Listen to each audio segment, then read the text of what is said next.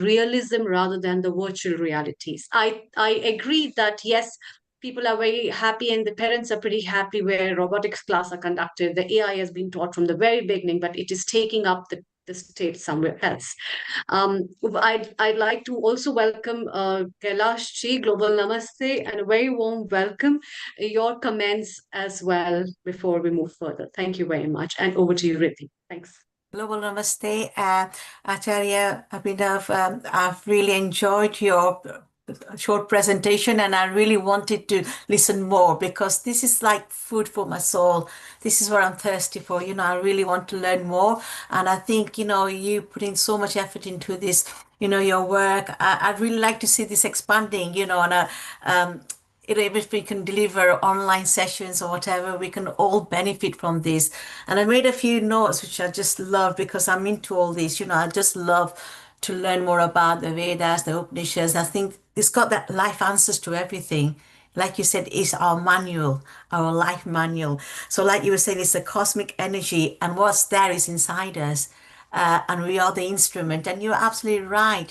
There is this saying, that gut feeling you get. And really, that gut feeling is that cosmic energy that when you connect with the universe, you begin to open up those channels and you begin to, be one with the nature as well.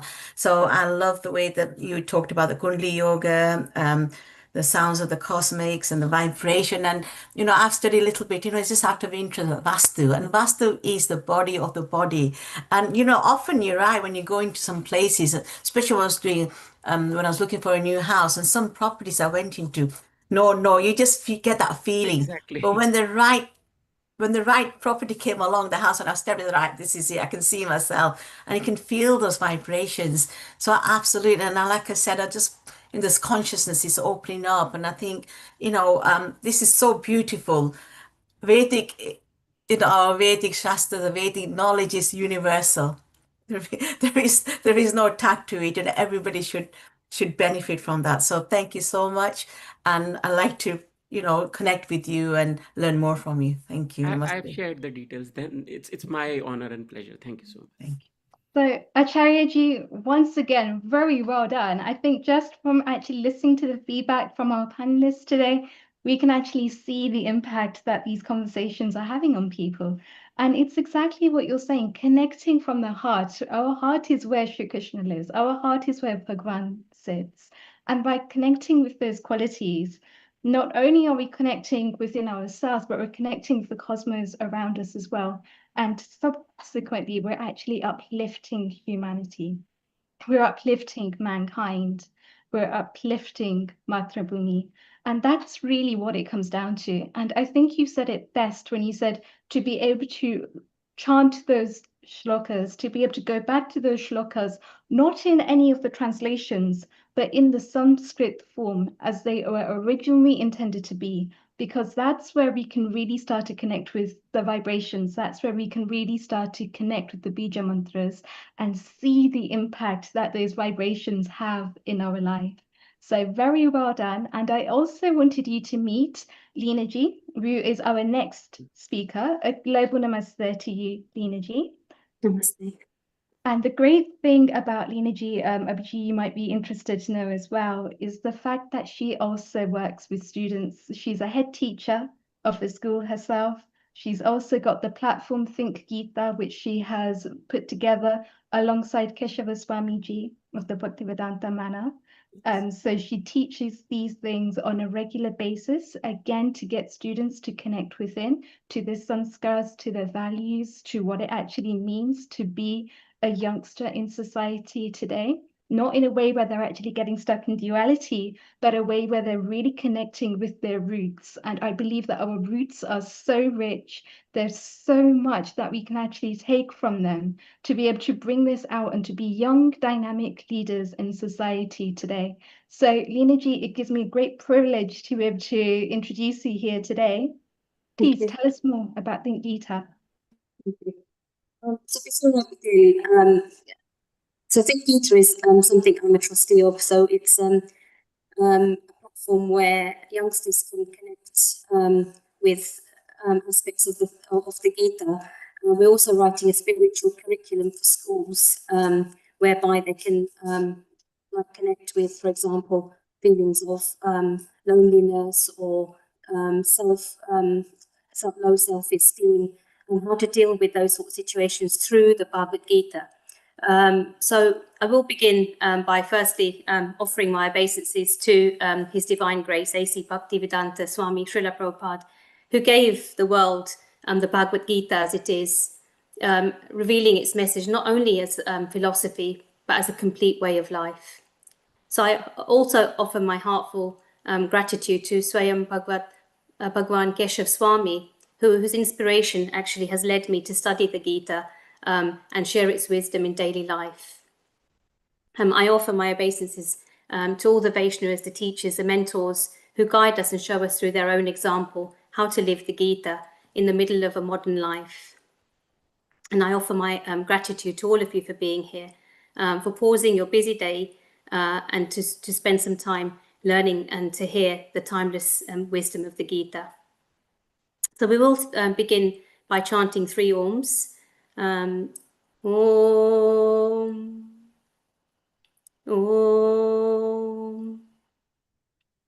Om, Om Agnanatimirandasya Gnananjana Shilakya Chakshur Anmilitam Yena Tasmai Shri Guruve Namaha. So this basically means I was born in the darkness of ignorance, and my spiritual master opened my eyes. With the torchlight of knowledge, I offer my humble obeisances unto him. Om Namo Bhagavate Vasudevaya. Om Namo Bhagavate Vasudevaya. Om Namo Bhagavate Vasudevaya. I offer my respectful obeisances to the Supreme Lord Sri Vasudev, who himself is Krishna. So the Gita was spoken for hearts like us. Srila Prabhupada often said Bhagavad Gita is a perfect guide for the human being. It is practical, not theoretical. Krishna did not speak the Gita in a peaceful forest or temple. He spoke it on a battlefield, the battlefield of Kurukshetra. Because that is where we live. Each one of us has our own battlefield. Each one of us has our own battles. For example, in conflict between expectations and reality, in emotional overwhelm, in moral confusion, in stress, in pressure, in any type of uncertainty. So Keshav Swami, in his thought, says, if your life feels like Kurukshetra, then the perfect Gita was spoken exactly for you. The Gita is not an escape from life, it is a map through life. So let us look at spiritual life in a busy world, in a world of technology. So one of the most common questions that people ask us is, how can I be spiritual when my life is so busy? We have work deadlines, we have family responsibilities, we have WhatsApp messages to deal with, so many emails, so many notifications, bills to pay, people to care for, endless to-do lists. So many people feel that you need to put a hold on to all of this and go straight to the Himalayas, or to run from life, or to run away from their inbox, or to just shut down, or even just become a sadhu. But this is not the correct way. So let us see how the Bhagavad Gita unfolds this in the few chapters, the first 3 chapters of the Bhagavad Gita. So in the Bhagavad Gita as it is, when Arjuna sees his teachers, cousins, uncles, and loved ones all standing opposite him in the battlefield, his heart breaks, he trembles, he loses strength, he drops his bows and says, I will not fight. This moment represents every human being facing a moral confusion, an emotional overwhelm and fear. The guidance Krishna gives Arjuna is not harsh or dismissive, it is compassionate, deep and transformational. So, in the 5 instructions that Krishna gives Arjuna, you are not the body, you are the eternal soul. Krishna begins with spiritual reality. The soul is eternal. It cannot be killed, nor can it kill. Arjuna was grieving for human bodies, but Krishna reminds him, the body dies, but the soul continues. Relationships of the soul are never broken. This understanding frees Arjuna from fear of physical death. It is important for Arjuna to understand this, as he is duty-bound, and thus Krishna shifts Arjuna's mindset from emotion to truth and from confusion to clarity. He says it is your dharma, which is your sacred duty, to protect righteousness. Arjuna is a Kshatriya, a warrior meant to uphold justice. So Krishna explains there is no better duty for a warrior than to fight for dharma. Not for anger, not for ego, but for the protection of society and virtue. Here Krishna teaches that our duty is not based on comfort, but on responsibility. Act, but do not be attached to the results. Krishna teaches us you have a right to perform. Krishna teaches us you have a right to perform your duty, but you are not entitled to the fruits. If Arjuna acts with attachment, fear, ego, expectation, he will suffer. But if he acts as a service to Krishna, he becomes free from this attachment. Here Krishna is teaching karma yoga. Do what is right, surrender the outcome. I am guiding you from within your heart. Krishna reminds Arjuna that he is not a distant God. He is the Paramatma, the divine guide within. I dwell in the heart of all beings. Arjuna, you are not alone. I reside within you. You are leading. You leading, and I am guiding, and being your very strength. Just as Krishna guides Arjuna, he guides us through intuition, consciousness, aspiration, inspiration, and inner strength. Surrender your actions onto me, and I will carry you. At the end, Krishna gives Arjuna the most loving instruction in the entire Gita. Abandon all varieties of duty, and just surrender unto me. I will protect you from all fears. Do not worry. Krishna promises Arjuna spiritual protection, inner peace, guidance, and freedom from all fears. Do not worry. Krishna promises Arjuna spiritual protection, inner peace, guidance, and freedom from anxiety. When Arjuna surrenders, he regains clarity and he says, my illusion is now gone. I am prepared to act according to your word. In essence, Krishna is teaching Arjuna to rise above fear, remember his spiritual identity, and perform his duty without attachment, surrender to God, and trust that Krishna himself will guide and protect him. In chapter 3 of the Bhagavad Gita, Krishna introduces karma yoga, the yoga of action. This chapter teaches a profound truth. Spiritual life is not separate from daily life. It is revealed through the way we live our daily life. It addresses 3 very practical questions that every seeker eventually asks. Do I have to go to work? Can't I just renounce everything and be spiritual? What is the difference between ordinary work and spiritual work? How can I transform my everyday activities into a spiritual practice? Krishna makes a powerful point early in the chapter. No one can escape action, even for a moment. Srila Prabhupada comments on this. Renunciation does not mean to stop working. Renunciation means to stop working for oneself. As long as we live in this world, the modes of material nature push us into activity. The body moves, the mind thinks, the senses reach outward, everything is constantly in motion.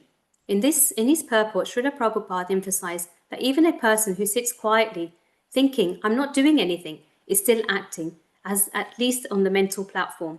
So the Gita offers a clear instruction. The real question is not will I act, because you must. The real question is, for whom am I acting and with what consciousness? Some people try to become spiritual by withdrawing from life. I'll stop working. I'll avoid everything. I'll cut my responsibility. But Krishna warns Arjuna that simply giving up external activities does not purify the heart. If the mind is still filled with desires, worries, or plans for enjoyment, then the real renunciation has not yet begun. When the Gita says we cannot escape action, it means that changing our external situation does not automatically change our internal state. In modern language, you can quit your jobs, yet carry on with your anxiety within you.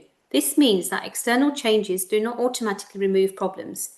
If your stress comes from fear of failure, comparing yourself to others, lack of confidence, attachment to results, worry about what other people think, then simply leaving the job does not solve the inner issue.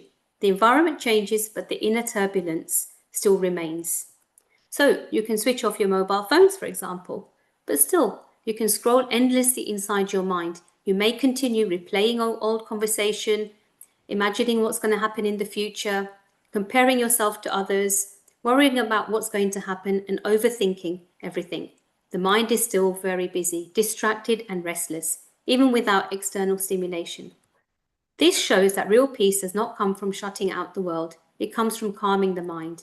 This is why the Gita gives such compassionate but firm guidance. Don't run away from life. Transform your relationships with it.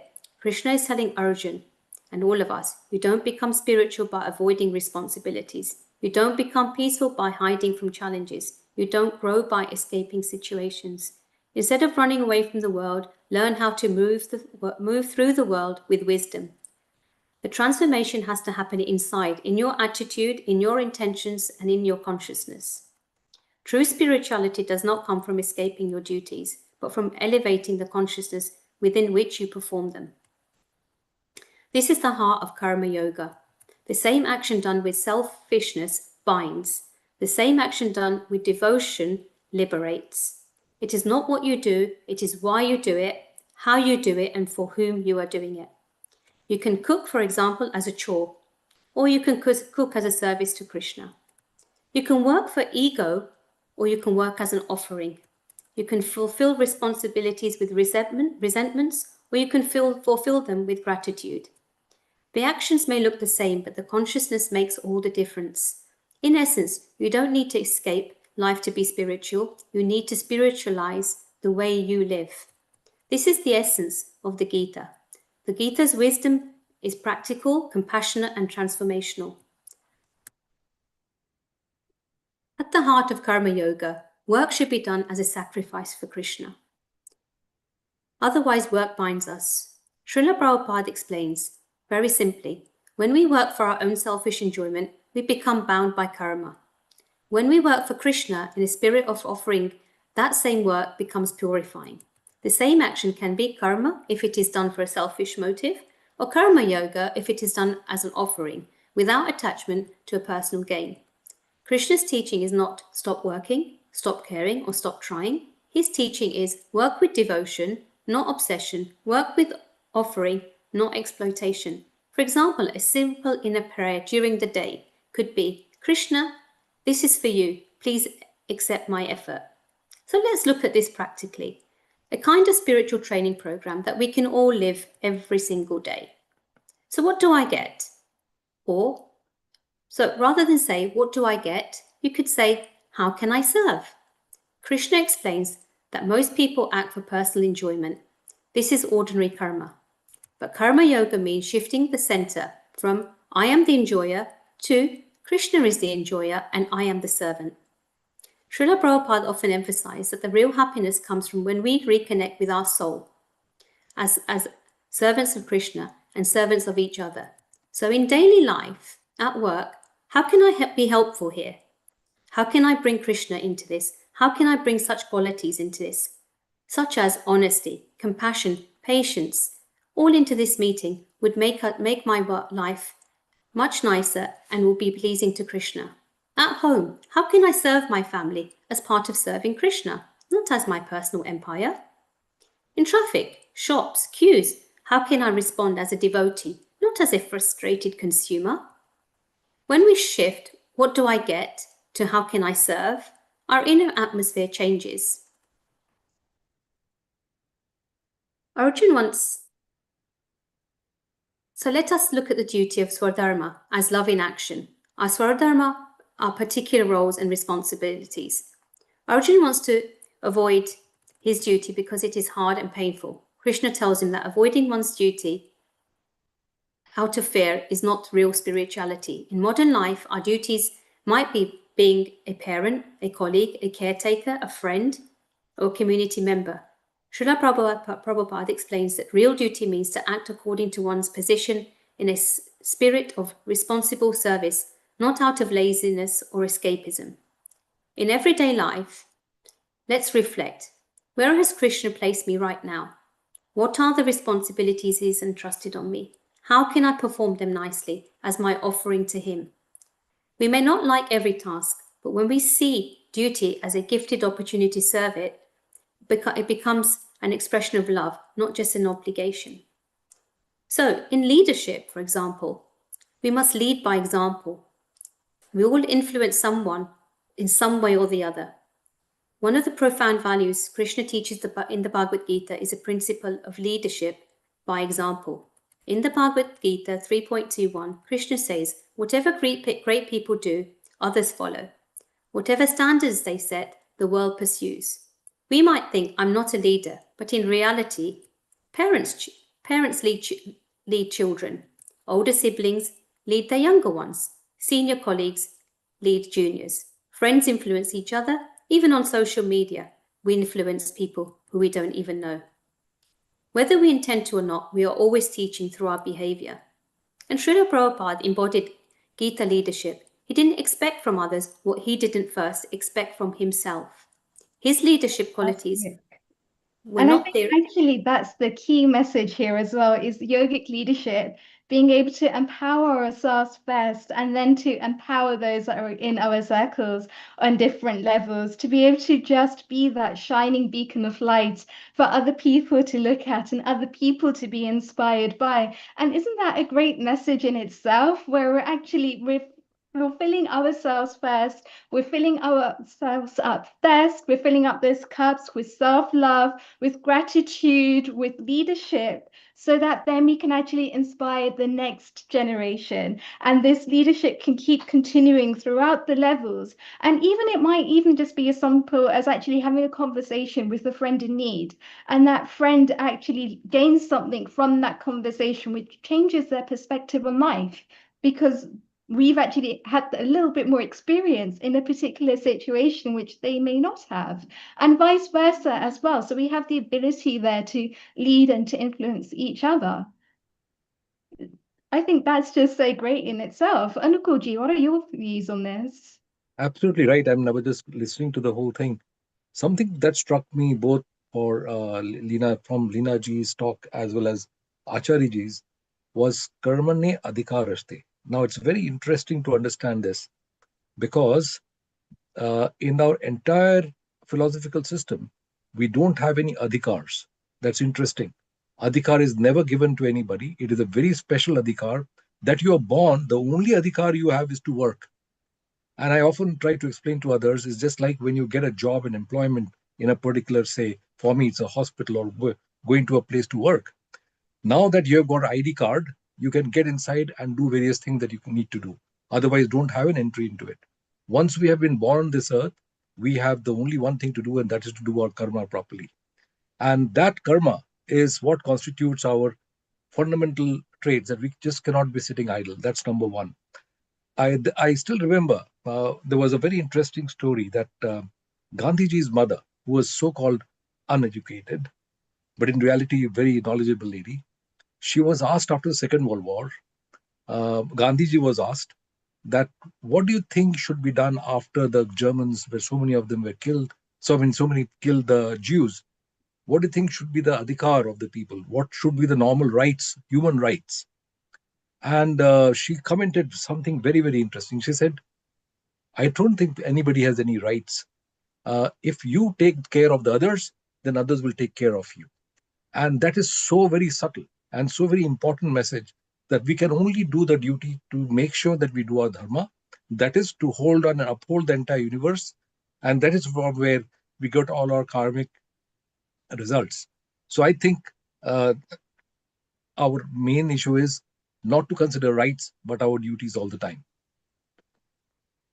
Fantastic, very well said. And yes, we can only actually influence those actions which are in our sphere. We can't actually move outside of that sphere. And so by actually influencing the actions which we can, that's where we're actually just got the right to act. Even in the Bhagavad Gita, Sri Krishna clearly says, don't look at the fruits of your actions, but do your duties, and do your duties wholeheartedly. Fantastically said, Ankuji. Amritaji, what are your perspectives on this?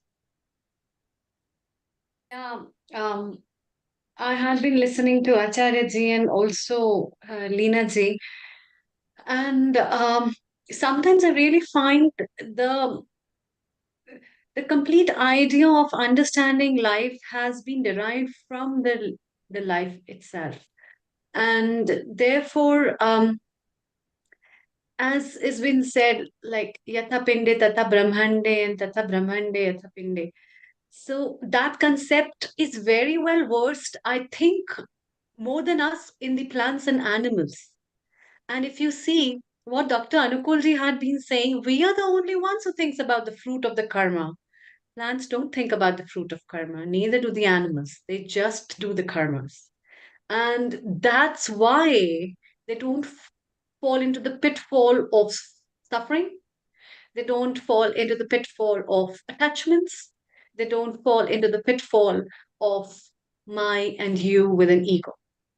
They just perform their deeds. There is an immense unconditional love that the plants share.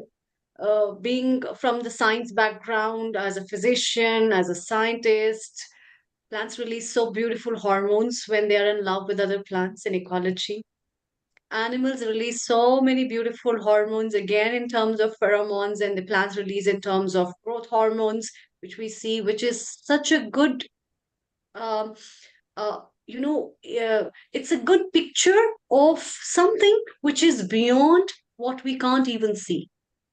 And if we see, we just have two eyes to see, but still we don't see. That's the irony, actually. And that's what the old way the system is, to see beyond the eyes and the senses, which we fall off. But the nature has gifted plants and animals beautiful senses that are beyond the vision. And so without the eyes, they can see so much. And I think it's very important to learn from them. Thank you very much, Leena ji. There's one small thing I want to add to Amritaji's Yeah. notation. And the only reason I think we have got the ability to intellectualize and think so much, quite unlike the animals or the things, is that we are the only ones who can ultimately realize the consciousness. There's no other organism in the whole universe, trees, plants, and everything. They are manifesting consciousness, but we are the only one who can actually realize it and discuss it, and that's why we talk of moksha and things like that, that we ultimately mix with the universal consciousness. So I think we have the intellect to understand it and feel it. Yes, definitely. Among all the yonis, that is why Manushya yoni is considered to be the most superior, Yes. because they are blessed with that. But we don't use the blessings, we use the other side of it. And if we start using it, I think where the life has come from, it might go for a very beautiful journey. Acharya ji, what are your comments on what Leena ji has said? And then we'll have a comment from Kailashi as well. Over to you. Thank you. First of all, I'm, bowing my head on the work that the foundation and Leena ji and Prabhupada ji has done, and Keshav Swami ji is expanding. I know personally Keshav Swami ji as well, so he's been part of some of my programs. It's always so amazing to connect and understand the knowledge that they are sharing. Picking up on some of the key points, I would say that, yada yada hi dharmasya glanirбhavati bharata abhyutthanam adharmasya tadatmanam srijanyam paritranaya sadhunam vinashaya ch dishikam dharma sansthapanarthaya sambhavani yuge yuge. In every yug, there is somebody who is there to spread that righteousness, the path of the complete way of living. And I think the ISKCON and the others who are doing that are doing it in an amazing way, because it's universal and we all can connect to it. And even my personal Bhagavad Gita is the ISKCON one, so I read that a lot, and because it goes into the depth of things, there is much more to understand. And as Dr. Anukul said, and Leela ji, you also pointed out that the human body and the human mind are the only ones who are capable of understanding this knowledge in a very subtle way. As we were discussing about the plants, I mean, even plants have Kundalini energy. It is known that plants grow because of that energy only. But they cannot perceive the knowledge the way human mind can. And hence we are blessed to have that life and that living consciousness brain that is inside us, that can perceive all that knowledge. That is why we are able to always constantly evolve. And the work you are doing with children, I think that is the foundation we need to lay now in many ways, because this knowledge has been passed to us by our grandparents. Maybe some of us were born in India and had that things coming to us in a natural way. What is very important, the way I see it in US, UK, and other places where our diaspora is now, that how do we connect our children to to these things? How do we make them practice and ask them to read the Gita or ask them to read the Ramayana on a day-to-day basis, and not just read it, understand it from that point that it is not a religious text. It is not even a thing that you have to do as a ritual and your mom and dad will be happy. It is something that you need to start doing so that you can avoid all the other conflicts that you are going to face as a teenager, be it the bad things in the society like drugs and other things. These texts are what will drive you towards the rightless way of living and stop you from having that conflict that the human brain starts to have at that young age, that what is right, what is wrong, my parents are not good, the world is unfair. This is what I keep hearing from so many children now, that they feel so privileged that they feel the world is unfair to them. Imagine you feeling like that 40 years ago. You wouldn't have felt that. So the world is also changing, the thought process is changing. I think these texts and the work that is foundations like ISKCON and so many other religious foundations are doing is crucial to bring back that grounding that is needed to connect everyone. That's all I will say. Dhanyavad. Thank you. Thank you. Kailash, your comments. Global Namaste, Rinaji, again, very inspirational. You know, what you just read out resonates with so many things in my life as an educator. And actually just mentioned that the children, the youths, I think that's very important to impart that knowledge. You know, as educators, if we can bring that into our curriculum, into our schools, that is the way forward. I think, you know, this is absolutely fundamental, you know, that we all kind of work towards that goal, basically, because it's our next generation, our young youths and children that need this now, as well as us. Because I came to this country very young, so I never went to any Hindu schools. But what I learned was from my home, from my parents, and then the mandis were all then obviously we started building mandis where I am, so we were able to impart this knowledge. But I think it's absolutely crucial now that we have all this medium, you know, about online and all the social media, that we can spread this wonderful message to everyone, especially the youths. The other thing you mentioned about was ourself. You know, it's not about the environment, it's about our thought process, how we deal with situation. I thought it was very powerful, actually, because you can go anywhere, but if we don't change within ourselves, then that problem is always going to be there. So it's by introspecting, you know, yourself, where we are, you know, and I thought that's so beautiful. I'm going to take that away with me and keep practicing. I know I've been told many times, but I think we need to do that. So it's not about others, it's about us reflecting on ourselves. Thank you so much. Thank you so much. Thank you. Thank you. Riddhi, it's time to welcome our next guest from USA. And so, Namaste I and just want to say, just to go back to our two speakers that we just had, Leena Ji and Ko, go and check them out on thinkgita.com. They are doing some amazing work there to be able to promote the Gita, to be able to promote the teachings, to really take Sanatana Dharma to the next level. So go and check this out, and also go and check out Acharya Abhinav Yogi's work as well. He is on the abhiyogishow.com, and he does some fantastic podcasts throughout Sanatana Dharma to really showcase what Sanatana Dharma is about in the modern day world, to be able to take ourselves to the next level, to be able to free ourselves of any limitations and to be able to go further. And also, Leena has just dropped in a message as well. You can connect with her on leena1drona@hotmail.com. Please do reach out to them. They are absolutely amazing. And that takes me on very nicely to the next segment of our show here today as well. A very warm global namaste to you, Prashant Ji. It's amazing to have you here with us today. Thank you very much. It's great to be here.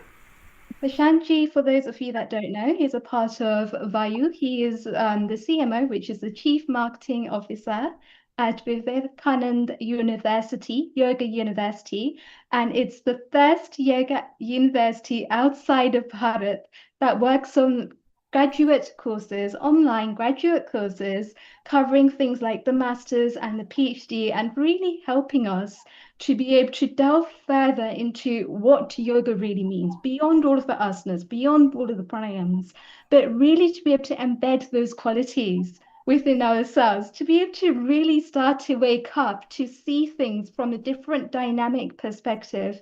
And that's one of the things that he also goes a lot deeper in with his yogic leadership.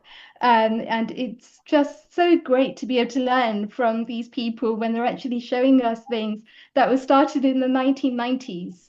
And they still worked on 30 years later to get to where they are now. And it's just so encouraging and so dynamic and so diversified to look into some of these practices. And especially for Prashantji, who's not just actually taught us as students, but he's also had the real life experience. He's also gone into corporations, taught corporations, he's taught different leaders, and he's really just enabled us to see things from a different perspective. Prashantji, welcome here. Tell us a little bit more. Yes, thank you very much, Riddhi, and all of you here. And in the spirit of Swami Vivekananda, let me say, my sisters and brothers of this beautiful ecosystem here that we are addressing, and it's a privilege and honor to be here on this Sunday.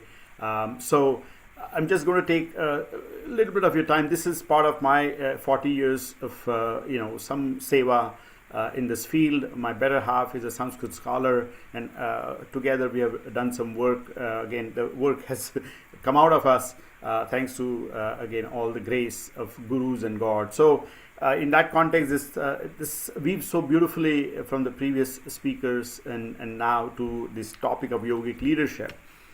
Just a little bit on the personal side, I was on Wall Street once upon a time, and I saw a lot of things, good, bad, ugly. And I was in the heightened spirit of yoga practice and so on. And then few things came out. I said, hey, what are the attributes of leadership that really make sense for handling all the stress of life? This is all about, day to day, not secluding yourself and renunciating yourself. So certain attributes came to my mind. We published them, and it's presented worldwide in different fashions. So it all comes back to this inspiration called Krishna. And he's called the Purna Purushottam, the enlightened being. And what are the attributes you take from Krishna himself? It's a daring. He dealt with his own mama, his own uncle, who was a bully, and so on and so forth. And he taught dharma to Arjuna, who was I call it an anxiety disorder. And then he really straightened him up, saying that, hey, wake up, arise and awake. And that's kind of the message of Vivekananda, is arise and awake. Uttishta Jagrata. So 6 leadership attributes came about. A 5-year-old can spell the word leader, Leader. Okay, so let's see, what is L for then? So if you want sustainable leadership, remember, this is not about being a leader on a pedestal somewhere and then say, oh, I'm a leader. So it's all about sustainably, how do you lead? We even use the vocabulary, I lead my life. How do you lead a life? That's what parents talk about and so on. So L came to me as level-headedness. And where have you heard level-headedness? In Bhagavad Gita, for example. Chapter 2, verse 48 says, Samatvam yoga uchyate. So evenness of mind, equanimity of mind is yoga. So now you see what happens when there's crisis. You can always blow your head up top, and anger comes to you. But can that be sustained to really lead something out of a crisis? And I was in management where we were actually given this training where we said, hey, you're on 27th floor and then a fire erupts. What do you do as the first thing? And you would think, hey, call 911, call this, call that. And the right answer was, take a deep breath. So that's what is taught in yoga is, hey, pranayame vinyogaha. So it comes back to level-headedness for sustainable leadership. Yeah, you can get angry. We also need to get angry for the right reasons. But then you let go of that and take a deep breath and say, move on. So it comes back to a very practical tool to become level-headed. We have a story in Ramayana from Valya becoming Valmiki, Rishi Valmiki. So there is a transformation possible we always try to change the world, and the first thing is to change yourself. So self-management becomes self-transformation, and the word self-realization, if that's too heavy for you, forget about it. Just focus on transforming. So one breath at a time, we transform ourselves. So that becomes L for level-headedness as a long-term strategy for leadership. Hope that resonates. Again, it's okay, you don't have to agree with every attribute here, but these are universal attributes. We just heard about universal focus, and that's what Vivekananda talked about, is universal welfare. We really care. Vasudhaiva Kutumbakam. Then comes E. What is E all about? Efficiency. And again, Bhagavad Gita teaches us, chapter 2, verse 50, Yoga Karmasu Kaushalam. Kushalta, dexterity in action, is yoga. So you see, if you really want to do something, we don't have unlimited resources. We already are seeing the scarcity of resources because of the distribution issue and so on. So there's disparity in the world. And all that can happen with an efficiency in the mindset of a leader who can then execute things accordingly. So efficiency in action is yoga. Again, directly from the Bhagavad Gita, that becomes very relevant for day-to-day leadership, no matter you're driving a $5 billion business, or you're a 5-year-old trying to go to your school and do your daily routine and so on. So then becomes very important A for aware. See, if a leader is not aware, you're in trouble. If he's only self-aware for self gratification, you're in further trouble. Narcissistic leadership can really be a thorn in the neck. So aware. And what's the first awareness you can have? So this is the beauty, where there's a practice component built in here. This is not just about talking for the sake of talking. It's about living that awareness. So if I'm a leader leading a team, I need to be aware of my team's problems. So compassion becomes a very awesome tool of first becoming aware. There's empathy, and then taking an action on that awareness. So awareness is a quality that you can develop. Again, if you just put your hand under your nose, again, talk about practicality. Are you aware of your breath? Which nostril is active? Right, left, both. And that awareness helps you even, your current state of the state. So this is the beauty, that you have all the tools within you to manage yourself, to transform yourself. And all the wisdom, of course, of the Bhagavad Gita is there, and beyond that as well. So that's the beauty here, that L for level-headedness, E for efficiency. So efficient leader, level-headed leader for long term, remember. And then for aware, so that you're aware of your needs of the team. So you have empathy towards them, and then you have compassion. I mean, one thing I had to do as part of my management thing was give kind of a synopsis of what kind of leader would I be. And I said the old-fashioned way is by fear and intimidation. We have seen that, toxic leaders, we actually tremble and feel like running away from there. What's the other side of it? It's passion and compassion. We got to have the drive so that we are inspiring others. But it's not just dry passion. There's also compassion. Hey, how are you doing? I would say that, hey, if a Friday morning you come and just say hi for the sake of saying hi. No agenda, no task. Otherwise, we become taskmasters. So again, that awareness is a very important quality in a leader that, again, is universal, and so on. Then comes D. This is very important, that daring. D for daring. So bold leadership. Remember, you can try to be a popular leader. You cannot go too far. Then again, the ego just kicks in, and then it becomes that self-gratifying thing versus really you're trying to do the right thing. So D for daring. And dhairya. How do you build that dhairya? One of the emotions that really plagues us on a day-to-day basis is anxiety. You cannot take it lightly. People are on drugs and so on with that. So I say 3 emotions plague us. One is sadness that impacts your heart. Other is fear that impacts your gut. And of course, anger that impacts your liver. So 3 things. And again, here you can see in the leadership attributes, the level-headedness, can really know how to calm down and take the action that is needed in a level-headed way so that it's sustainable. So D for daring. So how do you really build that courage? If you're in front of a bully, what do? a smile actually can be really good intimidation for that bully. So these are the simple tricks of the trade. But your pranayama, prana is your basic tool, and then with that you can see when you take a deep breath, anxiety cannot touch you, anger cannot touch you, sadness cannot touch you. Really, you're energizing yourself, and then you're learning to let go. So again, simple but effective and very practical of how to become a daring leader, to just take charge of the situation with a deep breath, and then move on, and so on and so forth.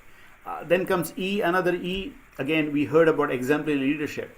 That's the only way to lead. We can again talk about it forever, but if you're not acting, you're not leading by example, why bother, right? If I'm eating bhajia and say eat fruits, well, I'm not authentic anymore of that my leadership conversation. So it comes back to exemplary leadership, lead by example, and then the punchline becomes R for righteousness, dharmam chara, satyam vada.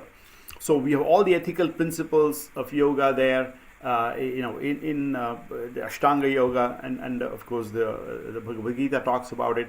So righteousness becomes your punchline to do the right thing. Not again try to be a popular leader, but to be a righteous leader, so that you can handle a situation and then take people out of crisis, and then create that beautiful ecosystem that is sustainable over the long term. So in a very simplistic way, these are the 6 leadership attributes that you've taken from Bhagavad Gita and from ancient wisdom, which is applicable today in 2025, in 2026, and so on and so forth. So this is very universal, and again, there are practical tools. Remember, this is not just having these 6 6 letters and then their corresponding attributes, but something you can practice. So level-headedness you can practice, efficiency you can practice, and so on and so forth. So that's kind of the big picture I want to share here. This is all written up. It's published in a Hindu book of economics and business back in 2010, 2011, and it's also there. It's part of the Yoga Therapy Today and the IAYT December 2010 article there, again, because this is very relevant to all of us. Again, people come to us. Now, I'm a certified yoga therapist. People come to us with anxiety disorders, come with so many life issues, and it all comes back to peeling the onion one breath at a time, and slowly in giving the solutions. And we have dealt with kids. I was a resident acharya in Bridgewater, New Jersey, where we spent 16 years, and we would get camps with hundreds of people, hundreds of kiddos, and then these solutions, simple solutions, would be really very, very effective. Talk about selfless action, karma yoga. Again, leaders, you must have heard about a book called Leaders Eat Last. So that was always the hard thing for kiddos to do, is to say, hey, postpone your gratification. Let someone else go in front of you and enjoy a meal or something like that. Or if a crisis happens in a camp, the toilets would overflow, and say, hey, who's going to be the selfless leader who comes forward and actually takes an action towards that. So this is very practical. Karma, bhakti, jnana, all these, and then Raja Yoga, of course, as the big picture here that Patanjali has given us. So these are the practical tools that you can do them in a boardroom, in a classroom, in a homeroom. So that's really kind of my sharing here of the day. And again, I respect everybody's time here. So Riddhi, let me just pause here. Hope this kind of made sense, that 6 attributes, universal attributes of leadership taken from our ancient wisdom, and that's kind of the message I want to share here. Thank you for the opportunity. Namaste. Thank you, Prashantji, and it's wonderful. And I will actually add one as well. Mana prashayama, to be able to keep our mind calm even among the storm, because there's so many situations in life where our minds will be stuck in dualities, hot and cold, happiness and sadness. And if we're not careful, we can easily fall into binary ways of thinking. But to be able to transform those emotions, to be able to look for even the glimmer of hope. And it's so powerful to just be able to give somebody hope, to be able to transform and have that empathy and compassion for the individual, and to be able to transform them into a better way of being. Perhaps it's just a mind shift. Perhaps it's just a little shift that they need, but that little shift can go such a long way. So it's wonderful to hear just what leader actually means to you, and all of the different ways and all of the different perspectives in which one can actually be a leader. Anukulji, your views, please. Thank you. Thank you. Both for Prashant ji and Lena ji. Both of you have advised on breathing exercises and things like that, particularly in schools. When I was reading about the Gurukul system of education in India, one of the things that I learned was the first thing they were taught when they came to the Gurus was to how to breathe. And apparently it took quite some time, because that would help them not only to learn how to breathe, but also to be able to focus. And I was taught about something about the statue of Ganesh, who is sitting in a meditative posture. So he's got one leg which is bent by the knee. That is deep contemplation. The right leg is on the ground. That means he's also grounded. So contemplation, grounded, that is his karmic activities. And the third thing, which is possibly very important, was the rat, the mouse, sorry, it should be not the rat, the mouse. And that is the distracting factor. Now, I remember from my school days to even later on, one of the things I was always told that, come on, focus and pay attention and get to the stuff. But we were never taught how to pay attention, and how the thoughts come in your mind and how to take them away from you. These are essential part of the what we call the Gurukul system of education. I wish they could be introduced. For a small question for Lena ji, that is there any what you call data available here within UK where there's a comparative study of the outcomes of Gurukul system versus the traditional system of education here? There is, but I couldn't refer to it, I'm afraid. We used it when we did our research, and when we started to write our curriculum, we did do some research, and it did show that the breathing techniques and to take a pause and to reflect was more empowering than just a child sitting in a lesson and taking in lots and lots of information, because actually that information, only a percentage of that was going in. Had they had started their lesson with a small reflection, a breathing technique, they would be able to concentrate for longer, and therefore, and also regain the information. So nowadays, what they're saying in the schools is that the children are not able to remember what they're learning. So they'll read a book, or they'll just be in a lecture or in a classroom, and they're not able to retain the information. And the reason they're not able to retain that information is because their mind is wandering and they are distracted. And so, like how you said, the mouse and the position that Ganesh is sitting in, all these things are really important in order for the child to focus and stay focused in a lesson. So how we start our lessons is by a technique called box breathing. So our children first come into the classroom, first thing in the morning, all the distractions of the world are set behind them, and they come in, because everyone's had a different journey in. Some people's parents are really strict, so they've had a little slap before they've come in, or some people's parents have shouted at them before they've come to school, or they've got lots of siblings, so the siblings are screaming, shouting. So they've come into this school with so much anxiety, so much going on in their head, or they've got the bus and they're getting late for school, so they've had to run, so many things. They've got on the train, which is jam-packed. So much has gone on in this child's, first few moments of coming into school. So what we've learned is that if we just let them relax, wind down, and breathe correctly before they even start a lesson, they'll be more relaxed, and they'll be able to absorb any information that we give them. And in fact, they won't be as agitated, And another thing that really is agitating today's children is the mobile phone. So, they walk into the school with the phone, they're with the phone all the time, and suddenly it's in their bag, it goes bloop, So we've also, gone away from having a mobile phone at school as well. So the idea is, when they are with us, they're totally focused. So we have two sets of breathing techniques, and that's first thing in the morning when they arrive, and then straight after lunch, because after lunch, you're feeling a little bit bloated, you're feeling a little bit heavy, and it's been a long day. and you've eaten on top of that. So you're either lethargic when you get back to the lessons, or you can again reconnect. And the way we again realign them is by having that breathing technique. So what we do in our spiritual curriculum as well is we teach them to pause, to breathe, and to reflect.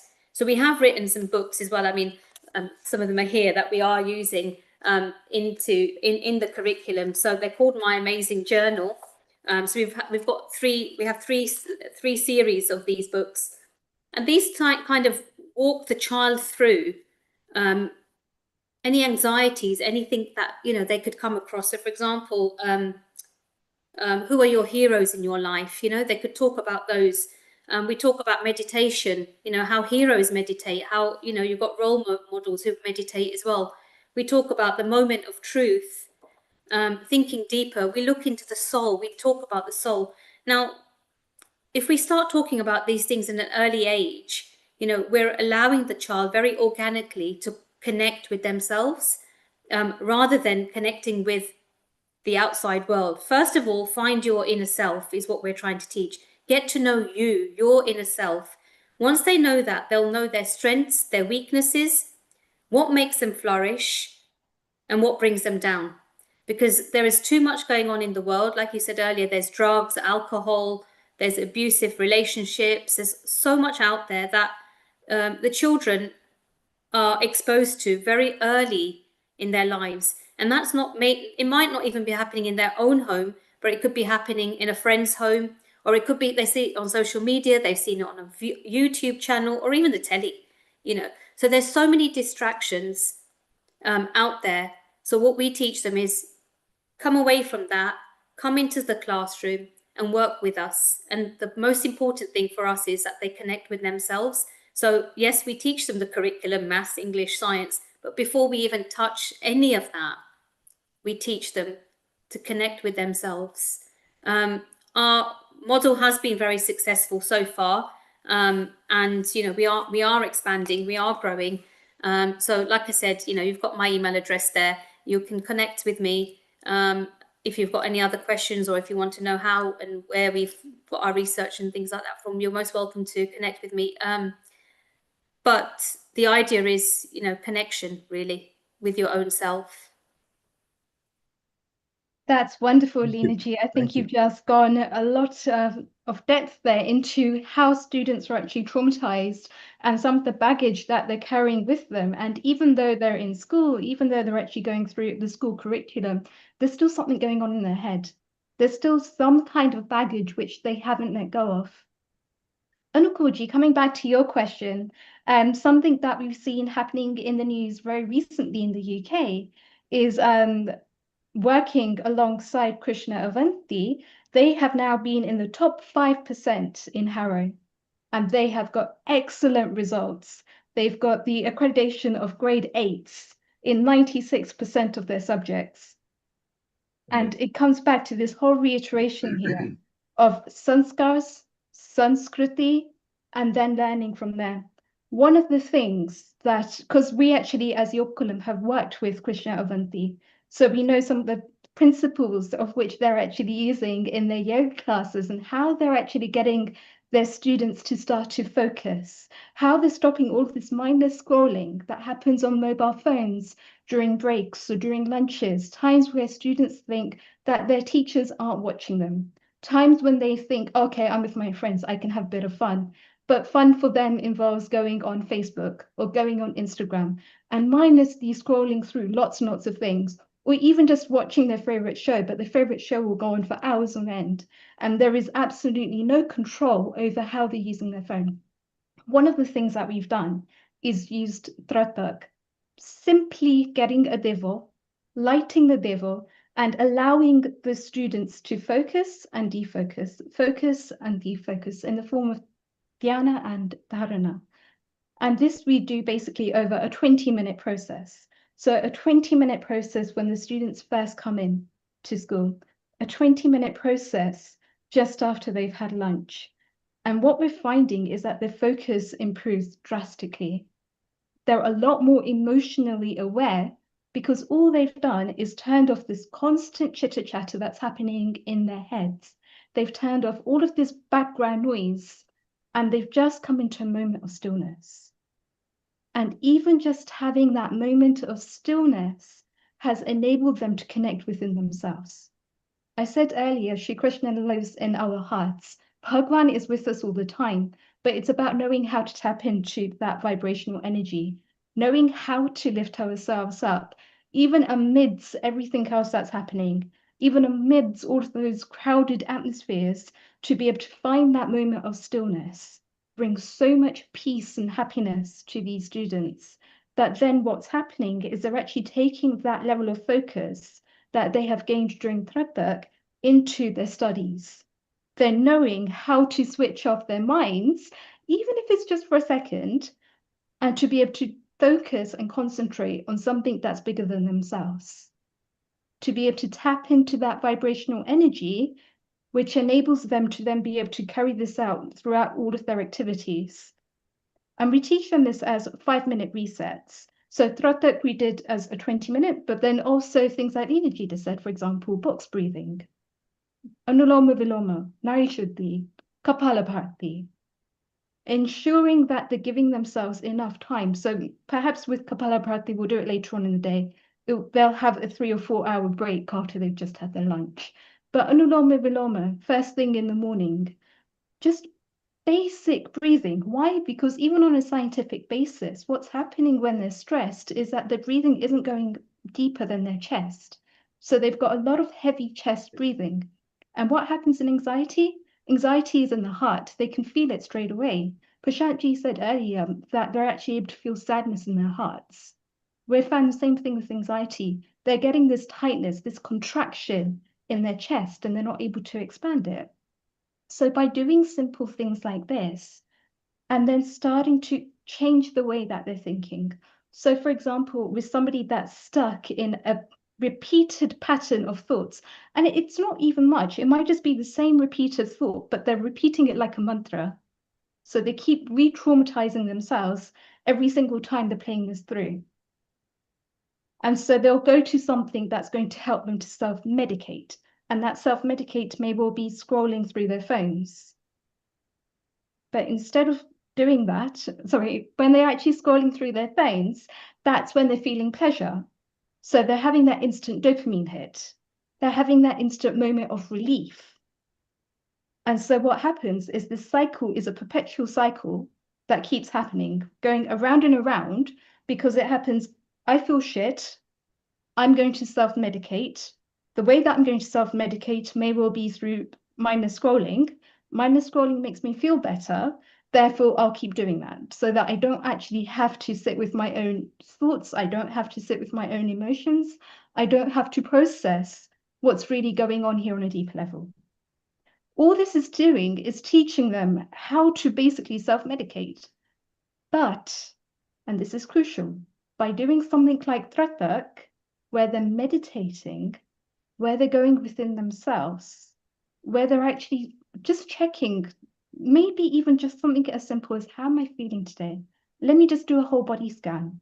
Let me tense and relax the area that's stiff. Let me tense and relax and let go and just see what it feels like to expand. Even if it's just for a second, let me just expand and let me just be with myself.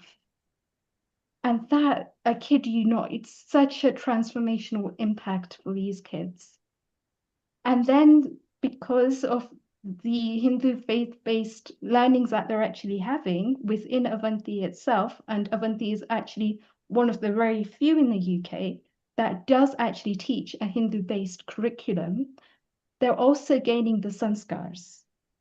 They're also gaining the Sanskriti. And those sanskars and that Sanskriti is helping them to think deeper.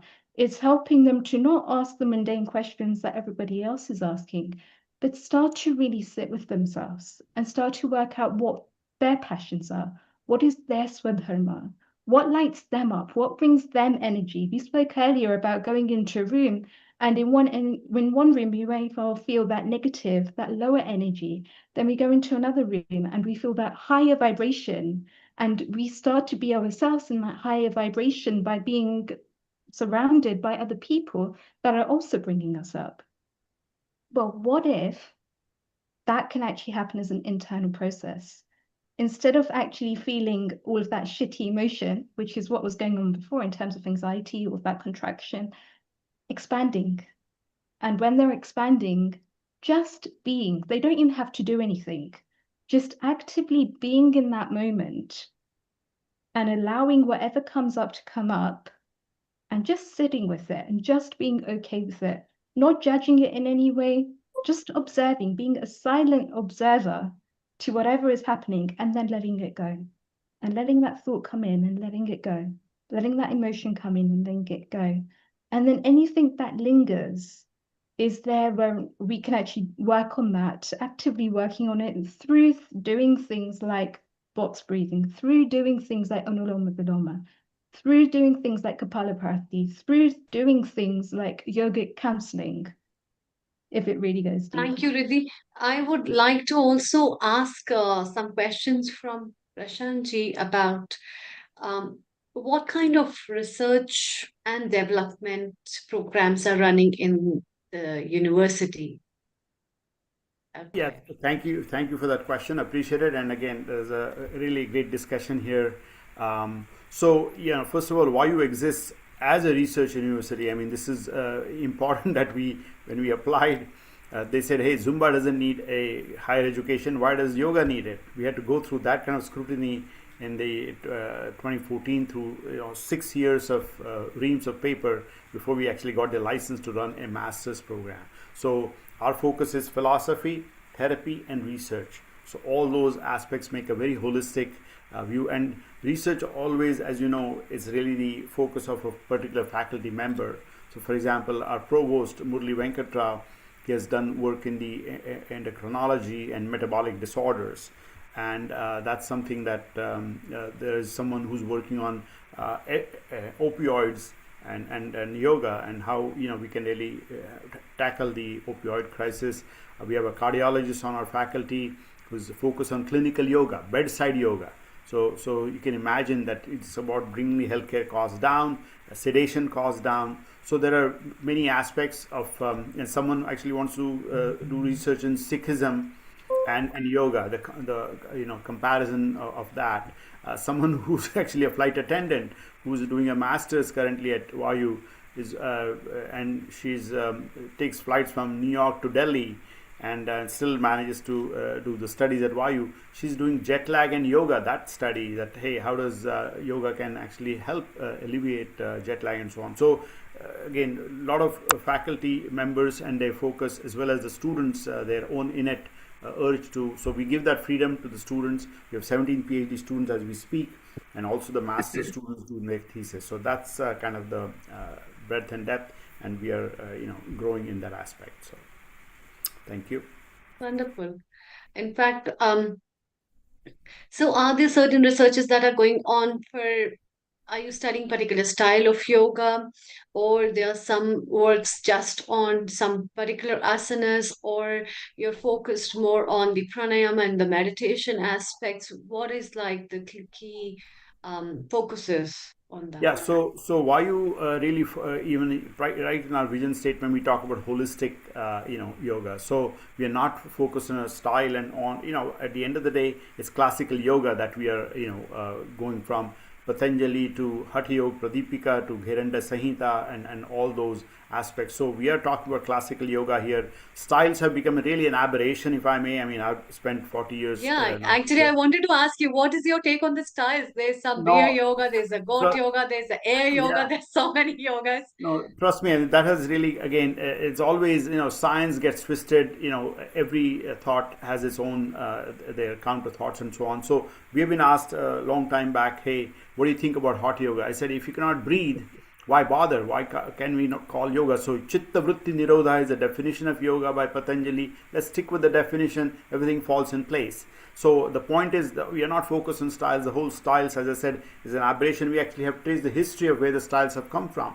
The Mysore Raja giving Krishnamacharya and all those people giving the reins, and then to get these Kshatriya minds to really steady, they gave a lot of movement and all that, and then there came Vinyasa. and then the whole focus on alignment as creating but we don't talk about styles. That's not really the focus. It's the ailments that we focus on, and at the end of the day is the anti-inflammatory aspect of yoga that is sometimes not recognized as much. So it's really about being that still, and that's why sthira sukham asanam is the definition of asana. Sthirata in the body, the breath, the mind. So it's really the holistic aspect. There's Ayurveda aspect there also in the curriculum. So it's really, again, very holistic, and that's kind of comes out loud and clear. So That's wonderful, in fact. And yeah, apart from this, I'd like to ask Leena ji about with all the things that you have been promoting through the teachings in the system, did you also find there are changes in the children who join the Gurukulam as of in terms of their ADHD disorders or in terms of their attentions towards their focus on their own life compared to if given an AI to be used and the gadgets to be used? Are there some differences that you find in the children behavior compared to other children? Over to you. Thank you. We found that students' behavior is much better. In fact, they've learned skills of kindness as well. So it's not just, the breathing and the meditation that we do, it enables them to be kind as well. So in terms of their behavior towards other children, they're more charitable now. They want to do things, they want to serve each other. And this is not going through like a Hindu curriculum or anything like that. These are just universal values that we want to bring into our children. So we're bringing in kindness, love, sharing, caring. So when we're doing this box breathing, we also do a meditation as well. And that's about gratitude. What things are you most grateful for? So we have noticed that we don't have very many behavioral issues at school because the children actually want to get on. They want to help each other. So for them to sit next to somebody and support that child and help that child if they're struggling, they're more happy to do that because that's bringing in happiness into them as well. So again, different hormones are being released. So they've got the energy and that enthusiasm, not only to help somebody else, but as they're helping, and as everyone knows, the statistics are, if you teach somebody, you're learning better yourself as well. So all these things are happening very organically without us having to preach really anything. It's a very organic way of them learning skills that you don't ordinarily learn. You can't say you can't tell a child do this, do this, do this. But if you naturally let them naturally let them do it, they actually enjoy doing it. So it's about respect, mutual respect and understanding children and what actually makes them happy, and really getting to the bottom of these things and working with children for over now 25 years, even longer actually. You have to, it's more about understanding, the being, the person, and then understanding themselves. And how can they understand themselves? And that is by self-reflection, by deep breathing, by connecting with your inner self. And if we allow this time in our curriculum to do this, because it's a busy world, it's a very busy, busy world. And if they're not getting this at school, they're definitely not getting it at home, because as soon as the children go home, the pressure is on. Do your homework, do your homework, do your homework. Why aren't you studying? Why aren't you studying? Constant pressure, because obviously there's a pressure for them to achieve well, for them to do well. And if they're not doing their homework at home, they're being shipped off to another class, go to this class, go to that class. You have to do taekwondo, you have to do swimming, you have to go science lessons, you have to have extra tuition. So when did this child actually stop and breathe? And going forward, this will help. We've got a crisis, a mental health crisis at the moment, and going forward, we're preparing the children to be able to deal with their own mental well-being, without having to take medication. And you talked about ADHD. The first thing, America is, really well known for is ADHD tablets. Here you go, take a tablet, take a tablet. And one of the things I did earlier on in my career, when I finished my PGCE, was when I was working with children with autism and ADHD.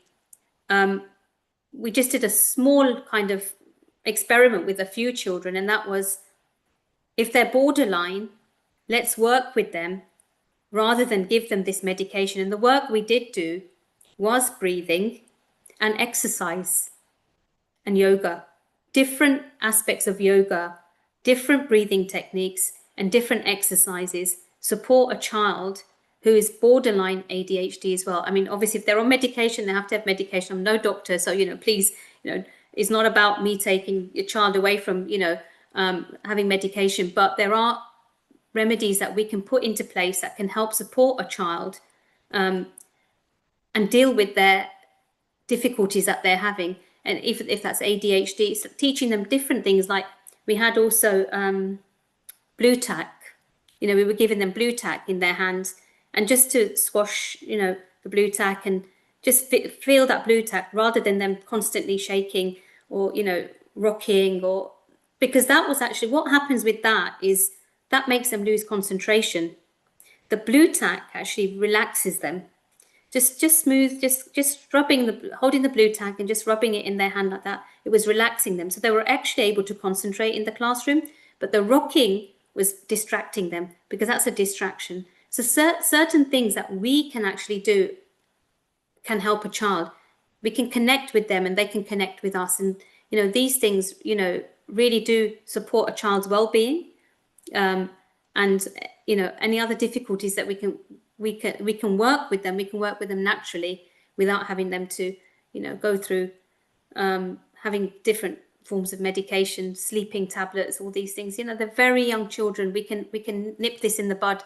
And being yoga specialists there, I'm sure you agree with me. We can nip this in the bud very, very early on in life by just giving them the right techniques. Shanti, That's have you wonderful. done any research at Arogya Dharma or Vayu University, which goes into the effects of what research projects are currently taking place? Yeah, actually, Arogya Dharma, there's a huge, Arogya Dharma, just for those who do not know, it's outside of Bangalore. It's an integrative hospital. It's been doing this work for many years under the auspices of S. Vyasa. So there's a real, research going on for a long time. That's how the whole Vivekananda movement, Kendra movement started and culminated into S. Vyasa. Vayu is still kind of in the budding stage here in this whole process. But as we mentioned, there's drug abuse and there are other areas of research. But this is real. This is, again, even, this weight loss is such a big part of people's conversation. And there's a real research going on at Arogya Dharma and rehab. Remember, it's not about research. At the end of the day, it's rehab. So that we have, we personally have worked with autistic children. And we find that there's too much activity sometimes, again, just clutters their mind. So there is real research and rehab, both are important here, and that's what our focus is. As I said, Vayu is in the budding stage, but I think there is plenty of research and evidence with Arogya Dharma for sure. So. Yeah, thank you, Dr. Anukul. Your comment, please. I just wanted to ask I want to clarify something which has come in my mind. It is a question of how we train ourselves to get the shot of dopamine in our brains. In our early childhood, if we are training ourselves to get dopamine by getting distracted, ultimately we develop ADHD. And if we find that we can get dopamine by doing the right action or a good action, and that's how we become a reasonably good citizen. Is that a reasonable way of understanding the whole thing? So to add to that, Anukulji, I think we're coming back to this whole thing of fight and flight. Fight, flight, freeze, fawn. And different people are going to be inclined to different things. So when there is a danger or when the mind perceives the danger, is the mind going to go towards that and find active ways to deal with it? Is the mind going to retract, in which case the prefrontal cortex will be closed? The person's going to retract, so they're not going to have any decision-making abilities. Is the person actually going to completely freeze and go numb in the situation? They're going to dissociate themselves completely. They're going to turn off their emotionals. And this is what Prashantji is talking about when he's saying it comes to drug substances, drug abusers, is usually, broadly speaking here, usually people are actually stuck in this fawn cycle. And what this actually involves is people going numb, or people emotionally disassociating themselves. So the only way that they're actually getting around it is to completely go 360 degrees on their circle, because as I was saying earlier, they're starting off feeling shitty, they're finding a way to self-medicate. That self-medicate is turning into something completely mindless. Now that's the key. They're not using their intuition here. They're not thinking about other things that they could be doing. They're thinking, okay, I've got this problem and I don't know how to deal with it. And if I don't know how to deal with it, let me dissociate. Let me go completely loose and limp and not be able to do anything about it. Yeah. So that's why Yeah. this whole cycle keeps repeating itself. Yeah, Now, Riddhi, that also. yoga students at my university, what we're actually doing as yoga students is saying, hang on a second. Yes, you're going loose and limp. Now, what's actually happening in this situation?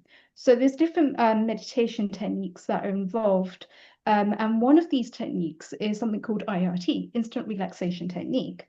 Instant relaxation techniques involves this whole contraction and relaxation. So from the tips of your toes up to the crown of your head, completely contracting and then completely relaxing. When they're relaxing, automatically what they're doing is going from the sympathetic nervous system to the parasympathetic nervous system. Then we've got something called QRT. QRT is quick relaxation technique. So they're placing their hands on their abdomen and they're linking their breath to the movements of their abdomen, inhaling and exhaling, and seeing how that feels in the body. Now, this again is key, how it feels. They're turning into their somatics.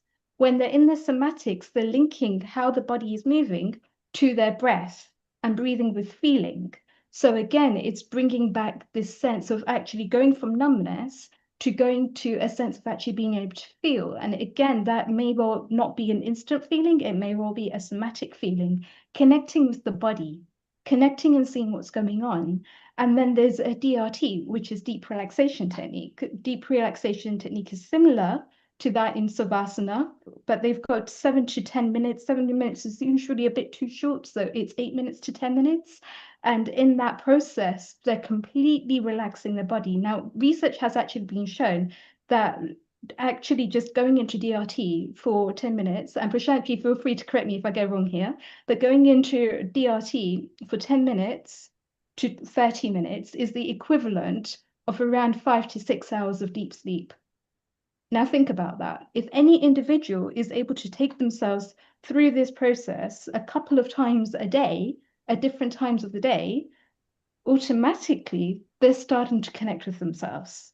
Because in deep relaxation technique, their mind is actually focused.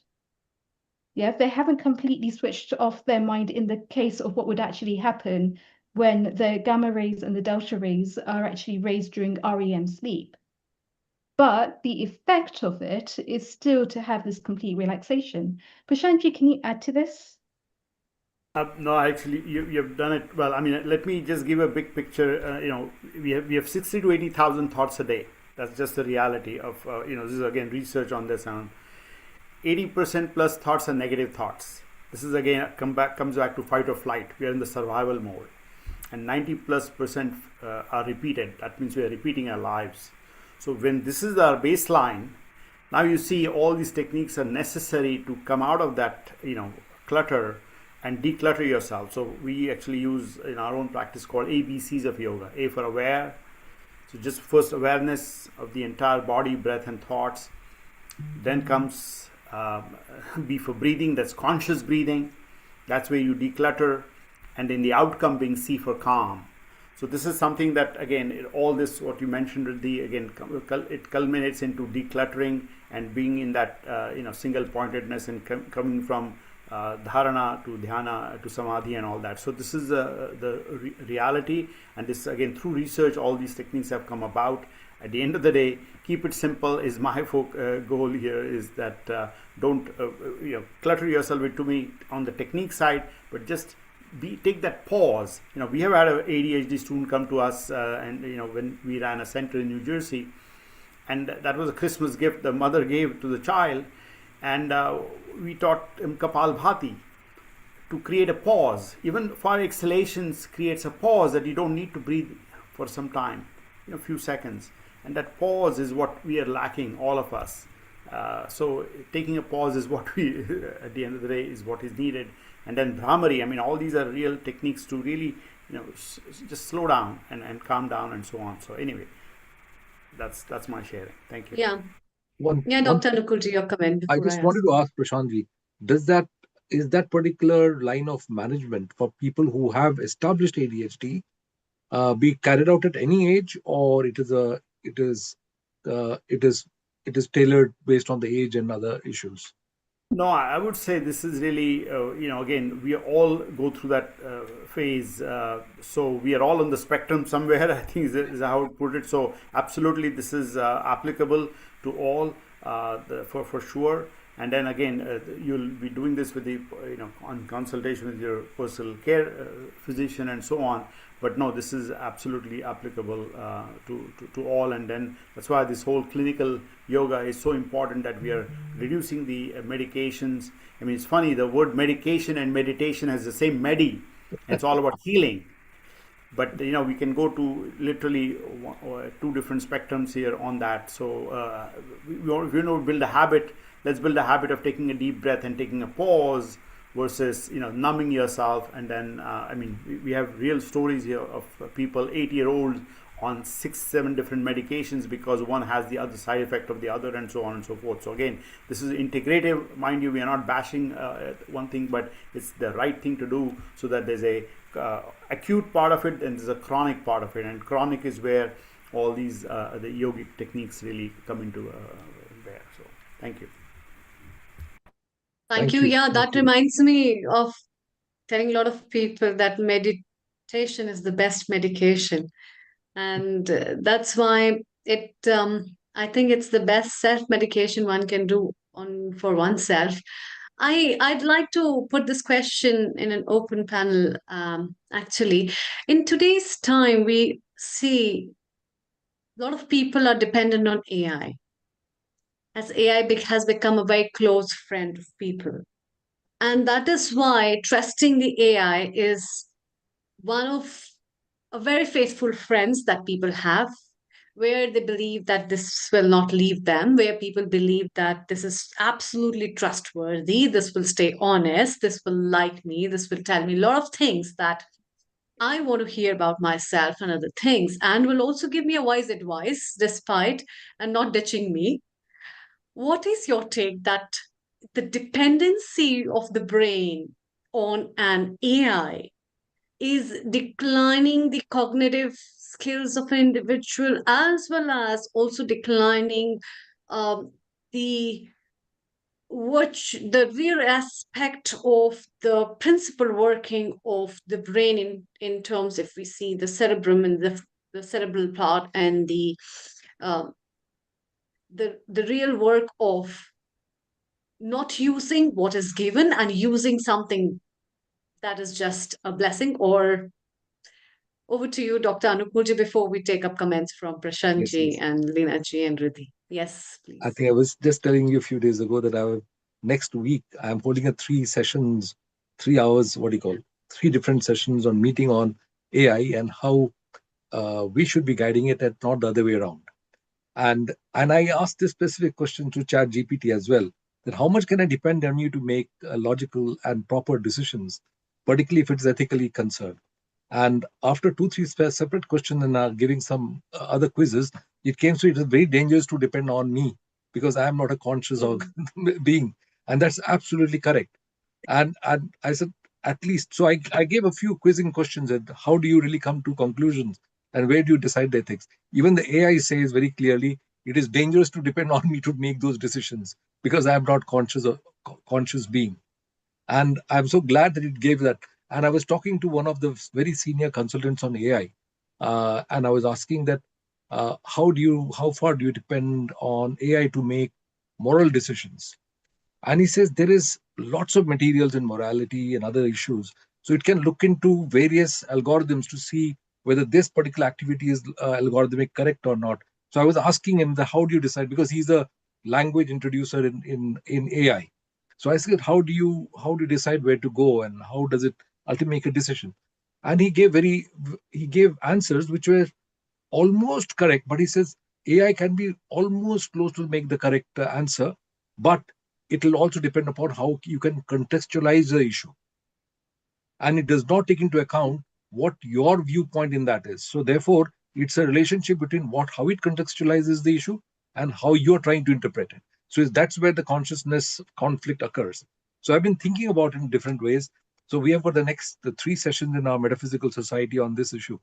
And there are interesting, numerous, what they call paragraphs from various Upanishads, which takes into account as to how to go through the moral aspects of, for example, we learn our things in schools and colleges that if you do this, for example, in orthopedics or say medicine, you see this, you go to do this test. If you see that, you do that test. And if that test is positive, then you give. So medicine wise, it becomes easier. But ultimately, when it comes to treatment, it will much depend upon you to understand the person holistically. Unfortunately, for the current days system of medicine, people are all going for, let us do a CT scan, let us do an MRI scan, let us do this blood test, but you're not coming in contact with the patient in reality. That is a very dangerous situation. That's going to cause a failure of medicine. But that's what is happening now. The patients are getting blood tests straight away. The blood results give you a certain idea and then says, well, you might be having this or you might be having that as a differential testing. But it is a far different story when it comes to conscious thinking. I agree. Yes, Leena ji, your comment, please. How much do you depend on AI, and is AI your close friend? No. To be honest, good. That was very powerful. I mean, obviously we use AI, and I think what Dr. Anukul said was, the emotions are not there in AI. And I think in the field that we're in, working with young children, I'm just trying to understand children. We can't use an algorithm. We can't plug something in, write it into ChatGPT and say, this child is feeling this, because actually ChatGPT does not really feel what this child is feeling. So it's about that human connection, and I think doctors, teachers, therapists, yoga, all of these things which are personal, to a child, personal to a person, and have those human qualities, they cannot be replaced by AI. And I do think, yes, as great as it is, it will take away the mundane parts of people's jobs, which are great, which gives, in fact, more time for us to do more research and look into and spend more valuable time, for me, I feel, with the children.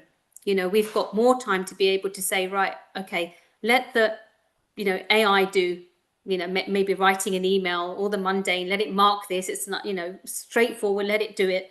But let me then go and talk to the child about that result. Let me talk to the child as how they can improve that result, how we can, work together to get to the next steps, and then looking on the other side, the well-being side of a child. So that's the academic side, but looking on the well-being side of the child, just understanding what emotions that child is going through, what's happening in their life, and how to deal with and how to tap into how we can support that child requires human qualities, not something that's generated by algorithms, because no child is the same, I'm afraid. Absolutely. And I think the doctors here, all of you doctors would agree that no patient is the same as well. Oh, yeah. And that is what the difference is, whether you talk about Dr. Google or you want to talk about the human doctors. That's the difference. And yes, your comment, Prashantji, before we move further. Thank you. Well, yeah, so 2 things. One is, as a university, we of course have to be aware, we are very strict on plagiarism and so on. So AI can become an obstacle. And again, path of least resistance is how a human mind works. So students are, I'm a father of 2 daughters. One just finished college, and I think there is a natural tendency of, going the easy way out and say, take a look at something.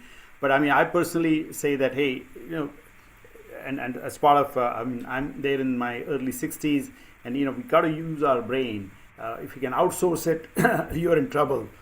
So my personal feeling is, yes, tools are going to come and go.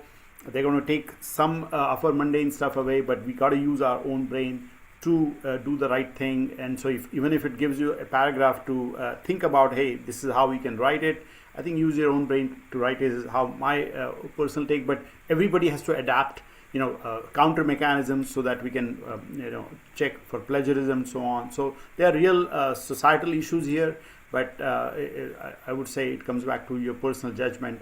And this is where, again, morality and all the Bhagavad Gita and all the foundations come into play, that how do you act on the path of righteousness. But every tool will have its aberrations and its abuse, and AI is no exception. So, thank you.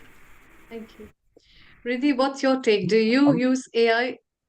I think it's really interesting because Subhash Kak actually did a guest lecture by you not so long ago, and he was talking about AI and consciousness.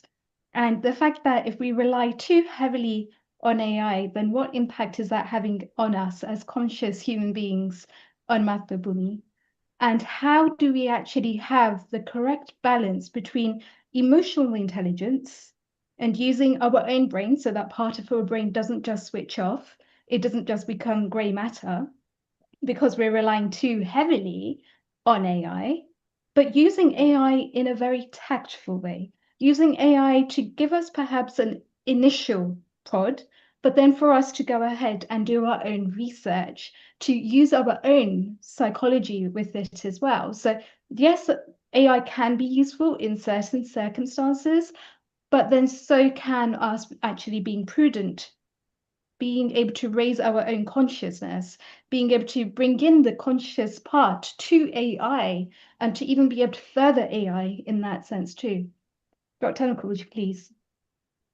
I think so. That's so very right, because this AI thing is something that I have also been using for quite some time now. Maybe about a year and a half or 2 years, but mainly for writing down some notes.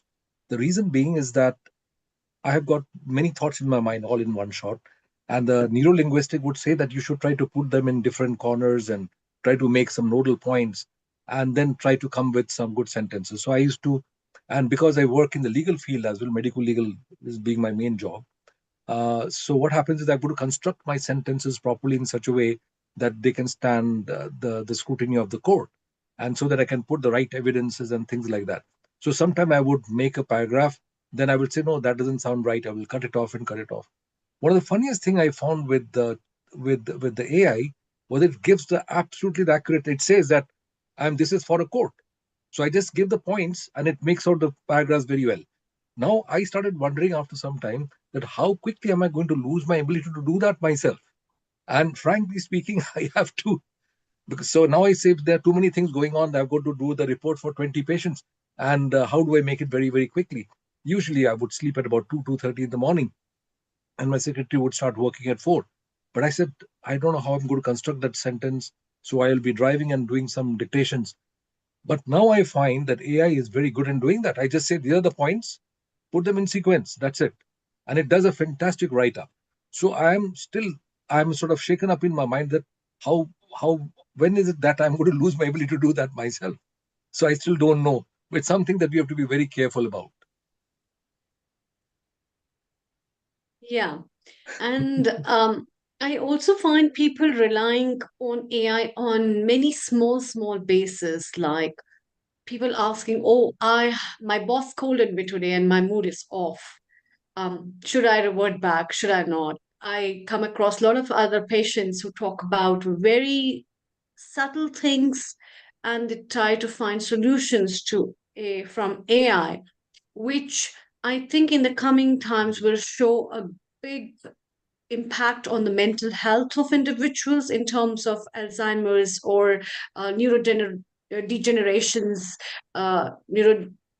neurological issues, and these kind of disorders, which I think will raise up a big question on what has been the role of AI and what it has been taken. And that's why these traditions of what has been told in the ancient text, what tools we are using, what kind of methodologies we are using, what our lifestyle has been designed by our ancient people, has its core on the basis of very versatile experience which is derived on natural things rather than artificial things. And that's why holding to the roots of nature, I think, is one of the important impacts that the IKES brings forward. What's your take, Lena Ji? Thank you.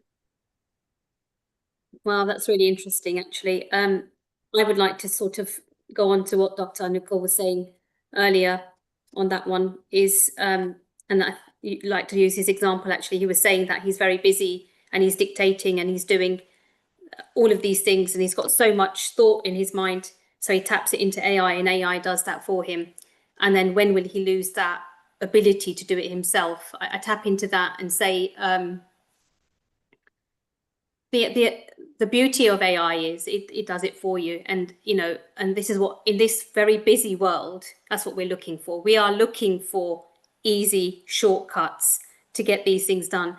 Now, how I feel about AI, and I think I said it earlier, is if it can take away those mundane things, that you've got the thoughts, you know what response you're looking for, so long as your brain can still have that answer, that this is actually this is the outcome I'm looking for. It's just done that job for you. It's just written it neatly for you. It's done it nicely, systematically, articulately written, but actually you knew what you wanted it to generate.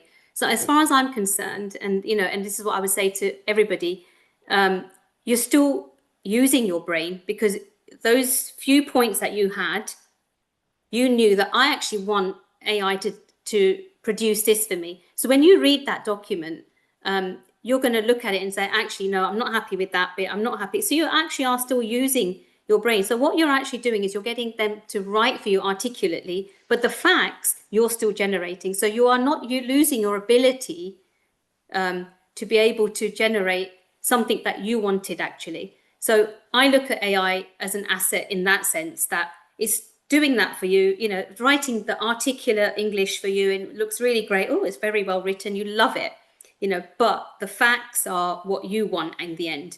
So you're not losing, you're not losing anything there. All you're actually gaining, and what you're gaining is time. And that time you can spend wisely on your clients. You can give them more time, you can give them more attention, and you're more likely to heal somebody by giving them more of your time than worrying about, oh my God, if I see 30 patients today, I've got to write 30 reports, and those 30 reports are going to take me 2 days. And therefore, for the next 2 days, actually, I won't see any patients. So let AI, as far as I'm concerned, let AI do that job for you, but stay smart. You know, my biggest thing would be stay smart, stay on top of it, and know what outcome you want from it. Don't become lazy, because the moment you say, okay, seen it, done it, it's done it really well for me before, let me just give that letter out, that's not going to be the solution. Read it, and if it's got what you want, that's fine. But each time, you know, do connect with it. It's not something that you should just allow it to generate and just shift it off. You know, that's what I would say. Absolutely right. Thank you. That's very comforting. And it's also, there is another issue about AI, is that you have to be able to control it in a right way, and ask it these questions. Is it the right thing that you would like to say? Even after AI reports, sometimes I've said, no, that doesn't seem to be right. Let us hold on. Let us see what else I can put in. So that's very, very helpful, extremely helpful. Yeah, that's exactly what I was saying. Yeah. I remember that there was a time when I was a senior research fellow of the Indian Council of Medical Research. And I was also doing my mechanical engineering 2 months program in the IIT in Delhi. And that time I was a part of my postgraduate orthopedics work. So I remember while I was doing that particular work, I had to spend, I never could go at night time, but the daytime I was working in the IIT. At night time I was to work in the All Institute of Medical Sciences, collect all my references, type it out in my own typewriter, and I used to be sleeping in the garden, because at 1 o'clock at night the library used to close. And next in the morning I used to go to the All Institute of Medical Sciences, any of the boys' hostel, and get ready and go away again to the IIT. So I remember for nearly 2 months, except for a few days in between, I slept almost every night in the lawns after the library would close. That job is so remarkably easy now. You can just go to the computer and go to AI and gives all the references. So I'm just wondering, what a change in life.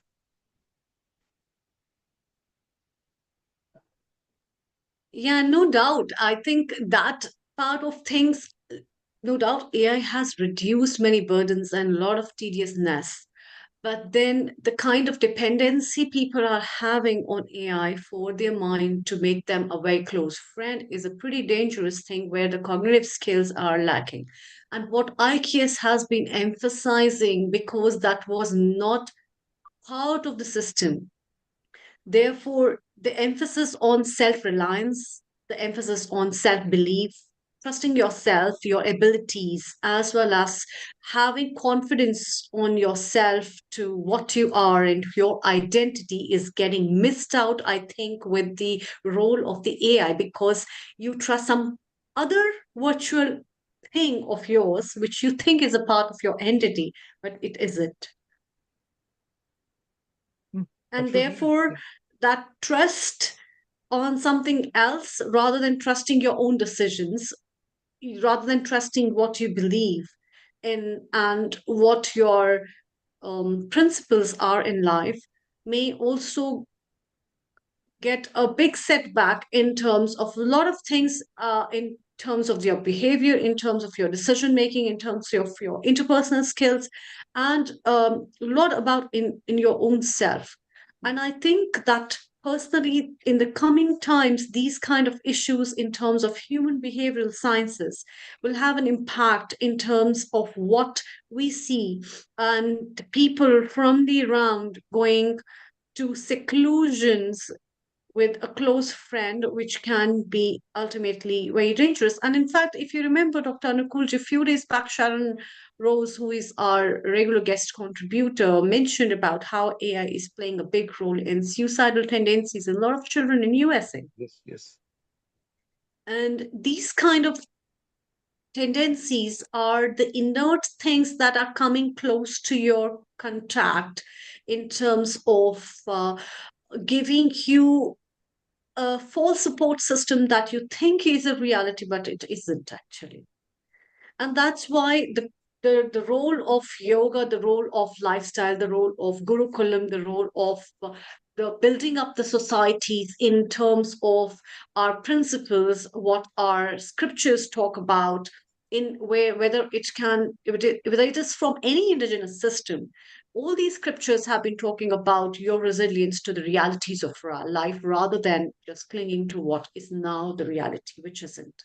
And that kind of resilience helps you in fighting up on a lot of things. And as a clinician, I also know you must also be very well aware, and you'll align with my thoughts, Dr. Anukulji, that the immunity of the body, where we have so many autoimmune disorders, is not just reliant on the antibodies and antigen, but that it's reliant on a lot of other factors where the antibodies will be built on a lot of states of your mind on physical, mental, and spiritual and emotional basis that will be counting up for a lot of reasons of how you think, how you believe, how your life is, and what you think you are in your life in many ways. What's your take, Riddhi? Do you agree with what I've said? I think it's so important to be able to look at things on different levels, the physical, the mental, the emotional, the higher thinking, the higher logic, and to ultimately just be. And I think it's only by actually bringing in all of these different layers and all of these different facets that it enables us to be conscious in any given moment. Prashanti, what are your views? Absolutely. Well, again, I don't have a particular opinion here but I agree. Again, I use this phrase, insourcing versus outsourcing. The more outsourcing mentality you have, you again taking that path of least resistance, and this is where our IKS and all these foundations work. So this is where again the job of universities and all the educational systems has to be striking that balance. It comes back to that. So yeah, I mean, the good news is that the ancients have done all the work. We have to practice it and then use it wisely. And again, the modern society will always bring technology, will be ahead of the society, and how much to adapt, how much to let go is really up to us. And that's where again it's really comes back to all aspects. I mean, one thing I will say, soft skills, sometimes all this thing that you talk about, compassion, empathy, they're categorized into soft skills, and the corporate world ignores them. I mean, say, oh yeah, domain is what you need to focus on, your skills, but the soft skills is where your overall foundation really, can withstand or crumble. And many corporations actually go haywire because of the toxic leadership and so on. So it comes back to leadership is in a big picture sense, but it's a big topic. There's no easy answer here, but yeah, I think we have to have the balance of all aspects here. So, thank you.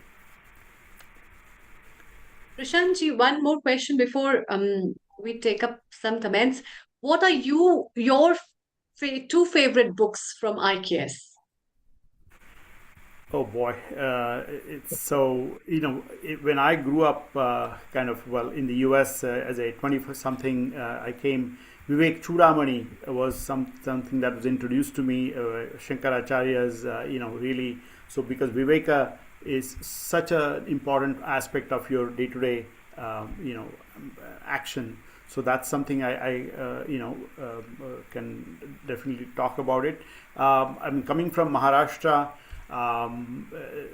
Ramdas Swami, I think, has a big effect on me. So we talk about book. I mean, it's his Manache Shloka and Das Bodh. I mean, those are the real, very practical teachings that have impacted my life, and I've used them. I mean, Vivekananda, I grew up reading them and so on. His all those things. So I would say that's it's a tough choice, but there is so much there of depth. And every leader comes at a different time to say things in different ways, and that's what this is all about. So yeah, I enjoy that aspect of variety from ancient to the modern here. So thank you. So Prashantji, how do you see corporations using AI, and how do you bring them back to a sense of yogic leadership? I'm sorry, I didn't get. What are some of the ways in which you have seen corporations using AI for their benefit, and how have they been able to bridge the gap between AI and yogic leadership?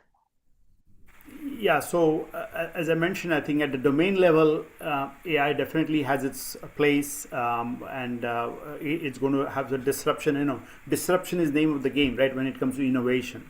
So that's a reality, that innovation will keep happening. At the yogic leadership level, it comes back to those soft skills. This is where emotional intelligence should play a more role than an artificial intelligence. So I think that's where, I mean, I don't know if you're a fan of Simon Sinek, but he's really kind of saved Microsoft becoming a toxic workplace to a much more holistic workplace. So yogic leadership does play a role in that emotional intelligence realm.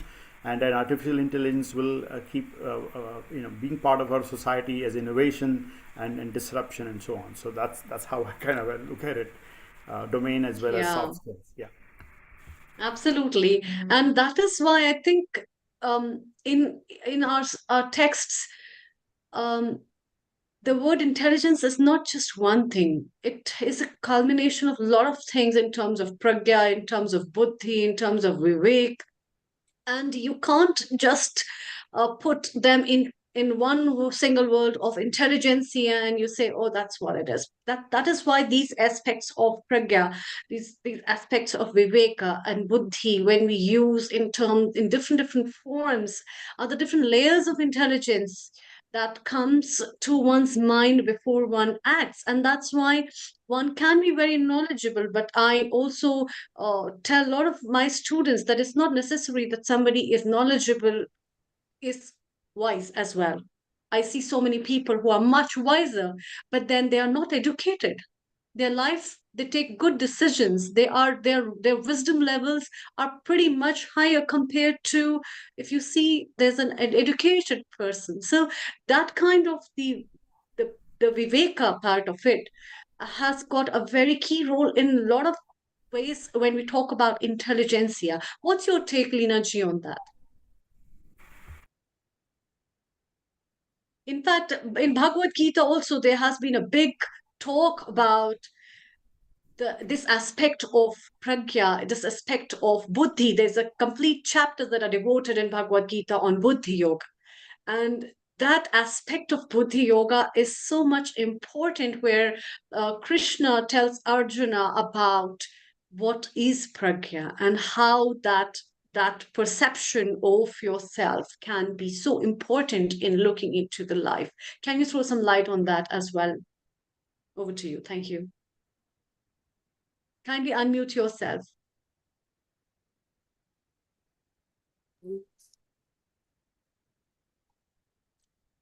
Can you please unmute? Yeah. Sorry, just giving that a thought actually. Your question was, sorry, I lost your question. I was asking that Buddhi Yoga has been a very integral part of Bhagavad Gita, where Krishna has talked to Arjuna about the Buddhi, the essence of utilizing the Viveka in terms of understanding your perception and your perceptual spaces in life and understanding what is the reality and what's the myth. So, can you throw some light on that of what Buddhi Yoga in terms of Bhagavad Gita has been So given by it is Krishna? about integrity, you know, it's all about integrity. And I think going on to what we were talking about earlier is using your professional integrity when you are carrying out your work. So in terms of going back to Arjun and the Bhagavad Gita, Krishna was saying to Arjun that, you know, you are a Kshatriya, so you do your professional role really is to fight in this war, you know, against whether your family and friends, but you know your duty is to do this. So in our lives as well, we have to go according to what our professional duties are, and therefore to use that, like if we're, for example, a doctor, a teacher, these roles are there for us to convey, you know, certain messages, and we can't use AI or any forum really to replace what we would be able to offer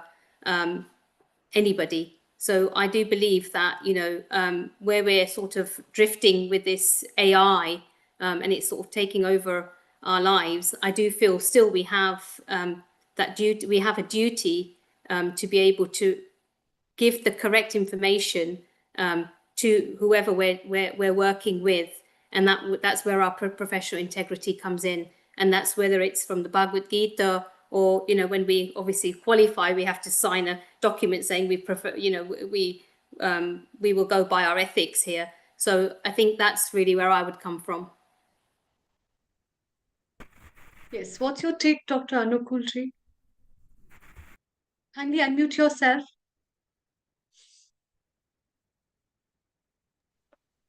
Oh, Yeah. Yes, just one please. second. What the whole thing would come in the concept of the entire thing is very well taught in the Sankhya Yoga, where you've got the entire concept of discriminating what is right from wrong, and that's where I think we have got to work on the concept of buddhi. If I'm correct, is that the way you would like to think, Prashantji? So, you know, I take a view here of simple words. For example, you know, we call the teacher acharya. We don't Yes. say we don't say vicharya. You know, achar and vichar. So acharana is where the, you know, buck stops with acharana, because we can analyze, and analysis can become paralysis. So this is where the righteous action is really where you know, this comes to where the buddhi is overrated sometimes, but the intuition, the inner antar pradnya, is what this is all about, and that's what yogic, and that's why we say taralta, the awareness. All those qualities are nurtured with acharana, and that's why we mentioned about you know, knowledge versus wisdom. Yeah, it's really that wisdom, and that's where the taralta and the acharan comes into play. So that's kind of my view. Thank you. Yeah. Amritaji, I think you will have, I'm certain that you have got more information about how the Gita addresses the issue of the buddhi. Yeah, definitely. We would like to take up it as a separate topic, but let's have a comment from Dr. Anjali, who is our Yes. resident co-host and regular contributor, before we move to our guests that we have for for our program. Global Namaste, a very warm welcome to you, Dr. Anjali. And we are delighted to welcome you to our first Indian Knowledge System episode, where we are talking about the traditions and the indigenous knowledge systems which are prevailing world over. What are your comments and thoughts about it? Over to you. Thank you. Global Namaste, Dr. Amrita. Global Namaste to everyone. Very interesting, discussion on intelligence and artificial intelligence. I think what is original, God gifted, we cannot take that away. And I think we can create artificial things all the time, but what has been inborn with us, which is our God gifted brain, which is like a brain mapping, which can think, which can feel, which can, do so much of decision making on its own. I think nothing can replace it. I think it's an added benefit to have an artificial intelligence, but not something which can supersede the natural intelligence which we have. Because humans are emotional beings and we think through emotions, we feel, we think, we conclude, and we decide based on our emotions, based on how we feel and think. So, which I don't think so artificial intelligence can take away from us. It can be an added extra benefit for us, but I think that's what all our, uh, you know, the scriptures and the teachings from all our lessons from all the religious discourses also teaches us. We need to be more narrowed down to our behavior, more narrowed down to our decision making. And all this comes from very childhood of how we have been brought up with our culture, with how we give, water to the plants, how we offer prayers to the sun. These are things which we cannot replace with anything which is artificial. It has to be so natural for us to think and feel and do things. I think so. Yeah. Absolutely. We'll be taking over with all these things further as well, as it's time to move with our other guests who have joined us recently. In this move of the IKS episode, which we have now, it's time to move to our other guests. Riddhi, over to you. Thank you very much. So thank you everyone for all of your contributions so far. It's all been amazing to see how everything comes together to form the bigger picture, and also for all of the panelists on your discussion so far as well on AI and yoga. It's been very insightful. So we're just going to take a deep breath.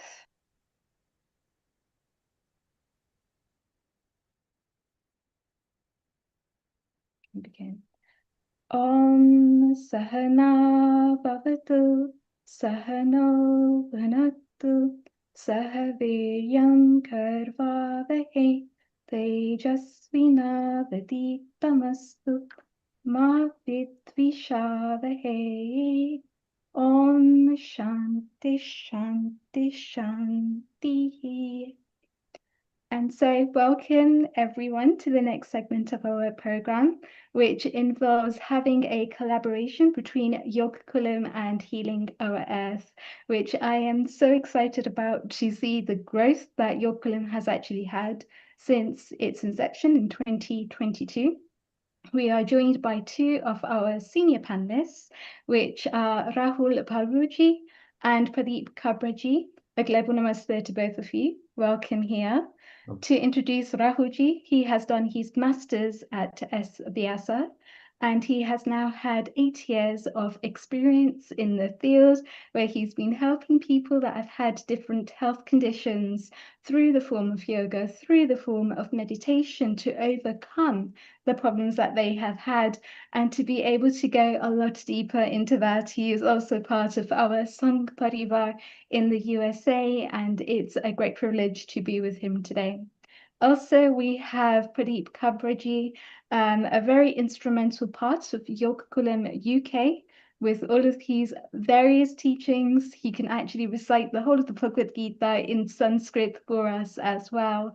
But really to be able to embed the values of Samskriti. He's a part of many Vichar Parivars here in the UK, and it's fantastic to see how all of these different sampradayas have been brought together when it comes to Sanatan Dharma, because at the root of all of these sanstha's is Sanatan Dharma, and that is what we deeply believe in at Yogakulam, and one of the values that we hold very close to us in terms of Samskriti, going to the heart of the problems through having Vedic teachings, Vedic guidance, and some of which we are privileged to share with you here today. Namaste Pradeep ji, please introduce Yogakulam. Namaste everyone. So Yoga Kulam, thank you Ridhiji, and Namaste everyone. Welcome to the webinar. This is our second webinar, and this is to celebrate Gita Jayanti. So Yoga Kulam is based in UK, and now we have also started in USA. So this is in collaboration with Yoga Kulam UK and USA. Yoga Kulam's goal is to bring yoga in its original form to the masses and connect all the yoga related societies together, thereby bringing the social transformation in the society. We believe yoga is for all, and yoga in its fully holistic form, not just in the physical form, basically. So yoga for all and yoga in its full form. So that includes the Karma Yoga, Jnana Yoga, and other forms of yoga. So today's webinar, we will be discussing more about the Karma Yoga section and the Jnana Yoga section. So shall we move on, Riddhiji, going forward? Yeah, as part of our activities, we conduct teachers training courses in the UK and USA. We do our annual retreats, wherein we introduce different topics of yoga, so that the masses are introduced to different forms. In 2026, our next retreat is on Yoga Sutras, and our teachers training course is due in June 2026. So far we have done 3 batches for teachers training, and we are planning to expand exponentially in the coming few years. That's about Yoga Club. Fantastic. And please introduce our first speaker here today as well. Sorry? Please introduce our first speaker here today as well. Yes, so let me introduce Dr. Ramji Vaidya. Ramji Vaidya, most probably many of you know. He has a PhD in integral humanism, in Jainism and Vedanta philosophy. He is a Sanskrit scholar. His current responsibility is with the as a Vishwa Vibhag Saha Samyojak. That's a global joint coordinator for Hindu Swayamsevak Sangh. As part of his role, Ramji has traveled extensively throughout the world, and he has developed a deep, insightful understanding of the global Hindus. He has been instrumental in starting and encouraging many Vichar Parivar organizations, including Yoga Kulam and Sanskrit Bharati in the UK. Over to you, Ramji. Namaste. Namaste, Ramji. Jai Shri Ram. Welcome here. Namaste. Namaste to see my friend Rahul after a long time, and Pradeep ji as well, and Riddhi ji, of course, and very esteemed the guest and the audience today. Philosophy need not be difficult. It is quite easy to understand because it is a part of the life. And we all experience the philosophy every day. For example, today's philosophy is called as a Karma Yoga. Karma, we all know that. Karma means, anybody will say that it is an action. Action does not mean a physical action. Action can be thought action as well. Any movement is action. Whenever I am in the position A, and that A position moved to position B becomes action. This can be anywhere. Whenever, even if I'm in the one same position, I am not in action. But the moment I realized that I was in A, now I am in the A, B, position B. This is called action. This action is in our hand? Normally not. Because in the scenario, we all are moving. Even if I feel that, oh, I'm standing in same place, but in the entire concept of the universe, the moon will say to us, no, you already moved. Because you may be standing, but the planet you are standing, that planet is moving. So in the entire universe, we all are in action. And these actions happen in space. And space is always there. Therefore, actions are always there. We all know that. It's a very simple concept. But when this action is added with the suffix, with the yoga word, then it becomes special. Yoga means when we want to join. Yoga means when we are close to someone. You want to join. Join what? Join to the truth. Truth means permanence. When my action joins the permanence, eternity, it becomes a karma yoga. Therefore, yoga word we need to be, it's very interesting, but we need to understand. So, if everything in the universe we realize, that will definitely are so very diverse. This diversity will one day will come into one. For example, I have a beautiful massive house and so many things are there. But my transfer happens and then realize that entire house becomes a part of one container. That one container, if by somehow, if it get burnt, that entire container becomes a part of a one pot. And that one pot can become a part of a one atom. Ultimately, it is completely one. That oneness is very important. This oneness is permanent. For example, I have so many jewelry ornaments, bracelet, the chain, the ring, and I have a beautiful murti. Many murtis are there. Ganesh murtis, Saraswati murtis, Shankar murtis, all made of a gold. I take these murtis to the goldsmith and I say, I want to make a gold out of it. So we have so many murtis, so many varieties. Goldsmith will make it one bulk and I say, oh, this is your gold. What happened to all those murtis, the bracelet, the ring? They became one. They became a yoga. The gold is permanent in all forms. Similarly, that oneness is a permanent in all the beings. If my actions are geared toward this oneness, it is called karma yoga. Therefore, the karma yoga needs some consciousness, certain viveka, discrimination power, certain buddhi, brain, certain thought. And whenever you give a thought to any karma, ideally we are heading towards the karma yoga. I speak and I give some consciousness, some thought in my speech. I am heading towards karma yoga. Yoga means going towards permanence. For example, without thinking, if I speak something, probably that this my thought, my speech, my pronunciation, my utterance is because of my mind, because of my mood, because of my emotions.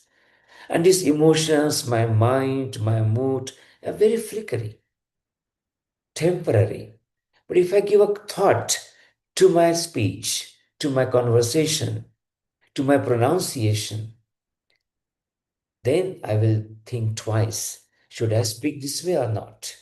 Means I'm thinking beyond my emotions.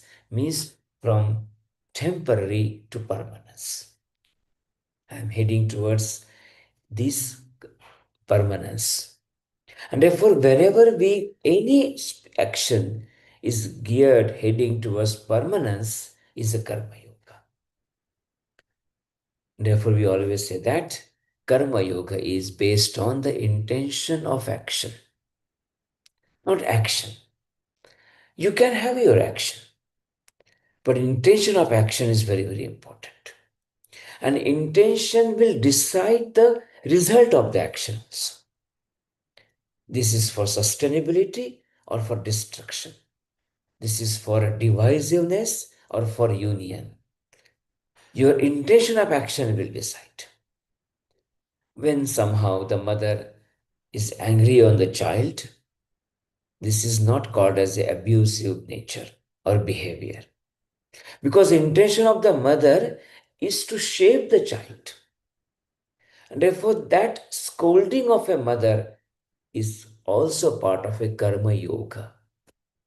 Because mother wants that child to live a good, permanent life, successful life.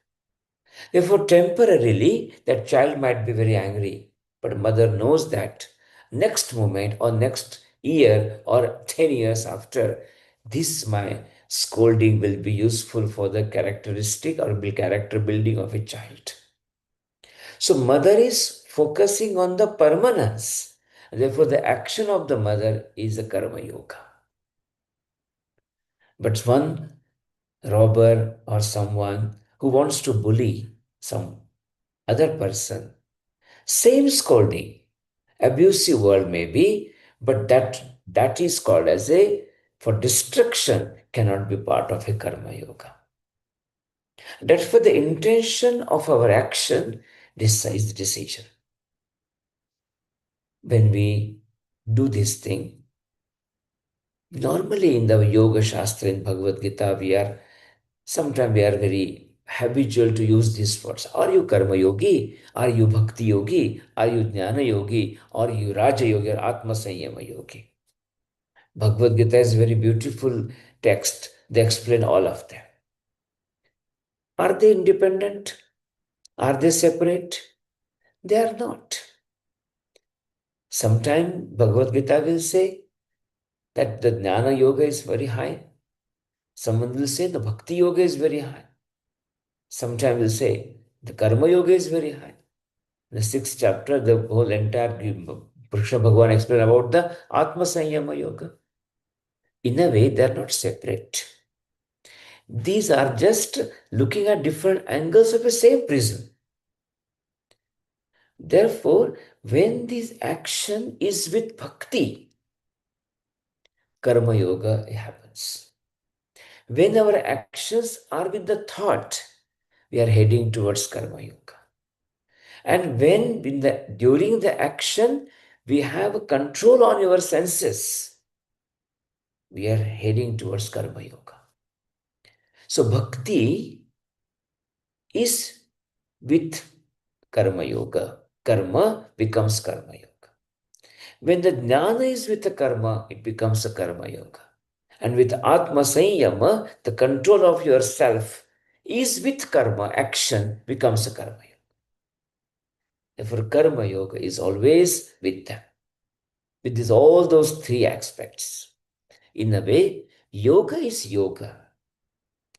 This can be seen as a Karma Yoga, Jnana Yoga, Bhakti Yoga, or Atma Sanyama Yoga.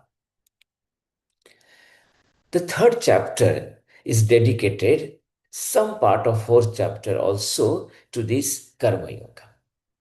In the later part of the Bhagavad Gita, you can go for 14, 16, 17 chapters, and the 18th chapter, of course, is a summary of all the chapters. And there are so many shlokas are dedicated for the karma concept.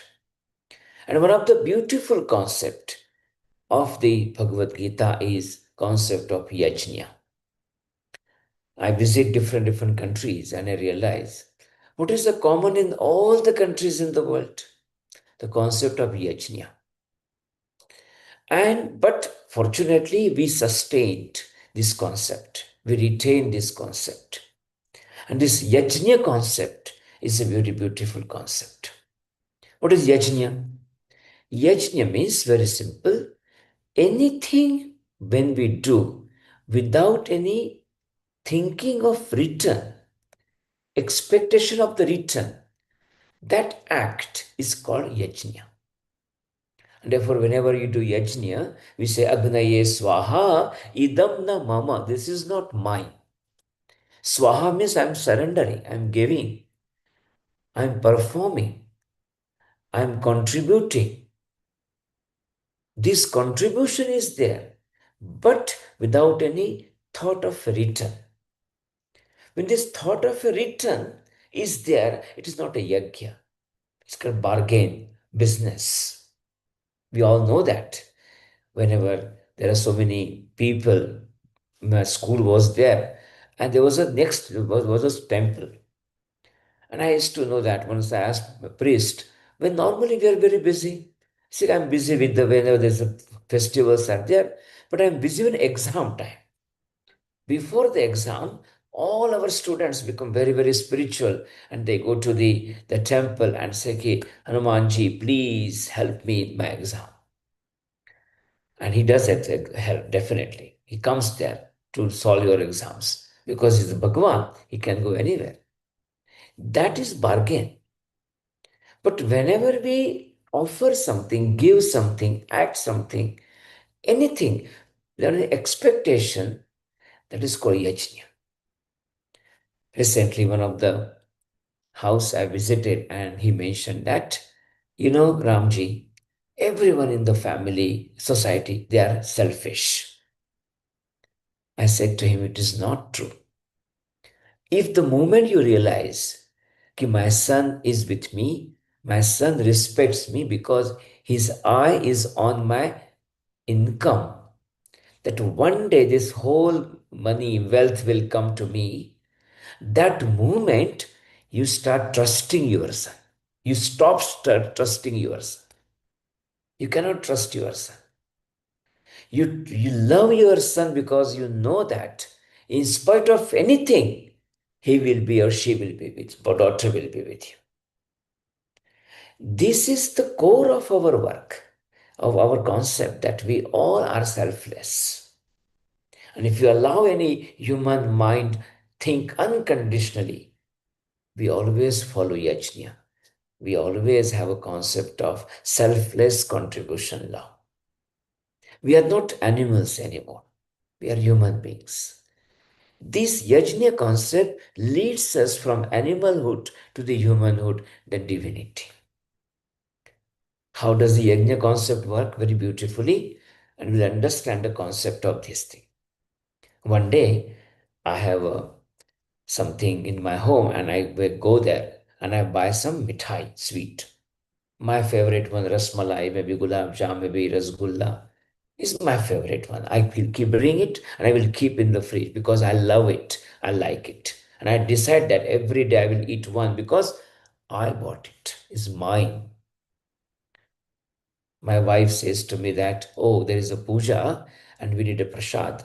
Can I use this mithai you bought for the prasad? I say, yeah, why not? And this entire mithai which is bought by me, when I put in front of the Bhagavan and I do some pranaya swa, panaya swa, udanaya swa, samanaya swa, brahmane namaha, and say namaste, that moment, that entire mithai bought by me becomes prasad. Now immediately I say, oh, this is prasad of Bhagavan. And now where my intention was to preserve it and eat it every day, now my intention changes and they say, let me distribute as early as possible to everywhere, to everybody. What happened? The moment it was belonged to me, that I was the owner, it changed, becomes a prasad, becomes a yajna. From karma, I'm heading towards karma yoga. This is the way it happens, so naturally, so instinctively. This instinctive nature, thought process is karma yoga. That's why philosophy is not difficult. We practice it. And therefore, whenever we realize that happens, this become a prasad, then why only that one? My education can be a prasad. My action can be a prasad. My entire wealth can be a prasad. I will receive whatever I need it. But I can offer everything. And therefore, in one of the mantra in Isha Chintan, we say, Jivane yavat adanam syat pradhanam tatodhikam. Whatever I receive in my life, oh Bhagwan, I would like to give more than that. If you give this shlok to any accountant or auditor, he will say, he's mad. It is impossible. How can you give more than you can receive? But you can. Because what you are giving back is all your things, not only material wealth, your intention, your aspiration. Akutihi, hridayanivaha. These are providing, giving. And all those things become a prasad. Then we are heading towards karma yoga, towards permanence. Another concept of the karma yoga is very beautifully, 18th chapter it is mentioned. This concept is very, very useful in the present day. In the entire, now recently this whole discussion about the AI is happening. What will happen when the AI comes? We all are panicked. And I think there was a discussion before also. But when someone understands the Bhagavad Gita, he or she won't. Because AI will become difficult to digest for those people who thinks the human being is the center of the universe. When the human can do everything. Now here you got somewhere, oh no, I also can do more than you. Then you become panicked. But when we say that, you are not the center of the universe, you are the one component in the circle. And therefore, let AI come. Let anything will come. Human being will adjust with the situation. Because in a way, it is not his hand. This concept explained in Bhagavad Gita, Adhishthanam tatha karata karanam cha prathak vidham vividhascha prathak cheshtaha daivam chaivatra panchamam. Adhishthanam, the foundation, the karta, the actor, karanam, the mediums or the means, cheshtaha, prathak cheshtaha, various actions are in your hand. You can have a control. You feel you control. But daivam means which is not in your physical control. It is part of your prarabdha karma, sanchita karma. For example, I am a human being. I have a certain age, certain gender. And in that gender, in that age, in that physical form, I can perform something. I cannot perform something.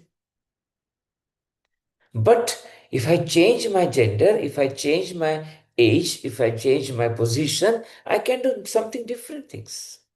Very simple thing. Because of the human being, I cannot hear, which is the dog can hear. I cannot smell that much, which is some snake or somebody may smell. I'm a normal human being is a very dumb character than the other animals. We take 9 months to walk. The calf walks within a day. Only we have a brain. That's the only capacity we have. Because of that, on the basis of the brain, power of the brain, we think that we can conquer the world. But we have limitations. When we accept the limitation and act, it is called Daivam Jaivatra Panchama. When we accept our limitations. When we accept our limitations, we act. When we say Daivam Jaivatra Panchamam, then I will tell you, will never be depressed. We never be frustrated. Because we know that Daivam Chaivatra Panchamam, the fifth factor of any action, is beyond our physical control. When we understand that it is beyond physical control, means it is a part of that phenomena. We don't believe that it is the control of somebody else sitting in somewhere else. No, it is a part of a phenomena. If the rain is there, I will get wet. It's phenomena. If I eat something, I will get indigestion. Phenomena. Daivam Chaivatra Panchama. And that's why this Daivam Chaivatra Panchama, when we understand, our actions are leading towards yoga. And that's why the Krishna Bhagavan says beautifully that you act. Don't worry, you become very happy. You act ferociously. Act as per your role. Your role may be CEO, supervisor, mother, father, driver, child, retired, anything. You might be in the prisoner officer. Act accordingly. You may be a warrior. Act accordingly. But when you act, just think this thing, that you always think that Daivam Chaivatra Pancham. You are acting as per your role. Your role is your clothes, not the skin. You change clothes. And this concept explained very beautiful way. Krishna Bhagavan mentioned that what you do, all your actions make your prasad. All your actions, say pranasva, apanasva, udanasva, samanasva, make your actions, make a prasad. When it becomes a prasad, it becomes not yours. You become lighter. For example, when you are working for someone else, 9 to 5, you come home and you sleep well. Wow. But when you work for yourself, you have a business, you can't sleep. Because this business, because you own the business. When you own the mithai, you can't sleep. So nobody should eat it because mine. When you do not own the mithai, then you definitely want to distribute. Mai sarvani karmani sanyasya. Mai sarvani karmani sanyasya. Then you say, yuddhasva, you fight. Because vigata jvaraha, that jvaraha is amazingly done that. That vigata jvaraha means that fever.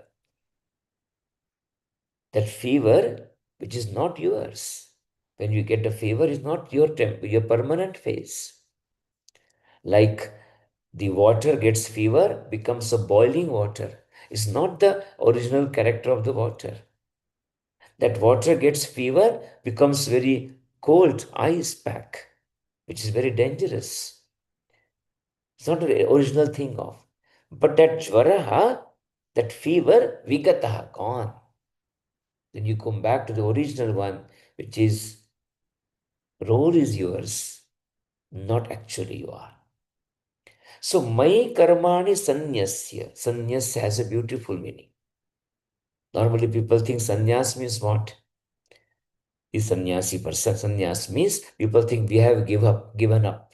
Somebody has given up their life, material life, wife, wealth, sannyas. But actually meaning of sannyas means samyak nyasa iti sannyasa. Samyak means appropriate. Nyasa means keeping. When you arrange your life properly, it's called sannyas. When you arrange your life, as arrange your house, arrange your fridge, arrange your grocery, the things should be where it should be appropriately kept. Barbecue coal should be outside somewhere. Gold should be inside somewhere. Perishable things should be in the fridge. When you keep our entire life, the actions appropriately, it is called sannyas. This sannyas, when you have properly, means mai karmani sannyasya. Mai means to the Paramatma, to the divinity, to the phenomena, to the permanence. Then you act. Therefore, Bhagat Singh, our many revolutionary, many kings, they practice the Bhagavad Gita, then they fight. Before the Bhagavad Gita, Arjuna was not ready to fight. So the inaction was full of blindness, with blindness. And when Krishna Bhagavan opened his eyes, he was ready to fight. Normally people think after spiritual experience, we become calm, quiet. No, other way around. After spiritual practice, we become more active. Because we become more active physically, because internally we are very calm. Our movements do not happen internally, A to B, because physically we are okay. Internally we are same place because permanence.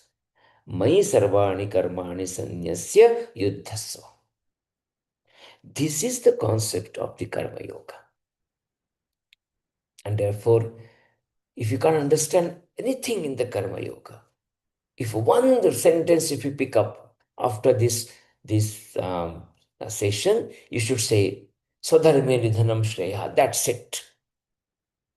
Shreya means beneficial. Nidhanam means even the death. Swadharme means your own actions, own duty, own role. You appreciate your own role. If you're old, enjoy your old age. No need to put the color all your thing on your everywhere. Don't pretend. Pretendance is very bad. Accept. Our Bhagavad Gita says that we are complete in every sense. When a child is born, it is complete, not incomplete.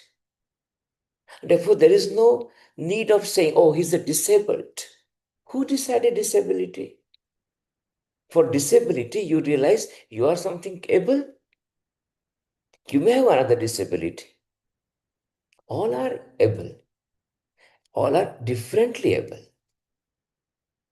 Therefore, the concept of Swadharme Nidhanam Shreya says that you fulfill your role and act, because that is your cloth, not the skin. This is the whole concept. And when we accept this concept that proves permanence, then our actions become a part of the yoga. That is called Karma Yoga. Namaste. Thank you.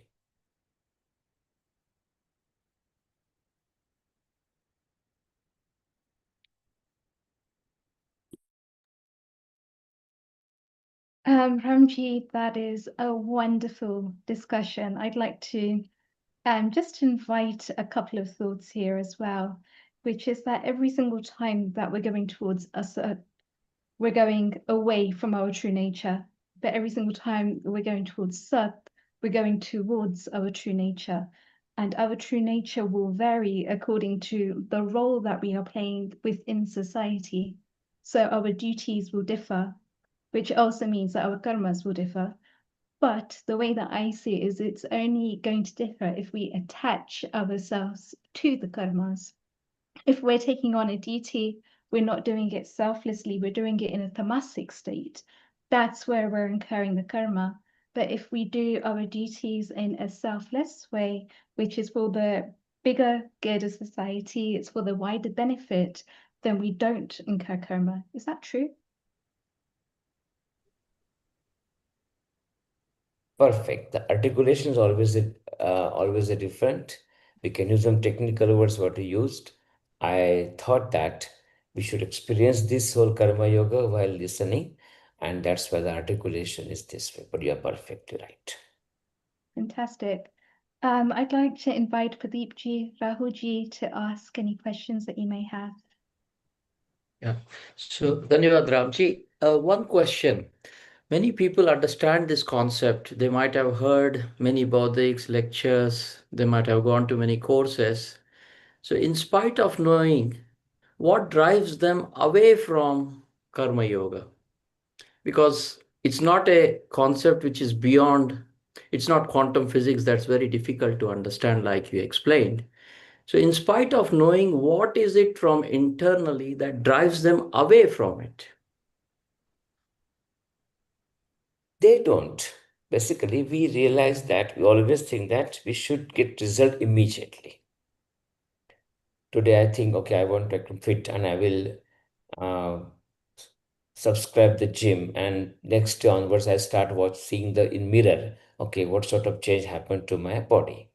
Is it possible? No. That's why the moment the thought comes, okay, I'm attached to my action, my journey towards karma yoga already started. And therefore it may happen. Only small life is there, maximum 100 years of this physical life. How many lives can be there, physical lives? As many as we can think of. For example, this moment, I am dying. For example, billions of tissues are getting died. But next moment, many tissues are coming up. So every moment, I should say happy birthday to me.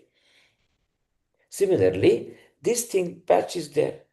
So therefore, the moment I realize that I'm thinking about this concept, my journey towards karma yoga is there, to union is there.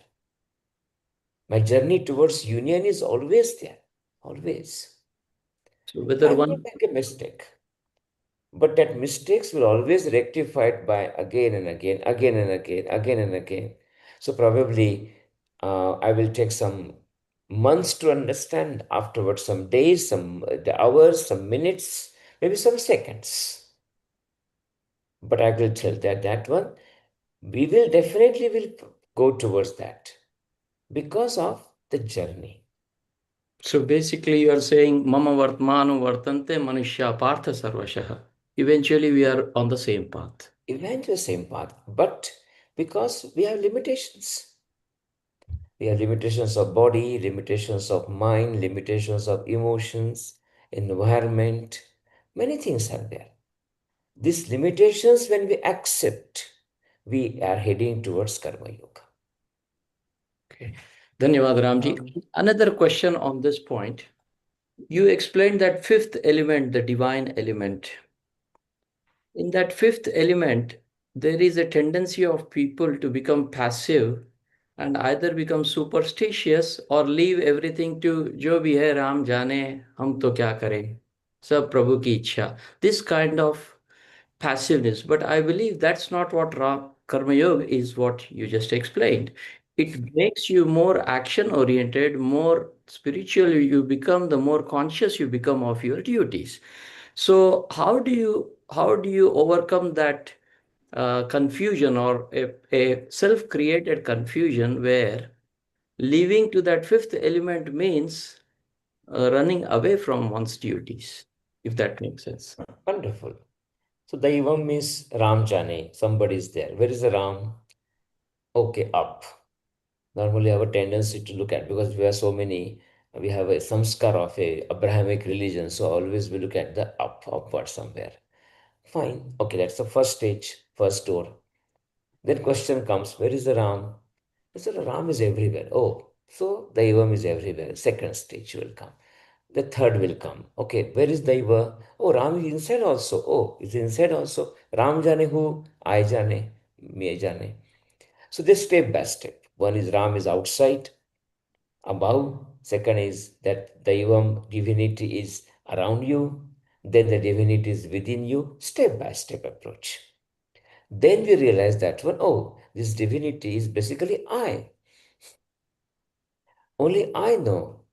But what are this adhishtan karta karanam pratyabhidam? They are my foundation, my body, my means, mediums, my actions. So I is important, permanent. My is temporary.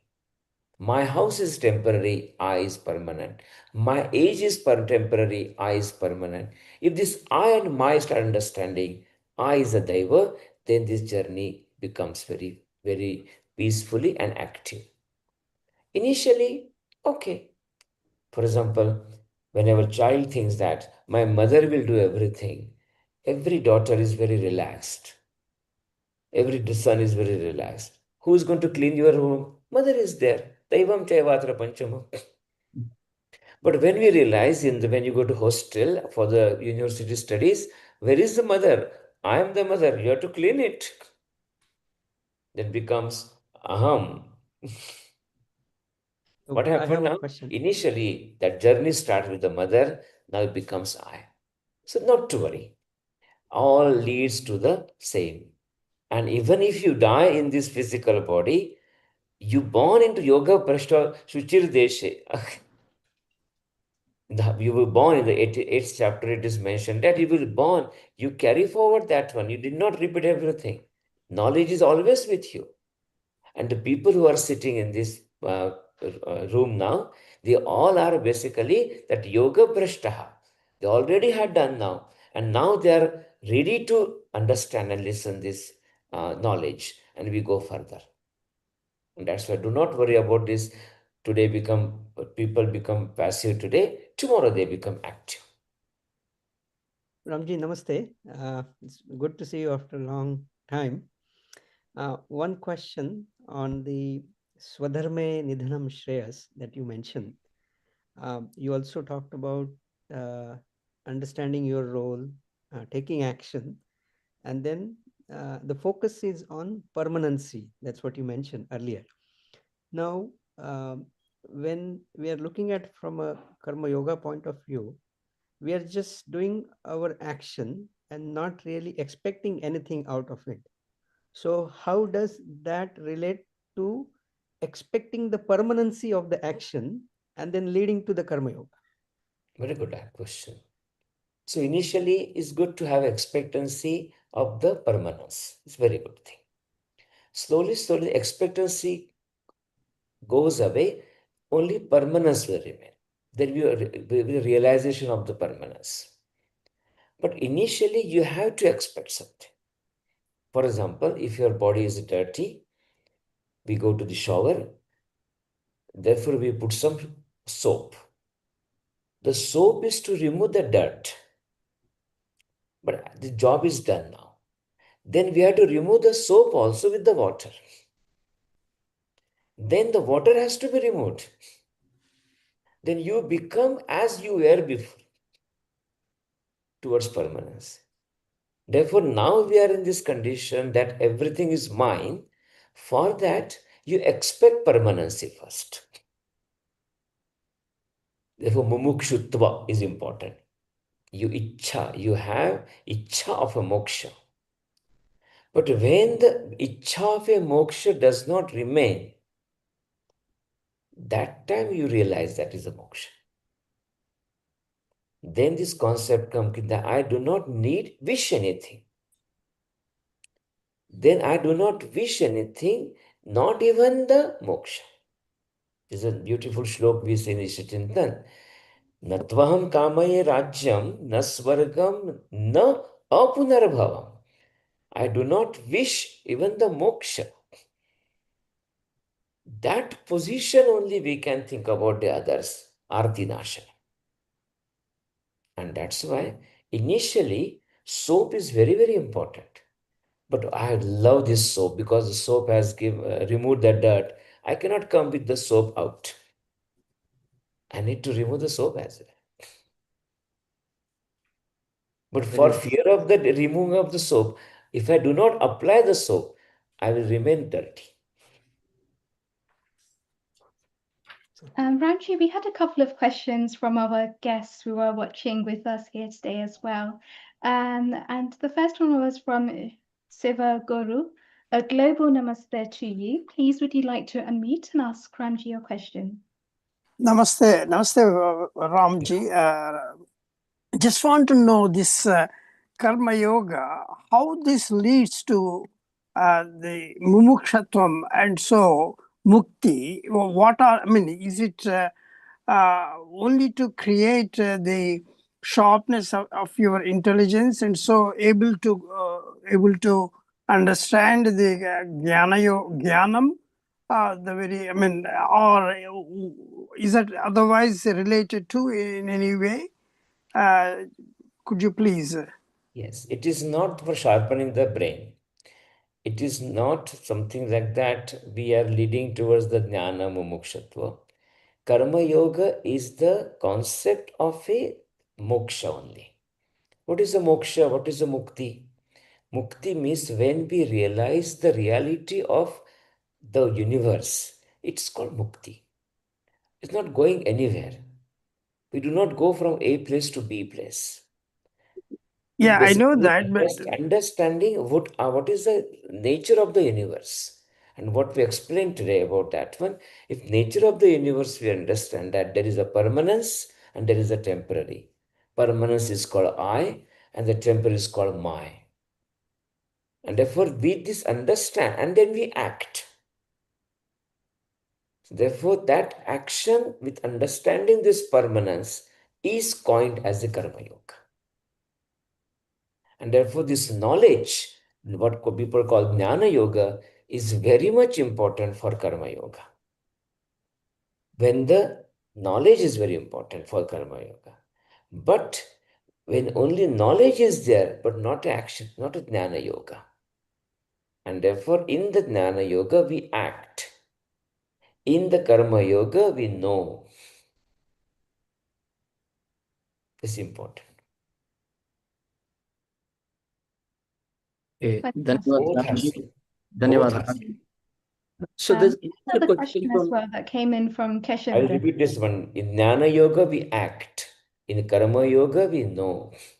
If this notion to sentence we understand, the both are same, and the both are basically the leading for realization of I. And we have another question that came in from Keshav there, and that says, Namaste Ramji, probably we are in the right direction of Karma Yoga, but how can we accelerate the journey of Karma Yoga within our day-to-day life? Do not accelerate, just observe. The acceleration will happen automatically. If you accelerate means your ownership is still on. I am doing. I want to do moksha. I want to achieve something. I want to become free. The moment this acceleration happens, you are still in the part of that whole concept. You observe and act. You lead with the karma yoga. This Anukul ji raised the hand, I think. Thank you very much for a very good explanation. I just had a small question. When you're doing everything with knowledge and also doing the right karma, and ultimately giving it to the ultimate offering, does it not automatically become a bhakti yoga? Yes, why not? Because bhakti yoga means what? So bhakti means where we understand and we surrender ourselves to the higher than us. My surrendering to I is bhakti. Yes. When the minus is surrendered to the I is bhakti. Therefore, these words are there. These dimensions are there. But the core is one. That's It is the yoga. And Thank you. if you want to experience this thing, you cannot put this in the pigeonholing things. You have to understand it's all is one. Then you see the beauty of all those things. We had another question that came through in the chat from Mohan, which says, Namaste Ramji. There's a question here. What is the relation between mumukshutva and vairagya? Is vairagya all-encompassing and transcend the desire for moksha also? Yes. Abhyasana tu kaunteya vairagana cha grihate. Bhagavad Gita mentioned that. What is the viragata? Vairagya word comes from the viraga. Viraga word comes from two words, V plus raga. Raga means ownership of everything, attachment to anything. This is mine, like a mithai. When it becomes opposite to that one, becomes a V. And mumukshatva is completely opposite in a way, because they said that wish of desire of moksha. So here we say the detachment, viragata, and here we say the desire of a moksha. Rahulji asked question. Therefore, we need to have a viragata of the material thing. Then only then we can have attachment to the mokshatva. And that's why when we realize that this material thing is all temporary, then I will desire for the mumukshatu. Therefore, they are connected. Apparently, very paradoxical words, viragyam and the mumukshatva, but they are the same. Like from the home, someone lives and enters into the wider space. So the leaving the home and entering into the wider space, this is called viragata from the material life, material things, and entering into thinking about the mumuksha. Global Namaste Mitaji. Welcome. Please unmute and ask your question. Mita, do you copy us? Yeah, she's trying, I think. Just to unmute. Okay, in the meantime, we have another question that's come in from Venkata Prayaga, which says, Namaste Ramji. Can we definitely say that Gyan Yoga is a precursor to Karma Yoga, as Gyanam of permanence and impermanence? Then all these yogas as interlinked and not separate, isn't it? Not precursor or interlinked. Is all in circle, sitting in the circle. Where to start? So probably you are standing in the one road. Start from that road. But all are circular. The moment I say the karma is first and jnana is second, it won't happen. Because without knowledge, action cannot happen as a yoga. Without action, knowledge cannot happen. We cannot have knowledge without taking the soap out of your body. We need a soap take off. All the shastras, learning, going to the gurus, understanding things, or actions. But these actions are basically the cleansing yourself for the knowledge. Even the controlling yama, niyama, asana, pranayam, all actions. Then pratyahar will start, which is not beyond action. Therefore, we cannot say that is one after, before that.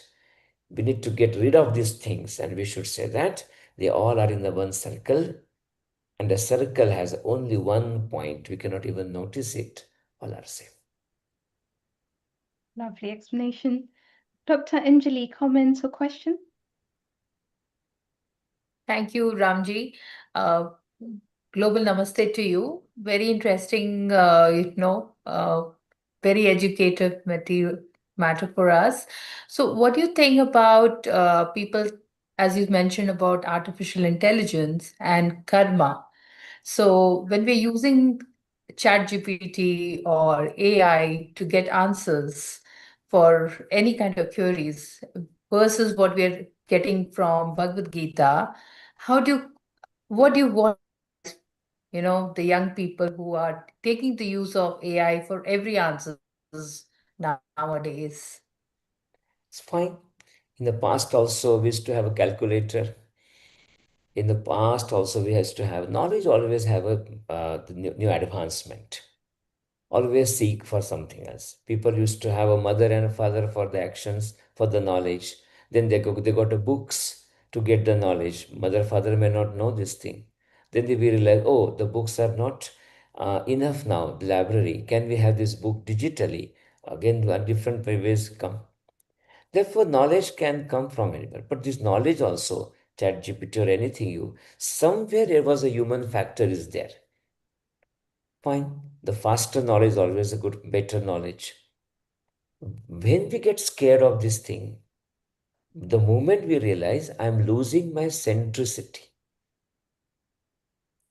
That centricity when I lose, and I feel very scary. Sometimes people feel at the home also. Oh, my central position in my home, my office, as I'm losing, I get very scared. Similarly, people thinking that, oh, in the entire science, entire knowledge or evolution, economics, based on that human being is a central place, is a center. Even today, the people talking about the environment, because the human is suffering. The moment the suffering of the human will stop, people won't care about environment. So today, all those green energy, everything is, we're talking about carbon footprint because human being is suffering. But our concept is different. This human being, you realize, is only one component in the space, in the entire entity. Then entire entity, ChatGPT also one of the space. AI also one of the space in the entity. Let it be there. I learn how to deal with it, live with it. For example, if I know that the Saturn, the Jupiter, these planets are much bigger than me, I learn how to live with them. When I realize there are much, much bigger planets than this Jupiter, this Sun, I need to learn how to be with them. If summer comes, scorching sun is there, I need to wear the appropriate clothes. Same as a winter, same as AI. Kalikaji, Thank we'll you. be with you shortly. Just had a couple more questions for Ramji, if you don't mind, Ramji. So Prashanti, would you like to unmute? A global namaste to you. Please ask Ramji your question. Namaste everyone. Namaste Ramji. In the Bhagavad Gita, like Bhagavan Krishna says, skill is action. Skill in action is yoga. Yoga karmasu kausalam. And also teaches knowledge of the self as the highest wisdom. How can a seeker harmonize karma yoga and jnana yoga so that action becomes a doorway to inner awakening rather than a distraction from it? I think we discussed a couple of times. Yoga karmasu kaushalam.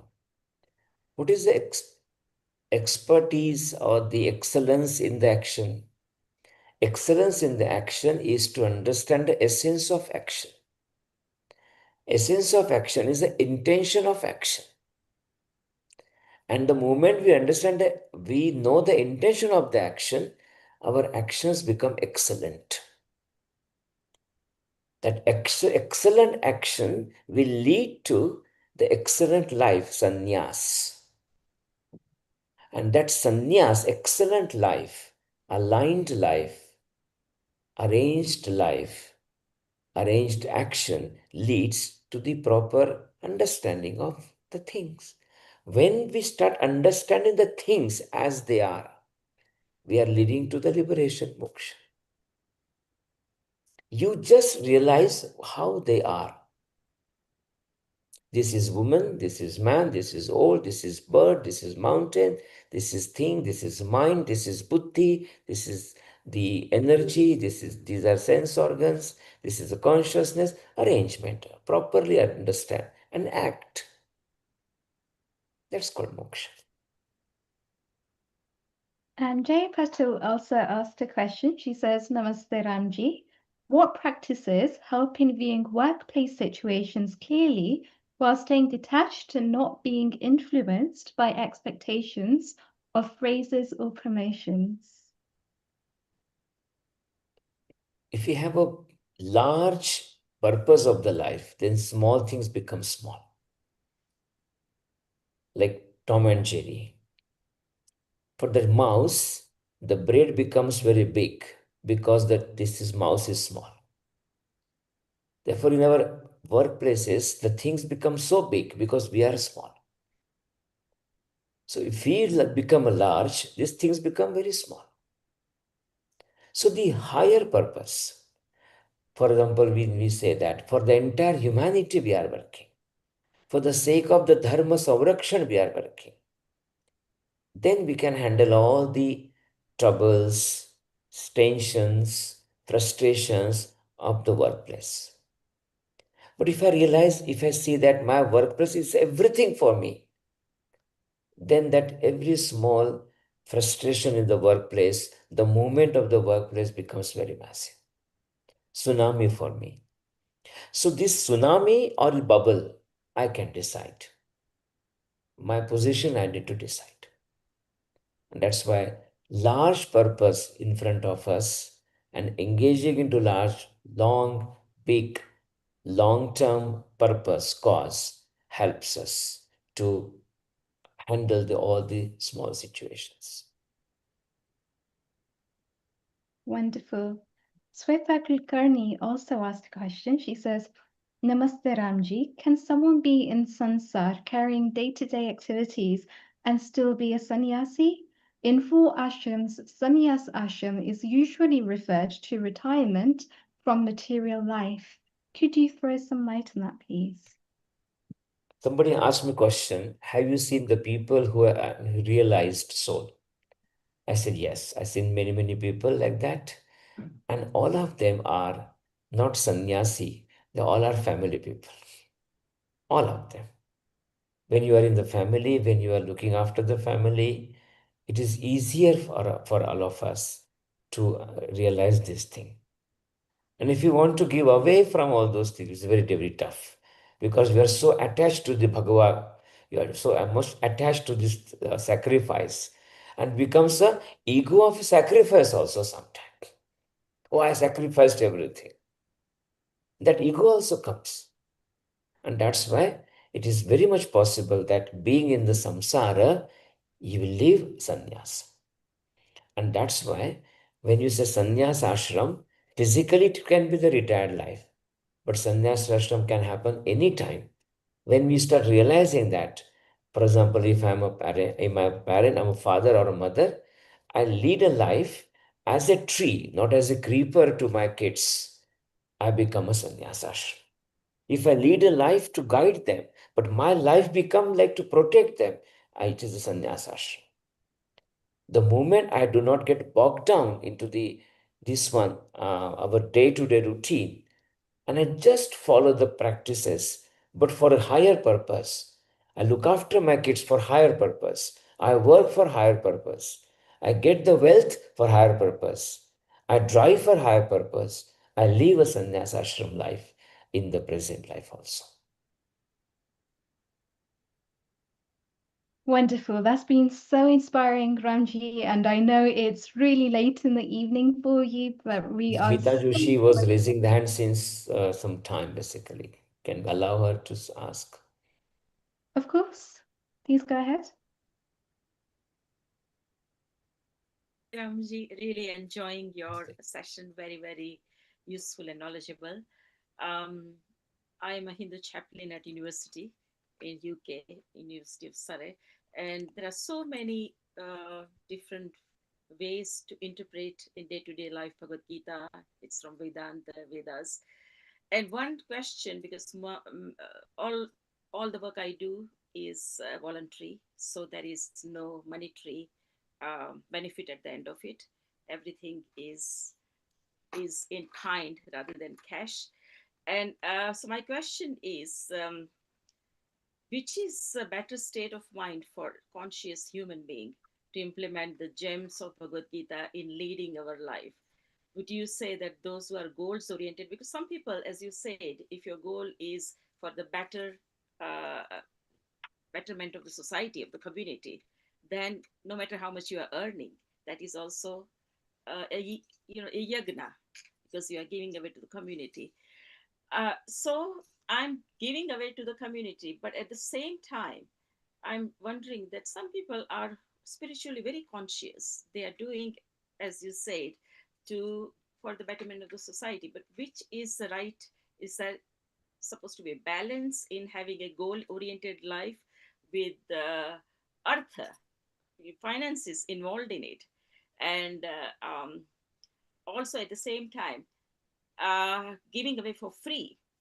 And when it comes to Krishna Leela, Krishna said, "Don't do what I did, but what I said."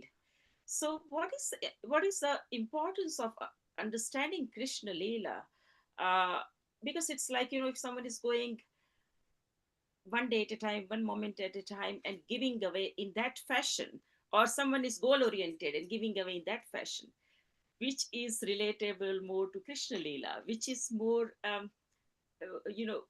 better understanding of Bhagavad Gita and applying to your life. Thank you. Very perfect. The entire your question, so many questions you asked, there was so many times you used the word I. And in English, I is very in capital letter. It's very bad. Because I is always the reason always. I asked, because What is the best way told, to do it? Best way? I've been Understand. told off by all the people that you are doing the wrong thing, you are not doing anything for you, and that's the reason, Perfect. The answer is basically, yeah. there's English grammar is called passive voice, karmani prayog in this way. So use the karmani prayog in our life. So I clean the house. Now another sentence will come. House is cleaned. So when I clean the house, I becomes capital. House is clean, house become major. Right. Then we can say by me. So the best way of karma yoga and understanding is that changing active voice into passive voice. When the passive voice comes, kartari prayog becomes a karmani prayog. All our things become very easy. Therefore, to give this danam, dhanam, everything. So money to be given is passive voice. Tree is planted. This bridge was built. So in the permanent things, basically, people are normally in the passive voice. This red bridge was built. Howrah bridge was built. Tree was planted. This earth was created. Similarly, we'll start saying that this money to be given, work to be done. Whenever this passive voice comes, then you realize our actions become karma yogi. Even the people who are spiritually conscious, if they say that I am a spiritually conscious, they are not. Because I is there. And I means I am a spiritually conscious means that still I is very present. But when we realize that one, I am learning in that path. I am on the path of that one. That is okay. That humility comes. So using the passive voice, karmane prayog, is the path towards the karma yoga. Wonderful. Thank you so much, Ramji, for all of your wonderful insights that you shared so beautifully and so elegantly with all of us here today. Really appreciate you taking time out to speak to us, given that it's Bharat and something near to 11 o'clock at night, that still you've taken your precious time out to be with us here today and to really help us to understand Karma Yoga in so much more detail. So we're truly grateful. Thank you so much. Namaste. Namaste. And that brings us on wonderfully to our next speaker today. And Rahulji, please can you introduce Kalikaji? Thank you, Ridhiji. Please welcome Dr. Kalikaji Uttarkar. She is the Director of Community Education and faculty member at Hindu University of America in USA. With over 30 years of experience, she integrates philosophy, yoga, psychology in her teaching and counseling work.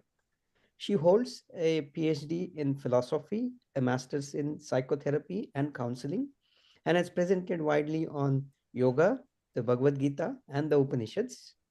She's based in Dallas. She also works as a yoga and psychological counselor, motivational speaker, and content creator focused on parenting and personal growth. Dr. Kalikaji is also known for her warm presence and her ability to make India's wisdom traditions practical and relevant for modern life. She's going to talk about the practical relevance of the Jnana Yoga. So over to you, Kalikaji. Namaste, Kalikaji. It's wonderful to have you joining us here today as well. Thank you so much. Thank you, Rahulji, for that generous introduction. It is my honor to share screen with the dignitaries like Ramji Vaidya and all of you there. So it has been a very enriching session before me. So I would just try to play my small part now with this topic that is Jnana Yoga. And I also want to thank Yoga Kulam for having me here.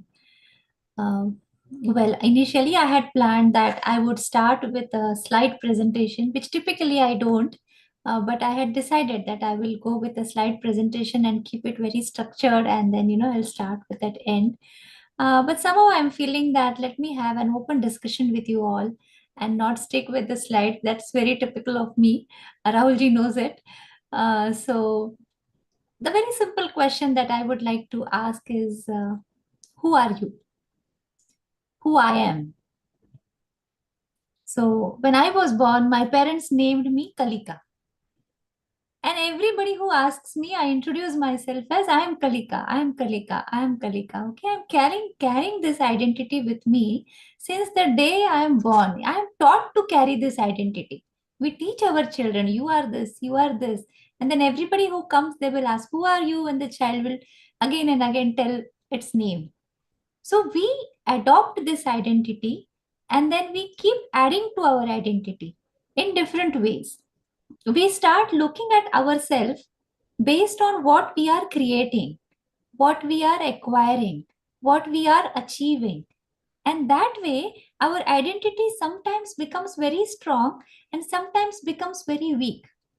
So we are always on this roller coaster ride and asking us, am I really good? Am I really sufficient? Am I really complete? Or who I am? When I see somebody who is much grander, who has a grand presence than me, then I feel less. When I see somebody who's little weak, I feel big. So everything that I'm experiencing is a relative experience.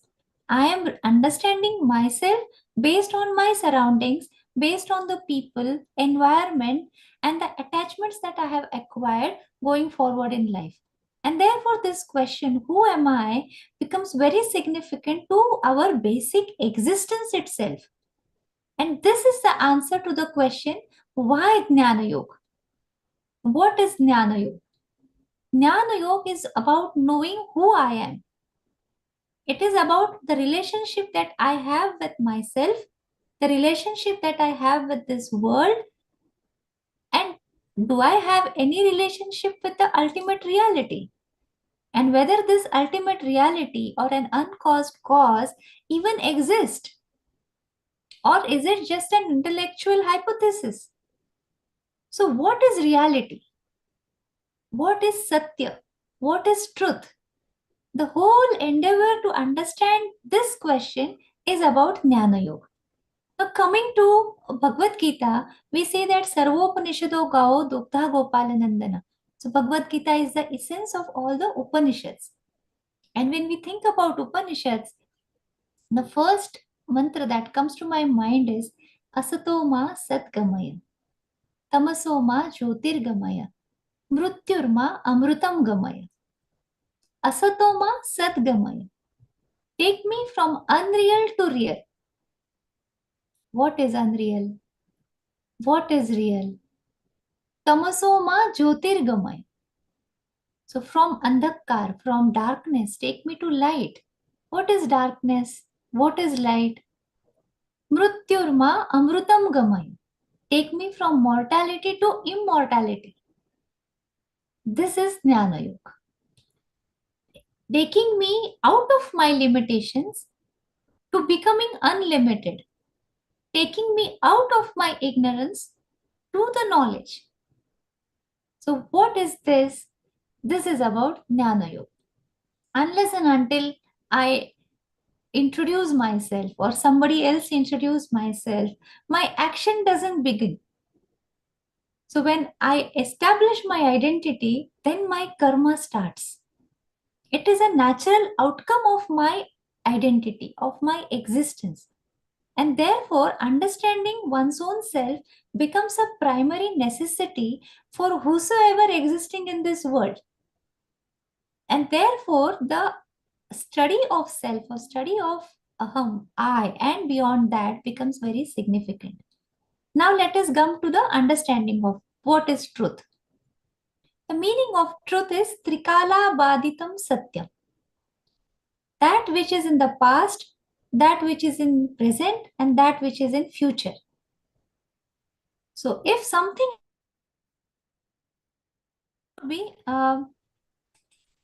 sorry, sometimes my video might drop because of the internet. Yes, sorry for that. So if something has to be the ultimate truth, it has to be everywhere at all times. It has to be now, it has to be here. What is that? Ishavasyamidam sarvam yatkincha jagatyam jagat. Tena tyaktena bhunjitha ma gruda kasya svitanam. Ishavasya Upanishad begins with this mantra. It says that that Ishwar is everywhere. One has to understand that, realize that. And then comes the next shlok. Kurvan neveha karmani jiji vishet shatam samaha. That is, only by doing karma and living life for 100 years, one can make the best of one's life. That is how life has to be lived. So first we have to understand who I am. Once I get that understanding, automatically what I do becomes karma yoga, as Ramji was just suggesting. So understanding who I am is about jnana yoga. Who I am, if I am Satya, then what I am not comes the next question. If I have to be here now at all times, then this Kalika Uttarkar frame or a personality cannot be everywhere at all times. But if I am that truth and it has to be everywhere, that means I am not what I am appearing to be. It means this appearance is temporary. It is created and it is going to end. So reality has to be something which is never created and which will never end. Then this form which we see each other in is a temporary form. Here comes the concept of Panchakosha, which comes in Taittiriya Upanishad. It says that we live on 5 different stages of existence, 5 stages of awareness. So it is it starts with Annamaya Kosha. That is the physical existence, material existence, the world around me. It's not just me, but anything and everything that is visible through my sense organs is Annamaya Kosha. Building on this knowledge, that is perception, Pratyaksha Pramana, what we do is we think. That is our tarka. That is what we understand. So everything that we are building as a body of knowledge is based on sensory experiences. Then we believe in what others are saying. That is Shabda Pramanya, testimony, books, videos, people, anything and everything. Now, Grok, ChatGPT, everybody comes in. Wherever we are gaining knowledge, but the question is, can I imagine something which I have never thought, seen? That can be a combination permutation, flying horse. But can we imagine a circle which is round, which is square? We haven't seen it. So we cannot imagine. So the whole body of knowledge that we are experiencing is temporary. So when we say asatoma satgamaya, what we are seeing, observing and identifying ourselves with is unreal. That is the concept of Maya. When Shankaracharya says Brahma Satyam Jagan Mithya, it is Mithya is this. But Mithya is not unreal. It is Anirvachaniya. It is there, it is not there. What does that mean? Mithya comes from dhatu mit, to count. So anything and everything which has form. Counting is having a bracket, isn't it? Form is having a boundary. So anything and everything that is created and anything and everything that has form is Maya. Now, does it exist or does it not exist? For example, if I carry a pencil, holding a pencil in my hand, what is this? We all will say, obviously, it's a pencil. Somebody will say, no, it is wood. Okay, it is wood. Somebody will say, there's also lead in it. Okay, fine. But what is it? It is a bundle of protons and electrons. No, somebody will say, no, it is just particles. Somebody will say it is wave. Somebody will say quantum mechanics will say it is particle. String theory will come up with a different understanding. And now when we say that two particles, when they come in pairs, and when they come in pairs, and if they are kept apart, spatially and temporally, and if one particle moves, even the other particle moves, what is the connection between these two? This is the new development in physics which they are discussing about. In neuroscience, they are talking about hard problem of consciousness. Where from this consciousness arise? The singular experience that I am experiencing. This is not meta consciousness. This is beyond meta consciousness. I am thinking is one level. I am thinking that I am thinking is a meta consciousness, observing my thought. But consciousness is beyond that. So whenever we fear about AI, I'll come to that at the end. If we understand this, we don't have to fear AI. I'll just mention consciousness of something and consciousness are two different things. What we are doing is consciousness of something. When we think about Sankhya Darshan, they talk about 24 elements, Purusha and Prakriti. And from Prakriti, Mahat arises. From Mahat, Buddhi arises. Then Manas. And then Tanmatras and the rest of the elements follow. So, intellect is also part of creation. And creator is different. Purusha is different. This is the Sankhya perspective. But coming to the Vedantic perspective, Sakshi Bhava. When I am in the witness mode, when we talk about the Pancha Kosha, these all 5 koshas, that is the Annamaya Kosha, Pranamaya Kosha, that is my vitality, my energy, Manomaya Kosha, that is my mind, Vijnanamaya Kosha, my ability to discern, Nitya Nitya Vastu Viveka. So that is one thing, that we are able to distinguish between what is Nitya and what is Anitya. That is Vijnanamaya Kosha. Then comes Anandamaya Kosha, that there is absolute bliss. This is similar to Sushupti. This is still not realization. It still has a tail of ignorance, is what Taittiriya Upanishad says. Because it is beyond duality. But it is still not that state of oneness. So when we transcend all this Panchakosha, we go towards understanding who we are, who I am. And this reality has to be singular, homogeneous reality, which has to be everywhere at all times. This sounds logical, isn't it? This links with the particle concept that we just discussed. If one particle is moving here and there is no time and space difference somewhere else, it's also moving. It means they are not two. Now science is finding whether there is some interconnection between it. Vedanta is saying all is one. So Vedanta doesn't talk about unity. Vedanta talks about oneness. Aham Brahmasmi, Tattvamasi, Om Purnamadaha Purnamidam Purnat Purnamudachyate. This is what Vedanta talks about. It talks about oneness. Now, if I am that, then what is it that now I am experiencing? What is it that we are many? So what is this relation between me and that? So once I realize that that divinity, which is Sat Chit Ananda, I am part of that. But then, is this a real distinction or an apparent distinction? Here comes Advait Vedanta, Vishishta Advait and Dvait. They will have their own perspective, whether the effect is real or it is apparent or they are two different things. So these 3 people will have different perspective.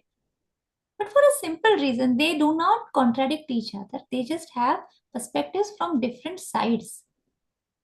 If we see Brahma Satyam Jagatapi Satyam, it is not very different from Brahma Satyam Jagan Mithya.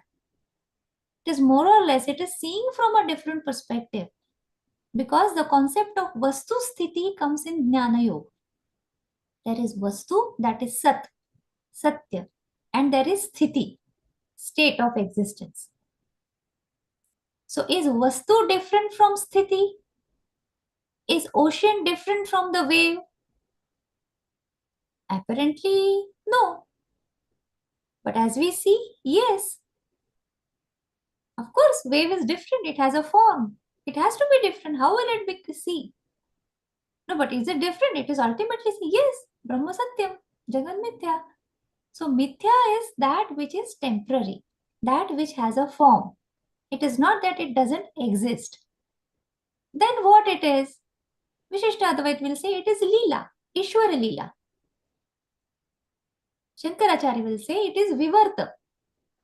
Kashmiri Shaivism will say it is Spandana. So there are different ways of explaining who is the creator and what is the creativity, what is the creation. So it says it's all one and the same. So once I realize this, what is my next duty? And therefore they say now the sadhaka, and he's asking this question and wanting to pursue this path, first thing what is required is viveka, then is vairagya, then is shat sampati, and then mumukshatu. All this goes simultaneously. What is vivek? Vivek is to make a distinction and understand what is real, what is unreal, what is temporary, what is constant. So what that is temporary is also there, but I should know the scope of it. I know the limits of it. Then I know I don't have to be frustrated, depressed just because I didn't get good grades in one exam or I didn't get a promotion. That's okay. It's a phase. I myself is a phase. I was born and I'm going to die. One day we come with an expiry date. And how about these other things? Sometimes they will happen, sometimes they will not. So Vairagya comes out of Jnana. A small girl playing with her toys and a boy playing with his toys, when they grow up, they are no longer attached with the same toys. Because now they have the knowledge and the experience that I am not going to get the same happiness from that. Of course, they find substitutes for that. That is a different issue. But just for this example, the girl who was playing with a doll will no longer feel interested in that doll. One fine day she'll become a young lady and want a child of her own. So Vairagya for the doll comes through knowledge. Similarly, Vairagya about the world comes when I know the limits of this world. Simple limit is my experience comes through my senses. They are limited. And I take experiences of the objects. They are also limited. So while I am navigating through this limited and constrained things, I just have to be aware that I am unlimited. I am complete. I am Sat Chit Ananda. This is Jnana Yoga. And once this is established, once we are with our excess, navigation becomes easy. Then we move on to Karma Yoga. Karmanyevadikaraste ma phaleshu kadachana. Don't get attached to this. Now the question that Mitaji was asking, what should we do? Once there is competition. So I take growing up with Gita for children. Okay, so this is the first question. We all are living to get grades. And you are saying that don't expect gains. How to move ahead? Well, getting grades is good. But the process of getting grade is much better. Because grades come when I am tested. But happiness is in knowing. So to have that learner's mindset and to keep knowing about the reality is a real student. And that is mumukshatu. To find the boundaries of this world and try to go beyond that. That is mumukshatu. To find the limit of my existence and to go beyond that. Could be spiritual mumukshatu. It can be scientific mumukshatu. It can be psychological mumukshatu. It is just going beyond our boundaries. So when they say Anandam Brahmeti Vajanat, Ananda is my real experience. So what happens when I'm happy? I feel expanded. I feel light. I feel big. Bruhatvat Brahma Uchyate. That which expands is Brahman. And that which contracts is limitation. So Jnana Yoga is about going from contraction to expansion. Expanding my awareness, expanding my identity, and then sticking to that. That is Shraddha. That is, once I understand something, then I hold it on as a valid hypothesis until I get it through my experience. That is Shraddha. Now that my logical mind has told me something, I have understood this sounds logical, this is a valid hypothesis. And then based on that, now Upanishads say don't stop here, where Western philosophy, Western psychology stops. Now we go to a second level of experience, that is experience the divinity within. But there are barriers to that. What are those barriers? Are Shadripus. Kama, Krodha, Lobha, Mada, Moha, Matsara. So how to come out of that? So in Sadhan Chatushtaya, as we are seeing, first we saw Viveka, then we saw Vairagya, we saw Mumukshutva. But all this sounds good. But I need to practice Shad Sampati. I need to overcome this Shadripus. I have to work on the Chitta Shuddhi aspect of my existence. Then my Karma Yoga, Jnana Yoga, Bhakti Yoga, Raj Yoga, everything will sync together. Simultaneously, everything goes ahead. It's nothing one after the other. At the same time, I'm thirsty, I'm hungry. I have to quench my thirst from all aspects. I need to prepare myself on all aspects. So when we come to Shat Sampatti, it is Shama, Dama, Uparati, Titiksha, Shraddha, and Samadhana. So what is Shama? Shama is to pacify our internal dualities, our internal restlessness. That is Shama. What is Dhamma? Dhamma is to control my sensory expectations, sensory experiences. How much can I eat at a time? I cannot, so we eat 3 times. Nowadays, intermittent fasting, we eat 1 or 2 times. Everything that is excess becomes a problem. So we need to control. So that is called as Dhamma. And what is Uparati? Is after Shama and Dhamma, there is Uparati, there is knowledge. I understand. Okay, fine. This is where I have to stop. This is where I have to say no. And I have to stick to my inner divinity. That is Uparati. But even if understanding this is not sufficient, there has to be Titiksha. So what is Titiksha? Titiksha is having that ability to hold. Even when we define Tapa, we say Titiksha Tapa Uchyate. So Titiksha is holding, forbearance, to hold to that. So I want to hold a glass of water in my hand. How long can I hold? I want to hold the thought that I am divine. How long can I hold? The moment somebody insults me, I forget I am divine and I just hit back. That is lack of titiksha. Oh, I realize. Chalo, utho, fir se chalo. It's like a small child learning to walk. It falls down, it gets up. It falls down, it gets up. One fine day, it starts walking better. So that's why this process is a continuous dynamic process. And therefore, after in this, we need to have Shraddha. Shraddha helps us to get up when we fall. When we know that this is what I have learned, this is what I have understood on my bautic level, I have to bring it on the experiential level. So I get up, I restart. I was angry yesterday.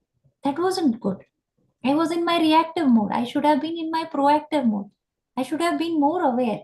I should have had more control. Never mind. Now let me start. So to have this, we need Shraddha. Faith is an inappropriate translation as it happens in case of many Sanskrit words. But Shraddha is a very robust word. And last but not least comes Samadhana. Samadhana is coming at equilibrium, sama. Dhana is my attention. When my attention comes and stabilizes at a point, there is Samadhana, then there is Ananda Utpatti. After this. But when I'm stable, I'm equilibrium, I'm happy. When I come to this stage, I have learned to find my peace in the midst of chaos. And then what what happens is I become very swift, very quick. Nothing pulls me back. I am fresh as a child. And so whatever I do it in less time. Whatever I do becomes more productive. And out of this, what is the takeaway? It could be jnana, karma, bhakti, yoga, everything. At the what is the outcome of that? That I am at this restful state. That is peace. That is ananda. That is shanti. This is not excitement. This bliss is not excitement. When people meditate, they feel that I should feel jubilant. I should be. No, it's not that. What happens after we have a good lunch? We feel satisfied, complete. So peace, moksha, having that experience of samadhana is I don't need anything. That is the robust situation to be in. Because we are constantly in need of something. We are constantly consumers. Consume one after the other things. The moment I don't have need, I'm stable. I'm complete. This is what is jnana. And to bring this into our action is our sadhana. And to pursue this sadhana, we need to have shraddha. So, yeah, I think this is how I tried to compile the whole concept. Thank you so much. Let's open for questions. That's very nice, Dr. Kalikaji. Dhanyavad. Before we take formal questions, I'll ask you one insight on a point. You talked about expansion with regards to knowledge.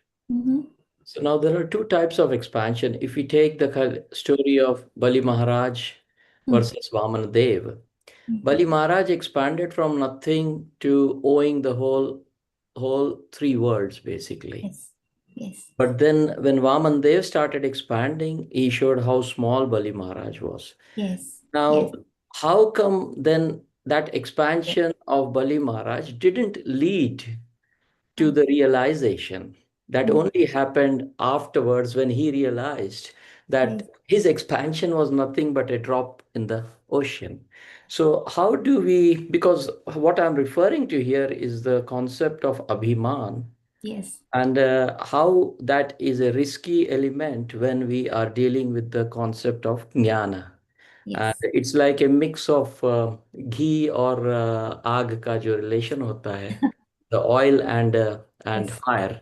So what are your insights and thoughts on that? Sure. Thank you, Pradeep ji, for that wonderful question. So whenever we talk about expansion, two things expand. If it is coming out of knowledge, then that expansion is not something expanding to become big. It is a shift from thinking I'm limited to thinking I'm unlimited. But when we say aham is expanding, then that is the jivatma with that aham. That is the instantiated self from the general. And when this aham, which is tied to the identity of the world as a person, then however knowledgeable I might be, I am still limited and I am just expanding like a balloon and that's going to burst. So however I expand, like a small child asking his mother, how big is the ocean? She will say it's bigger than 2 wells. He said 2 wells? No, bigger than 3 rivers. 3 rivers? No, it's bigger than that. So whatever is expanding, as long as it has a boundary, it is limited and that is going to burst. So expansion, when I was telling from the perspective of Jnana Yoga, it is expansion realizing that I am infinite. It's not a process that from something expands. My awareness just becomes big. So there is a difference between that. Now coming to the current economic status, political status, environment, personalities, everywhere, what is expanding is this ego is expanding. The aham, asmita as we say. This is expanding. In the vernacular languages, Hindi, Marathi and all, we say abhiman. Abhimana is about my form. That is expanding. So I'm not satisfied. So greed comes in. Domination comes in. Manipulation comes in. Economy, as if we look, study from the Arthashastra, Our economy talks about live and let live, collaboration. The villages were complete. The system was so nobody had to run from villages to the cities. Our economic structure was broken by the colonial invasions. But we have lived for thousands of years in this system where we think about collaborating. But when an economy develops, for past 100, 200 years, whatever is happening, it's a bubble in the ocean. The economy which is growing is based on profit and loss. Somebody is profiting, somebody is losing. Then that bubble has to burst sometimes. And everything has to come to a normal state and restart again. So this is a natural phenomenon which keeps happening for thousands of years and again. So this is how the world is. So, but we have to be cautious as students and as sadhakas that it's not my ego. Otherwise, भले भले परेशान हो जाते हैं. So, with all great knowledge, if this aham is not taken care, then that dooms that person and the people around. So, thank you, Pradeep ji, for that question. Thank you, Dr. Kalika. That was so wonderful. Riddhi, we are now going to enter into a chit-chat session with Dr. Kalika and the others. Let's welcome Sharon, our American correspondent and senior host there. Just before we welcome Sharon, Riddhi, let us share and tell people what's happening over the next 4 weeks at Healing Our Earth. So here we go. And some of the future episodes. Healing Our Earth broadcasts every Sunday on YouTube, Instagram, Facebook, Twitch, and our website too as well. And Riddhi, so what's happening next week, Riddhi? So next Sunday on the 14th of December, we have a session that's dedicated to health on the Universal Health Coverage Day. This is Health for All. And the theme this year is how can we make the health affordable to everybody in every country. And the following week, we are entering the festive season. We've got fun, laughter, and sing-alongs, and that is on the 21st of December, 2025, welcoming in Christmas and then the New Year. And Riddhi, of course, 21st is also now going to be the World Meditation Day. So together with fun, laughter, sing-along, and poems, etc., we'll have a bit of meditation too. Wonderful, always welcome. And the following week, Riddhi, we are going to take a break. We wish you all the happiest festive season, and we will be back on the 4th of January. And when we come back on the 4th of January, the next episode is your favorite episode. The yoga, welcoming yoga, looking into mantras, vibrations, resonance, but also to look into Sanskriti in a little bit more detail and embracing our true nature. Brilliant, Riddhi. And what a wonderful family of Yogkulam we've got here today. Several people actually joined. So it's beautiful and it's nice to have Rahul and Pradeep contributing as well, together with other contributors here, Riddhi. Let's chit chat with Dr. Kalika and some of the comments with Anukul. Lata might have a quick comment, and welcome Sharon. So Riddhi, welcome Sharon, and a bit later in about 20 minutes, Sharon will be also sharing some points to us. Yes, a global namaste, Sharon. It's lovely to have you here as well. Join us for the next 20 minutes. We're going to continue with this Jnana Yoga discussion, which I can already see we have lots of fantastic comments coming through. And then after that, we will pass it over to you. And I know you've got something very special lined up for all of us. I certainly do. And what an amazing, what do you call that?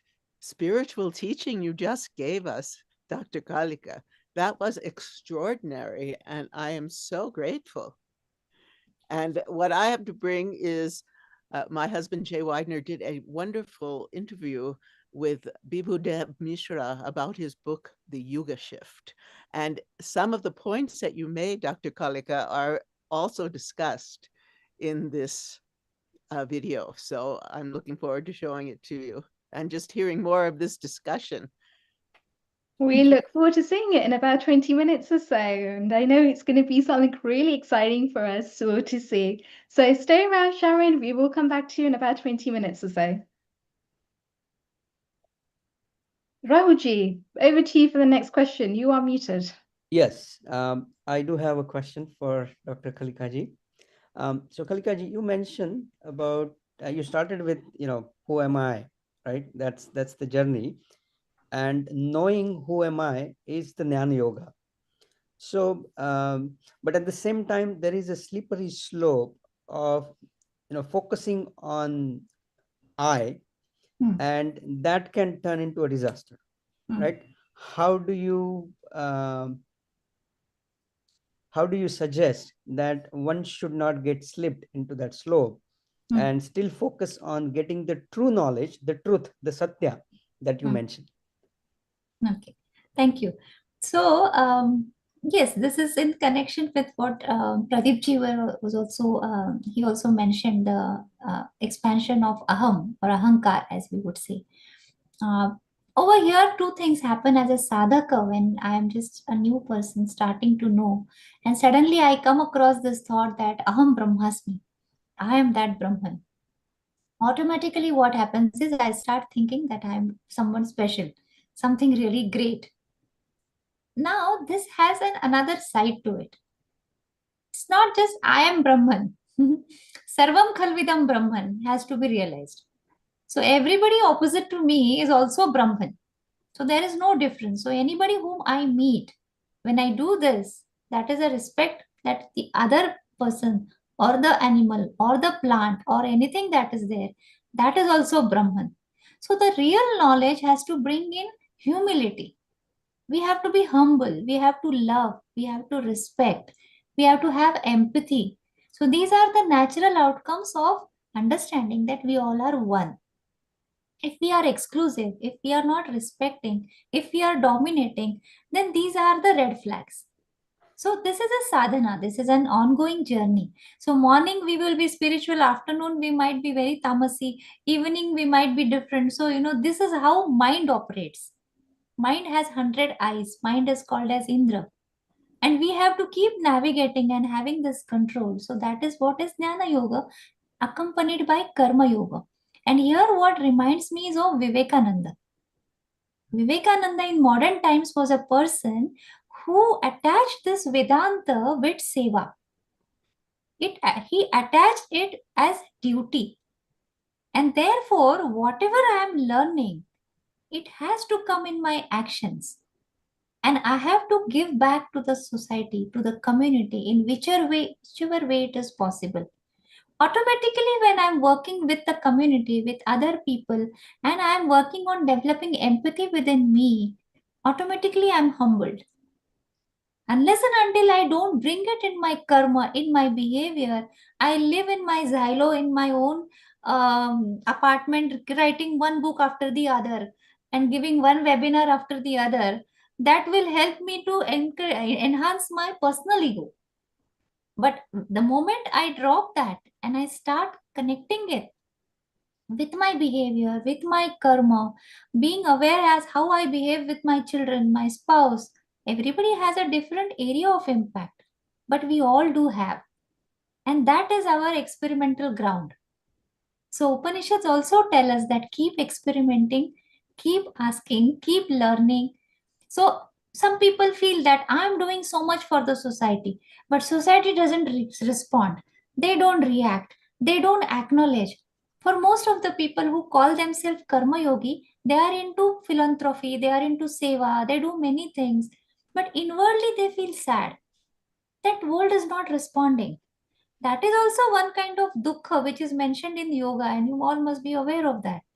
So this kind of dukkha is obviously there, but that is when I am taking the ahankar as a karta. That is when I am thinking I am the one who is doing. No, everybody is in their journey. We are becoming the nimitta. And becoming a nimitta for good work is our new karma. And then we are not doing it sakama. that I am behaving good because then I should get good life after this. That is sakama karma. And therefore Bhagavad Gita talks about nishkama karma, idam na mama. So when I start doing things without expecting things, why? First thing, it is not in my hands. It is not a lab experiment that effects will come according to my expectations. There are going to be multiple factors. So obviously, some things are going to be according to my expectations, some things are not going to be. That is one thing. And second thing is, because I am complete, I am Purna, my happiness comes from within, I really don't have to be dependent. So this is other way of becoming Atmanirbhar, self-sufficient. I am already self-sufficient. I have already had my lunch. It doesn't matter how many people are eating their food there. I am here to serve. That kind of a mindset. Very, very nicely explained. Thank you. It's a wonderful discussion, Dr. Kalikaji. We've also had a comment coming in from Jagrati Jayesh Joshi, and she says, Namaste, Dr. Kalika. You mentioned we don't need to be afraid of AI. Please, can you explain the most topical issue? Dhanyavad. Okay. Yeah, I slightly touched on this topic while I was discussing. So when we talk about AI, or for that matter, any human capacities, what is the scientific development or the technical development doing? So now we all are sitting in different places and at different time zones, but we are connected. What does this mean? We have enhanced our sensory experience. We can see that which is far, we can hear that which is far. We cannot touch, so that is a limit. But yes, the whole experience is coming through this. So when we travel by plane, when we go to different planets, what is it that we are doing? Bring down to the fundamental human actions. They are all sensory actions. Now, what is AI? AI is working on this, but it is working on the interaction of our thoughts, the analyzing ability.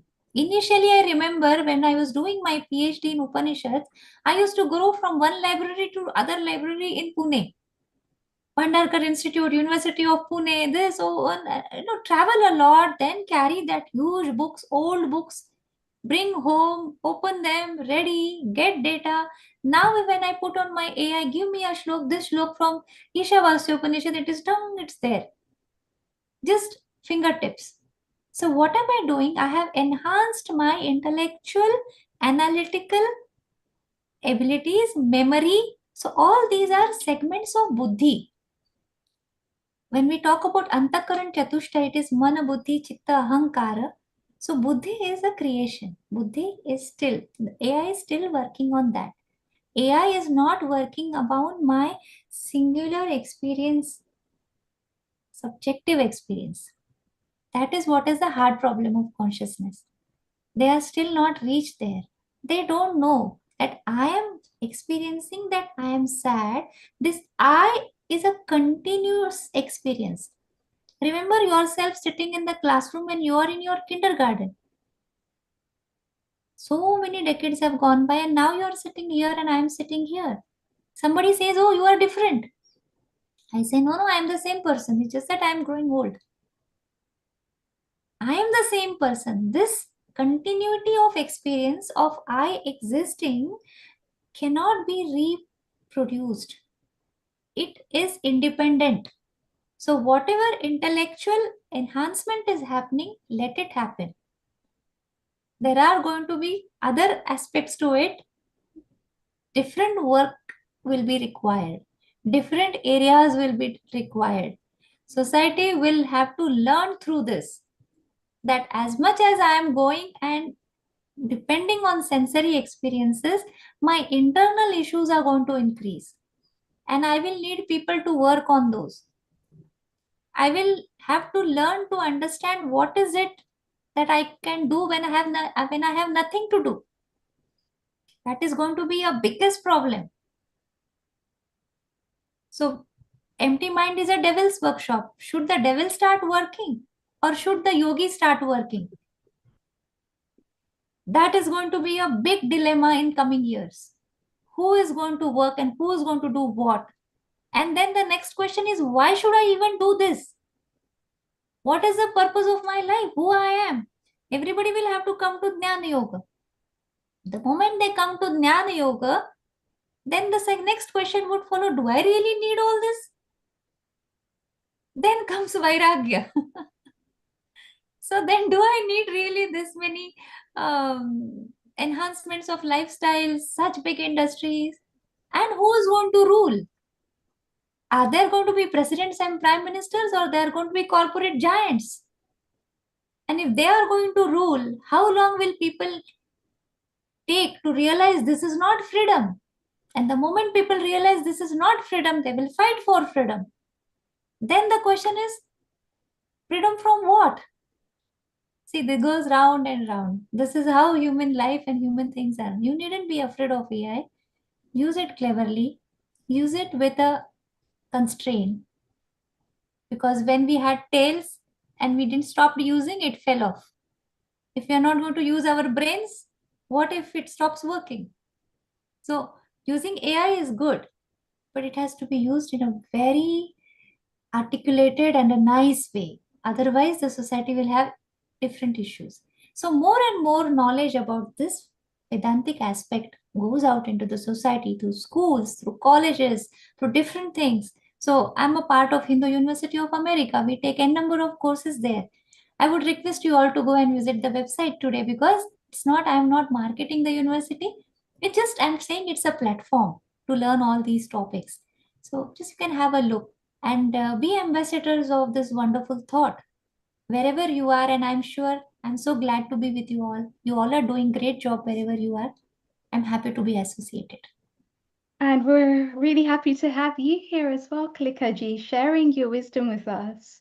Somebody had a follow-up question with you, and I think you touched on this briefly in your answer just now. They said, how about consciousness? Is it internally expanding through the aham expansion? Okay. Consciousness is not expanding. Consciousness is there. It is my awareness of it, which is limited, which is becoming unlimited. To understand this, let us understand two things. One is, I am conscious of something. For that, consciousness is different and I am witnessing something. So that is one state of awareness. So I am witnessing everything that is changing, everything that is moving, everything that is created and destroyed. I'm looking at all this. That is my consciousness about something. That is what this heart problem of consciousness David Chapman is talking about. I am just conscious about that. Now he's asking, where from this consciousness arise? If he wants it to happen from the material around, then it is a hard problem of consciousness. But for Upanishads, they don't have this hard problem. They say that consciousness was first, and then out of it came the whole world. It was there. It thought, let me create. And the world created, is what Aitareya Upanishad says. So that consciousness is not consciousness of something. That is different. That is Brahman, as we say. That is the ultimate reality. That is the single homogeneous existence. It just is. Nothing more than that can be said about it. It is just there. And anything and everything that we want to say about it, then it would be about consciousness. So if I've answered your question. It's wonderful. And we can see on screen now the Hindu University of America and the upcoming webinars and retreats that you have, and the alphabet to insight of the Sanskriti as well. So I really do encourage our viewers and our audience who are watching us, who have tuned in on our social media, or even with us on Zoom, to really have a look at the Hindu University of America website. They have many good things coming up, many things that are leading to great transformations. So do actually go ahead and explore that. And we've also got the Shastras that are coming up, a unique retreat, which will be there between December the 11th to the 14th. So something really nice to look forward to there as well. And so it's wonderful work, Kalikaji, that you do, and it's lovely to have you with us as well. Anukulji, just coming to you briefly, because I know you were the one that brought out the conversation of AI a little bit earlier. Did you have any insights or any questions for Kalikaji? I must confess, Kalikaji, that after listening to you and Ramji, despite the fact I've been reading lots of very books, including Ramana Maharshi and this the Upadeshar, I think I'll have to revise and listen to this two, 3 times to really get the thing still in. It's really very, very in-depth stuff, solid thing. Because although I know quite a few of these things, in reality, to imbibe them and really practice them is not an easy job. Because there's always an element of ankar there in it, and at the same time awareness of what I am. That's conflict is always on. Fantastic. Thank you very, very much. Thank you so much. Thank you so much. I'm honored. And Lataji, I know you're always a really good key contributor for us here at Healing Our Earth. A global namaste to you. Did you have a question or an insight for Kalikaji? You're already unmuted. We can't hear you though. Do you have sound on your end? You're on mute.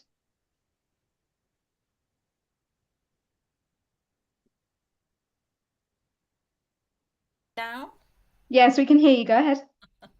Okay, I need to raise my volume. So, yeah, you've answered most of the questions that I had, a few burning questions about how the economy and the corporations and the politicians and all that, how they sort of fit into the equation, because we've got to live in the world with them.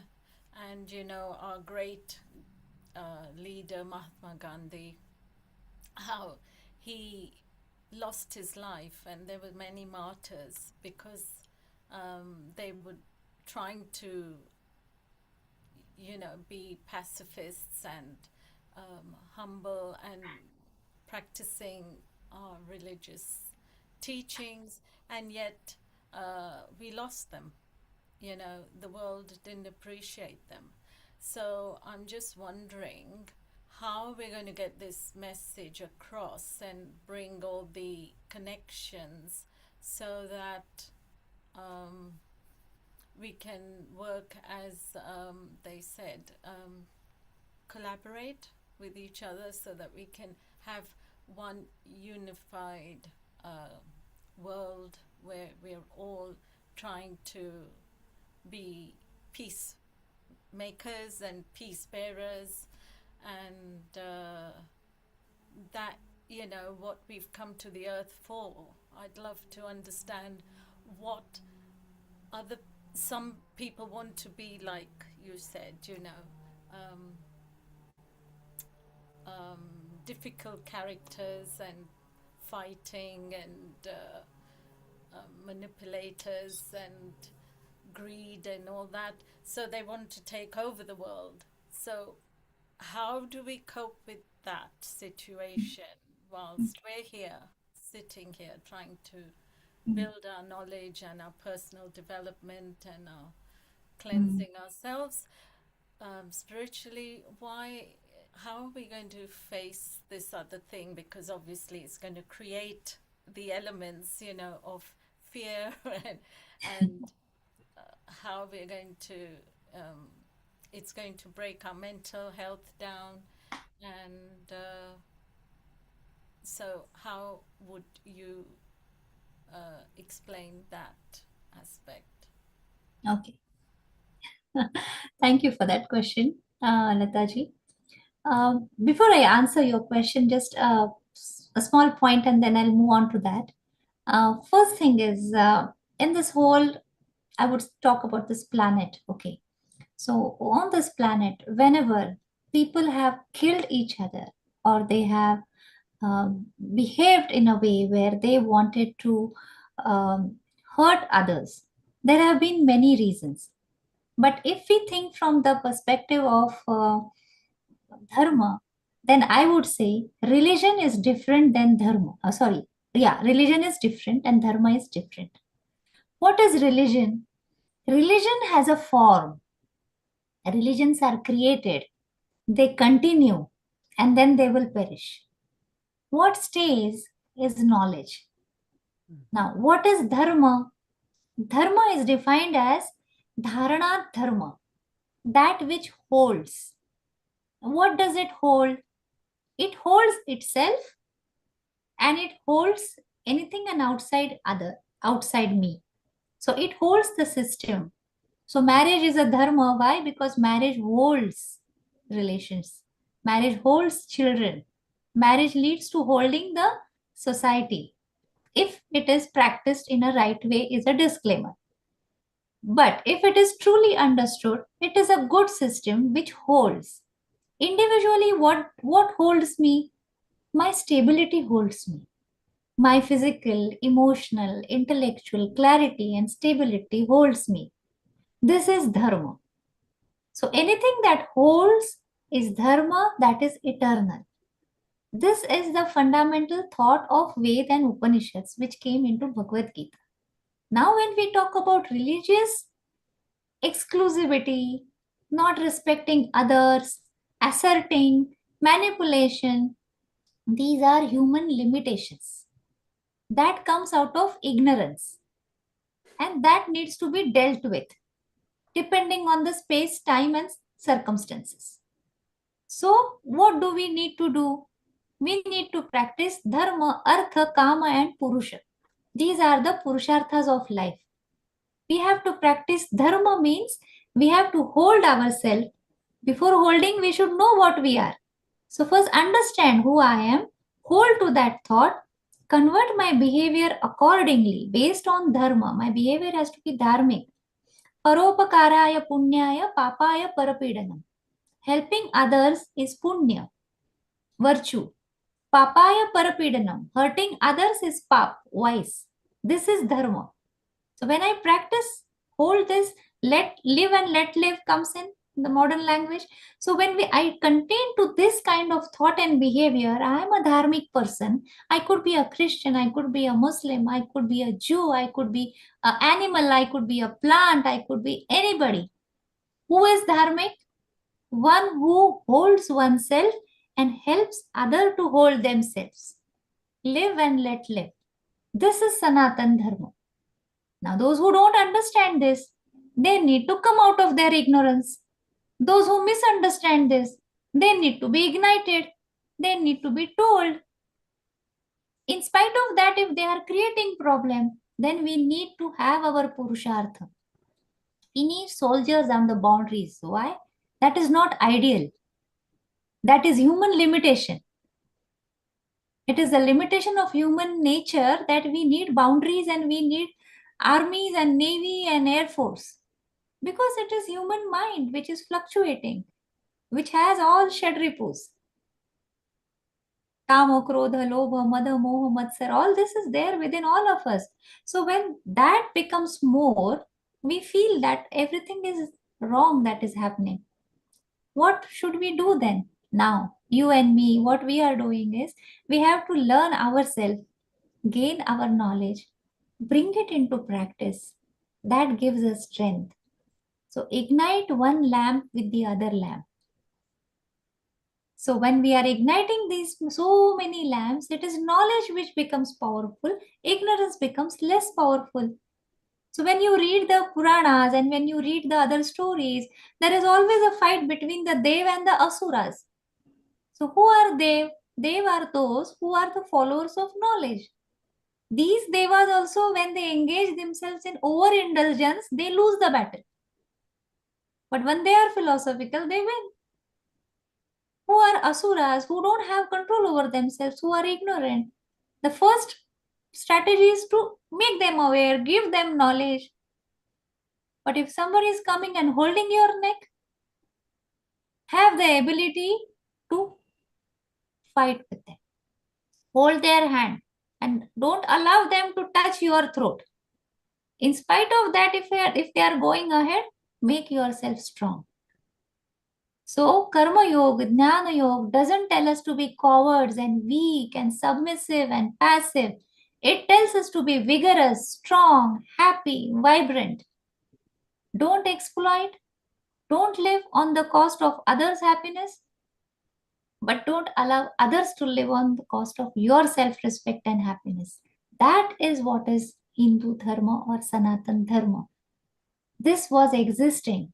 What has been created is also not completely bad.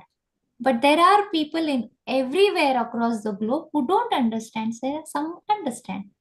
So we have to build on increasing the understanding, knowledge. Jnana Vardhan is only the way. And by the time simultaneously we are working on this, we have to guard ourselves on other things. Otherwise, we won't have locked our homes. When we believe in our neighbors, even then we lock our homes and go, isn't it? That is also simultaneously we are cautious about, because that is guard against human limitations, which is also normal. So this will keep happening. We have to be optimistic and do our part. That gives a lot of satisfaction is what I think. Thank you.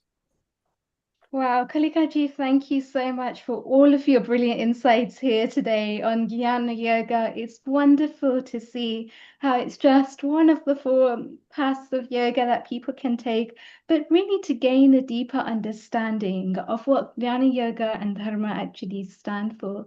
And I think it's wonderful to see just the different interpretations of this and how we can use deeper aspects and philosophies of yoga and how they come into play together as one. And it's just amazing to have you here with us today.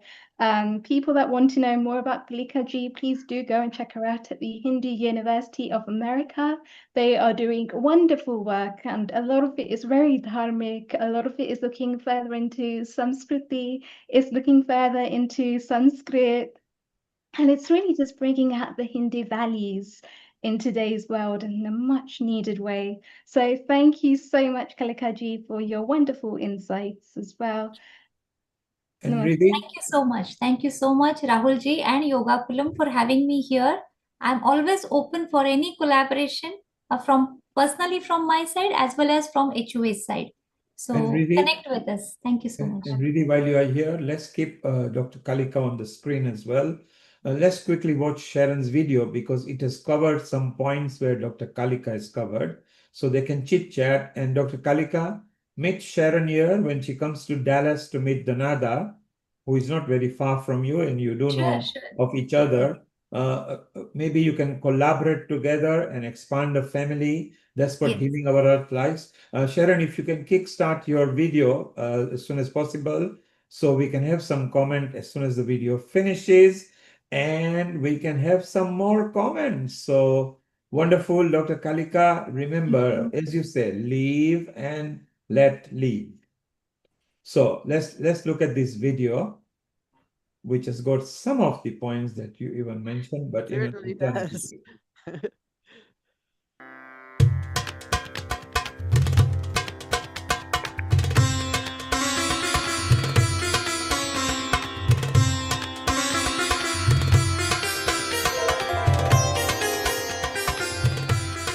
About the Yuga system? Yeah, it's the cyclical version of human history. So most ancient societies believe that human civilization and our consciousness, it moves up and down in cycles, and that it doesn't move in a straight line from primitive cavemen to the modern civilization, as we have been told by all our scientists and historians. Right. So this is this cycle of evolution and devolution is called the Yuga cycle, and it was known by different names by different cultures. In India, it is called Yuga cycle. The Greeks called it the Great Year or the Platonic Year. The Maya referred to the 4 previous suns. The Hopi talk of the 4 worlds, and so on.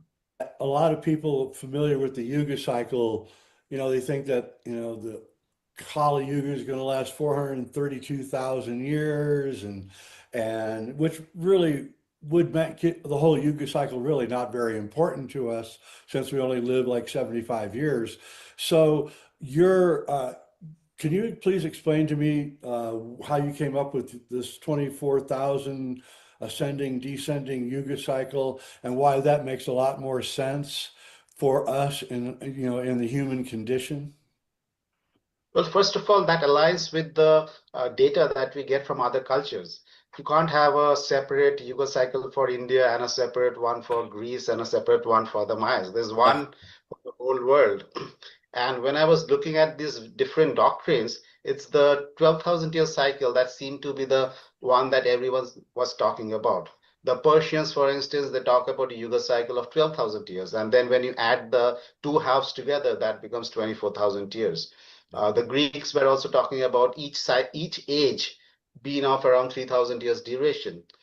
And in Indian texts like the Mahabharata or the laws of Manu, we have a 12,000 year cycle. But in some of the other texts, that was multiplied by 360 because some wise guys said that it's 1 year is equivalent to 360 years of humans. Right. And then he multiplied it by 360 and converted that into this humongous number of 432,000 years, which doesn't make sense even in the context of the known history of human civilization. No, it doesn't. It's actually kind of ridiculous. Yeah, so you say that, will you please explain the 2,700 year cycle and then the 300 or 150 years on each side intermittent period, and that we're actually going into one of those 150 year intermittent periods for us? Yeah, so in this 12,000 year half cycle, we have 4 ages of 3,000 years each. Right. Now, it's not exactly 3,000 years in the sense that the actual duration of the Yuga is 2,700 years. And then this followed by a period of transition when the older civilization kind of goes through a period of collapse. Yeah. And then it's replaced by a very different civilization after a period of 300 years. And that is something that we can also see from our known history. For instance, if you look at the current ascending Kali Yuga, which as per this system started at around 700 BCE, that was the time we started what is known as the Iron Age. So the ascending Kali Yuga is basically what historians known as the Iron Age. And in the 300 or let's say 400 odd period before the Iron Age, the entire edifice of the Bronze Age civilizations across the world had collapsed. Not very little was carried forward from the older civilizations like the Sumerians or the Indus Valley or the civilizations in Mycenae or other places. So that was the period of transition between the descending Kali Yuga and the ascending Kali Yuga, and in historical terms, that's kind of the transition between the Bronze Age and the Iron Age. So similarly, when the Bronze Age started at around 3,600 BCE, it started all of a sudden in most places around the world, in Egypt or the Indus Valley, Mesopotamia. It all started around 3,600, 3,500 BCE. And all the Neolithic civilizations that existed prior to that disappeared. We really have to dig deep down to find the traces of those Neolithic cultures. So again, there was a period of transition prior to that, and those cultures disappeared and the Bronze Age civilization started. So we seem to have this intermittent reset of civilization on an almost global scale after a period of around 2,700 years. Yeah, so what is your date for the start of the Golden Age, the last Golden Age? Oh, okay. So for that, if 10,876 was the period when it ended, and there were 2 back-to-back golden ages. So then you add 6,000 years to that, you get around 24,876. That was the start of the golden age, and you had 2 back-to-back ones, just like you had 2 back-to-back iron ages. So is there a cause in the golden age for the break between the ascending and the descending? Is there something that causes the descending to start happening? Yeah, that's what I talked about. I think it's the central black hole going on and off. Yeah. I think at the end of the golden age, the central black hole shut down and the radiation from the galactic center started to kind of decline in a gradual manner because the radiation that had already left it kept on, declining gradually. It doesn't go off all of a sudden. Right. And so it went, so the radiation reaching us came down slowly. And as a result, now the radiation from the central black hole is from the entire EM spectrum, right from radio waves to gamma waves. And we know that high frequency radiation like X-rays and gamma rays, they can cause genetic mutations. And I believe it's this mutating ability of the light from the galactic center that makes us, it makes us lose our physical size. We become smaller in size, which is actually a historical fact. We have become smaller in size physically over the last 12,000 years. Yep. Our cranial capacity declines. And that is also something that has happened over the last 12,000 years. We have lost around 10 to 17% cranial volume over the last 12,000 years. And anthropologists very rarely talk about these things, but these are actual valid scientific data, and you can find it in journals. But you would never find it discussed on any mainstream media that both physically and from the cranial volume perspective, we have declined over 12,000 years. Whereas they always tell us that we have been increasing in our cranial capacity has been increasing from Homo erectus to Homo sapiens over the last 2 million years, which is the reason for our increased intelligence. Whereas in the last 12,000 years, we have lost exactly the same amount of cranial capacity that we apparently gained from Homo erectus to Homo sapiens. So that tells you that this goes in cycles. We become bigger physically, our cranial capacity increases, and even our lifespan fluctuates in a sinusoidal manner. Because over the Bronze Age, our lifespan was gradually going down, and it had hit around 50 years to 45 years during the Ptolemaic period in Egypt. And since then, it has been gradually going up. And it didn't happen because of any vaccines or any kind of medications. It happened naturally due to natural cosmic factors. So when did we enter into the ascending Kali Yuga? What year was that around? That was 676 BC, around 700 BC, let's say. That's basically the beginning of the Iron Age civilizations across the world, really. Well, you can really see if you look at history that, yeah, the world started actually improving around then from a very dark, dark place. We've been gaining materialism and traveling around the world, which we weren't doing before. And wars became much more technological, and yeah, you can actually see that in the history.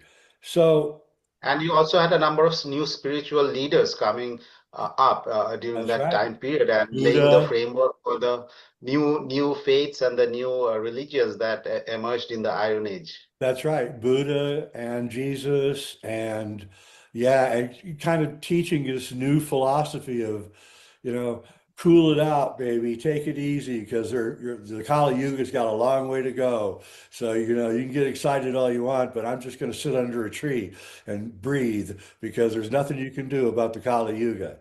And I think that's exactly right. I think these new religions were formed to calm us down for the 3,000 years that were still going to happen, which we're now coming out of. So let's talk about the coming out of it, because that's really what I find to be the most exciting part of your book, is that you're saying that this year, 2025, we began emerging out of the Kali Yuga and going into the transition period, which you're saying we're in right now, which is actually, frankly, very dangerous time period, because what we have here going on is we have part of humanity is living in the Dvapara Yuga, and part of humanity is still living in the Kali Yuga.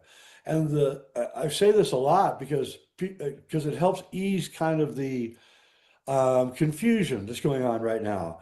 So, the people that are in the Dvapara Yuga are looking at the people that are living in the Kali Yuga in this transition period and saying, you people are crazy. You people are nuts. What are you doing? You're destroying the world. You're destroying people. You're hurting everybody. You need to stop. And the people in the Kali Yuga are saying, you people are crazy. you Dvara Yuga people are crazy. You all love and light, and you think everything's going great, and you're not realistic about the world. And so that's the nature of the conflict that's going on all over the world right now, and it's happening big time here in America, where half of us we're done with it. We're done with all the BS that's been going on. We're done with all of it, and the other half want to double down on everything. They want to increase the violence. They want to increase the confusion. And so this is going to be the nature of the next 150 years, right? It's going to be this pretty nasty confrontation. Yeah, when you're saying that it's half and half, I think that's very optimistic. I think the vast majority of the people are living in the Kali Yuga paradigm, very strongly attached to materialism, to lies, and to division, and to hatred, and to all kinds of selfish behavior. And that is it's not just the wars. I mean, if you look at even at the normal social environment around you, you'll find that people are so obsessed with their materialism, that they don't even believe in the existence of the soul. They don't believe in the existence of a purpose in human life, the existence of other dimensions of reality. They don't believe in the teachings that have been left behind. They think that all of that is impractical. To follow the teachings of, let's say, in India, to follow the teachings of the Bhagavad Gita would be considered impractical in the present day, because the focus is completely on acquiring material wealth at any cost. So this is the predominant mindset across the world right now, and it's only a very small percentage of people who have been able to kind of extricate themselves from this constant need for wealth and power, and for sensual stimulation. And because if you're obsessed with that, that's when you start acting on it, and you don't really care about how you get to how you attain your desires, because it's this obsession, the infatuation with these things. So, and that is everywhere right now. And this is the big conflict that is now going on. It's only a small percentage of people who are trying to come out of this state of mind, and to say that no, there's a bigger purpose, that we are capable of much more, that we have a soul, and that soul is the repository of love and compassion and selflessness, and wisdom and knowledge and all higher virtues. And we need to tap into that and to reflect that through our speech and our actions and in our everyday life. But it's only a very small percentage of people who are doing that. When I go out there in the world, it's very hard to come across such people these days anymore. So the conflict is actually, I would say, around 90% versus 10%, and not really 50 versus 50, even less than that maybe. Probably. So it's going to be a very big and powerful shift, because the cosmos itself is changing, the energies are changing, and we have to change along with that. You cannot fight the universe. When the changes are happening, you have to go with the flow. You have to understand why these changes are happening, where we are headed, and how we can best align with this energetic shift and place ourselves in the best position to kind of ride these energies. We can't keep on hanging on to the Kali Yuga paradigms anymore. Really well said. Yeah, that's kind of the reason I wanted you on, actually, because I know a lot of people that, the very small percentage of people that have changed, and they watch my show, and they're feeling very lonely right now. They don't understand. They're alienated from the Kali Yuga. They don't want it. They don't like it, and they want it to go away. And then we're all suffering on a collective level with PTSD from the horrors of the Kali Yuga. I mean, it's like being in a war. It's like you wake up every night and you're just experiencing all the memories of all the things that have happened, and you want your family to be safe, and the world is like really not in a good place. But that's about to change, right? That's good. That's about to change, but we have to, the onus is on us. The energies, I believe the positive energies, the subtle energies have already started coming in, because when I read the news that the central black hole is in the process of getting activated, I knew that the positive changes are always coming in. But you need to be aligned with that. If you are still fixated on Kali Yuga paradigms, then you're not even going to feel that or observe that. And if you're constantly, caught up in the drama and the negativity of the media, And that is everywhere right now. Every day you open the news, there's some more division, there's some more hatred, there's some more false flag attacks, some more lies, and some more manipulation. And people are getting caught up in that. They want to put their point of view across and say, no, they're getting into arguments on social media, forming groups, and social media is so pervasive right now. So they're going into the social media argument, and that argument is never going to end, because people who are caught up in that paradigm, you can't change them through arguments, right? You have to first change yourself, and you have to radiate that, and they might get inspired by that, and then they might figure, oh, you know what, there's another way to go about things. And so this is a time for self-reflection, for introspection, for letting go of past trauma. There's so much trauma that people are carrying from their relationships in the Kali Yuga, and from the past, over the 6,000 years of the Kali Yuga. So it's about letting go of the attachment to the negativity in the outside world, and trying to find out your soul purpose. What am I here for? Why did I incarnate on this blue dot? What am I doing here at all? Right? So the bigger existential questions, those are the ones that we need to start asking right now, so that we can then calm ourselves down, find the answers, change ourselves from within.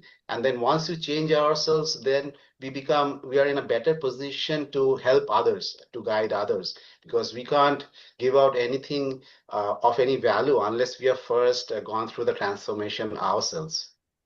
Really well said, and that's exactly my philosophy. There's going to be a significant percentage who are going to resist these new energies that are coming in. They're going to resist aligning with their soul virtues. They're going to resist aligning with the environment and with the people around them.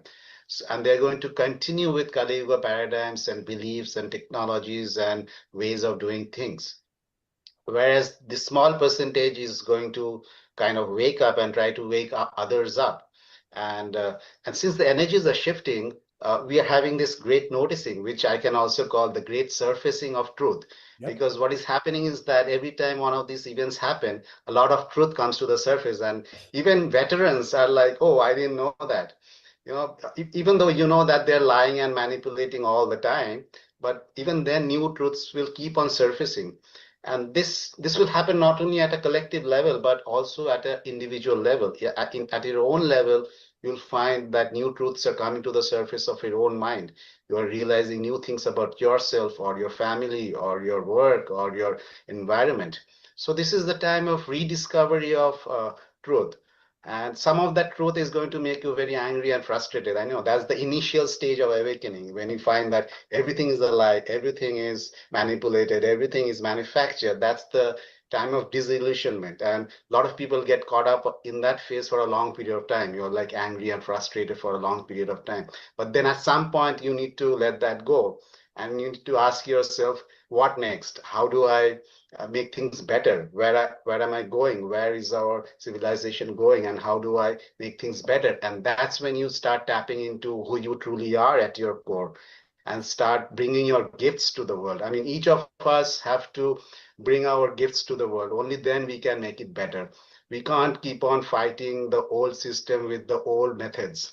The new system will have new methods, and the new methods of the new system is through information, through inspiration, and through elevation. You can't continue this process of degradation and diminishing people all the time. It's a time to elevate and inspire, and not to fight and quarrel and degrade and diminish all the time.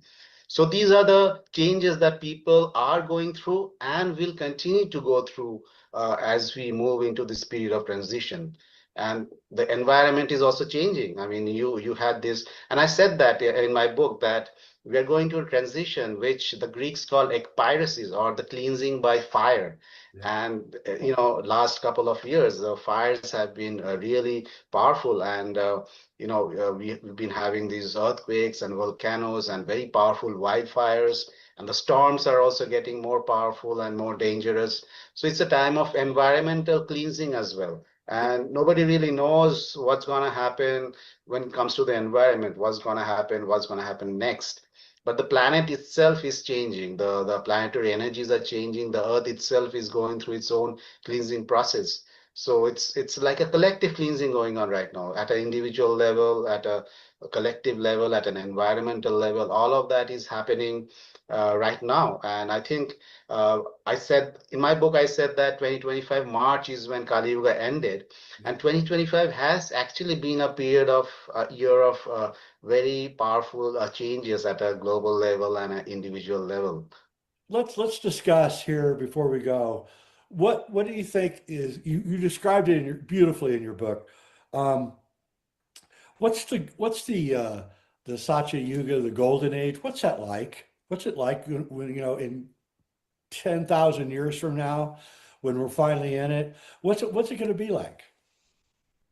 Well, even though the golden age will come after, let's say, another 6,000 odd years and then extend for another 6,000 years, the entire ascending cycle is kind of like a golden age, because the entire ascending cycle is when you're growing in soul consciousness. So you're growing in your understanding of yourself.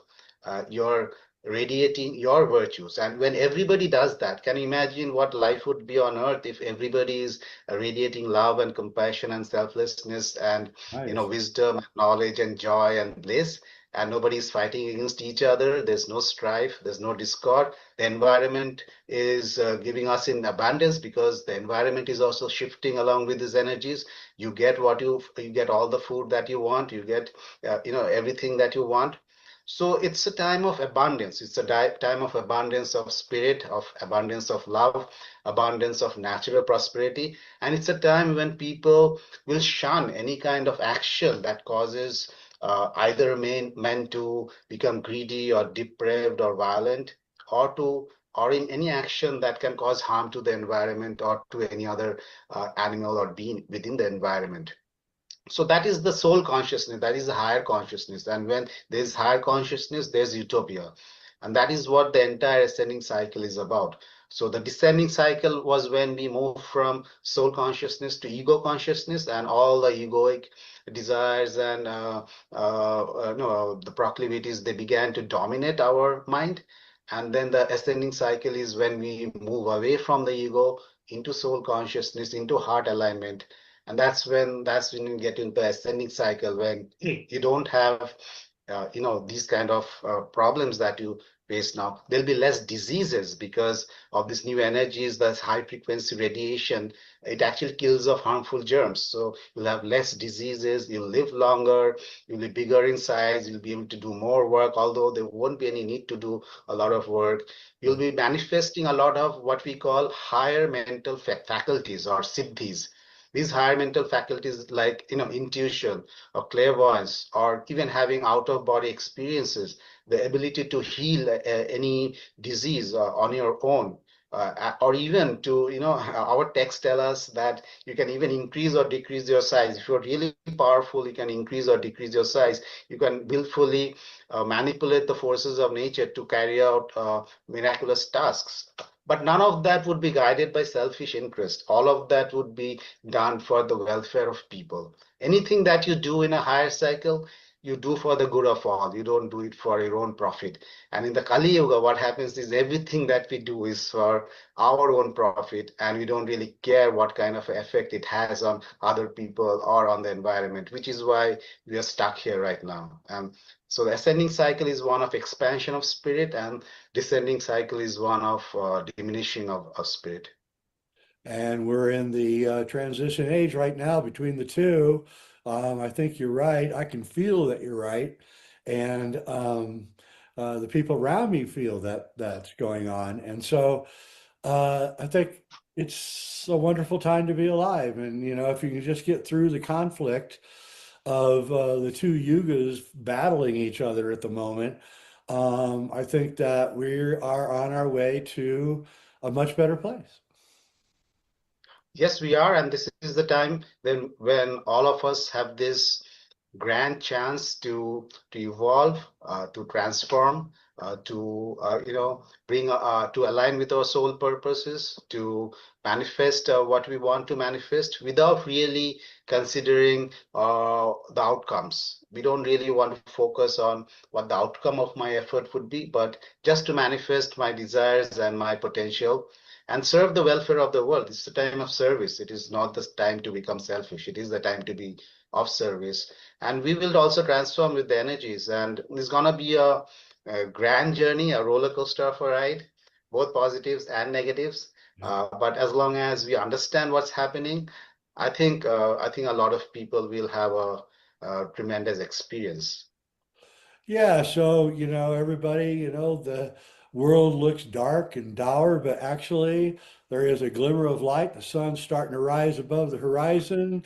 The world will get better. Don't be so pessimistic.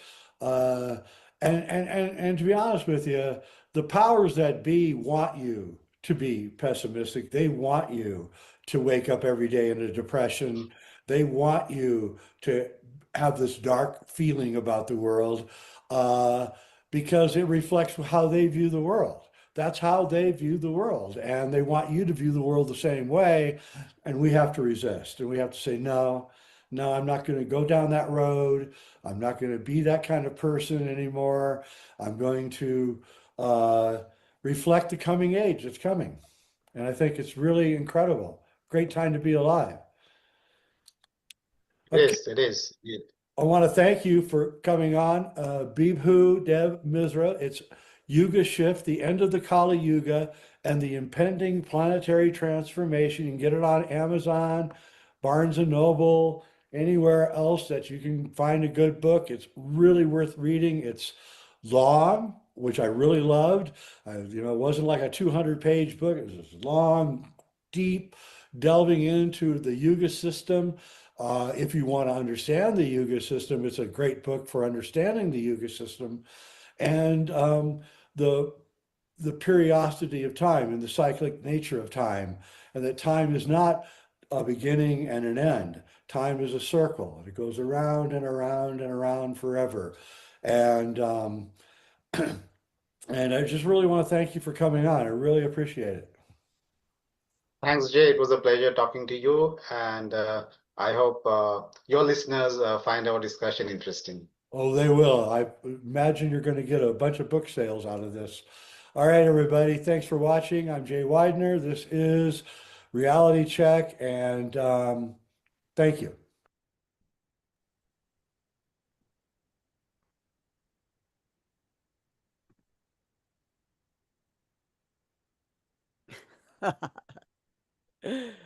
Thank you, Yes, Sharon. you're welcome. I found it really interesting that, I had chosen to put this because I think it really expands upon the discussion today. Thank you. Thank you for all the contributors and Yoga Kulam and our host, Riddhi, Amrita, and this recording from Jay and everybody. Anukul, your comment before Sharon can wind off? It was a lovely session. I didn't expect that it would continue with so much information. In fact, it can possibly still go on. There is so much of helpful information right through the entire meeting. Thanks a lot for all the contributors. Wonderful. Yes, we had a long session and we had so many people from Yoga Column as well. Yes. Quite a while here today. And Sharon, your comment, and then you can nicely wind off today. Well, I thought it was an incredible program today. So much information, so much really, really deep knowledge that it's like drinking nectar, actually, this today's show. And I want to leave you all with, this same vision that Bibhu had. That's what Healing Our Earth, our show, is all about. It's about lifting us up, bringing the light in, and truly, truly healing our earth. To me, that is the most important thing, healing ourselves, healing each other, and healing our earth. So I just we all appreciate you joining us today and look forward to you joining us for many just amazingly interesting, informative, and uplifting sessions in the forthcoming weeks. Thank you so much. Thank you, Sharon. And Anukul, you can finish with Gayatri Mantra. Oh, yes, sure. Om Bhurbhuvatsa Tatsaviturvarenyam Bhargo Devasya Dhimahi Dhiyo Yuna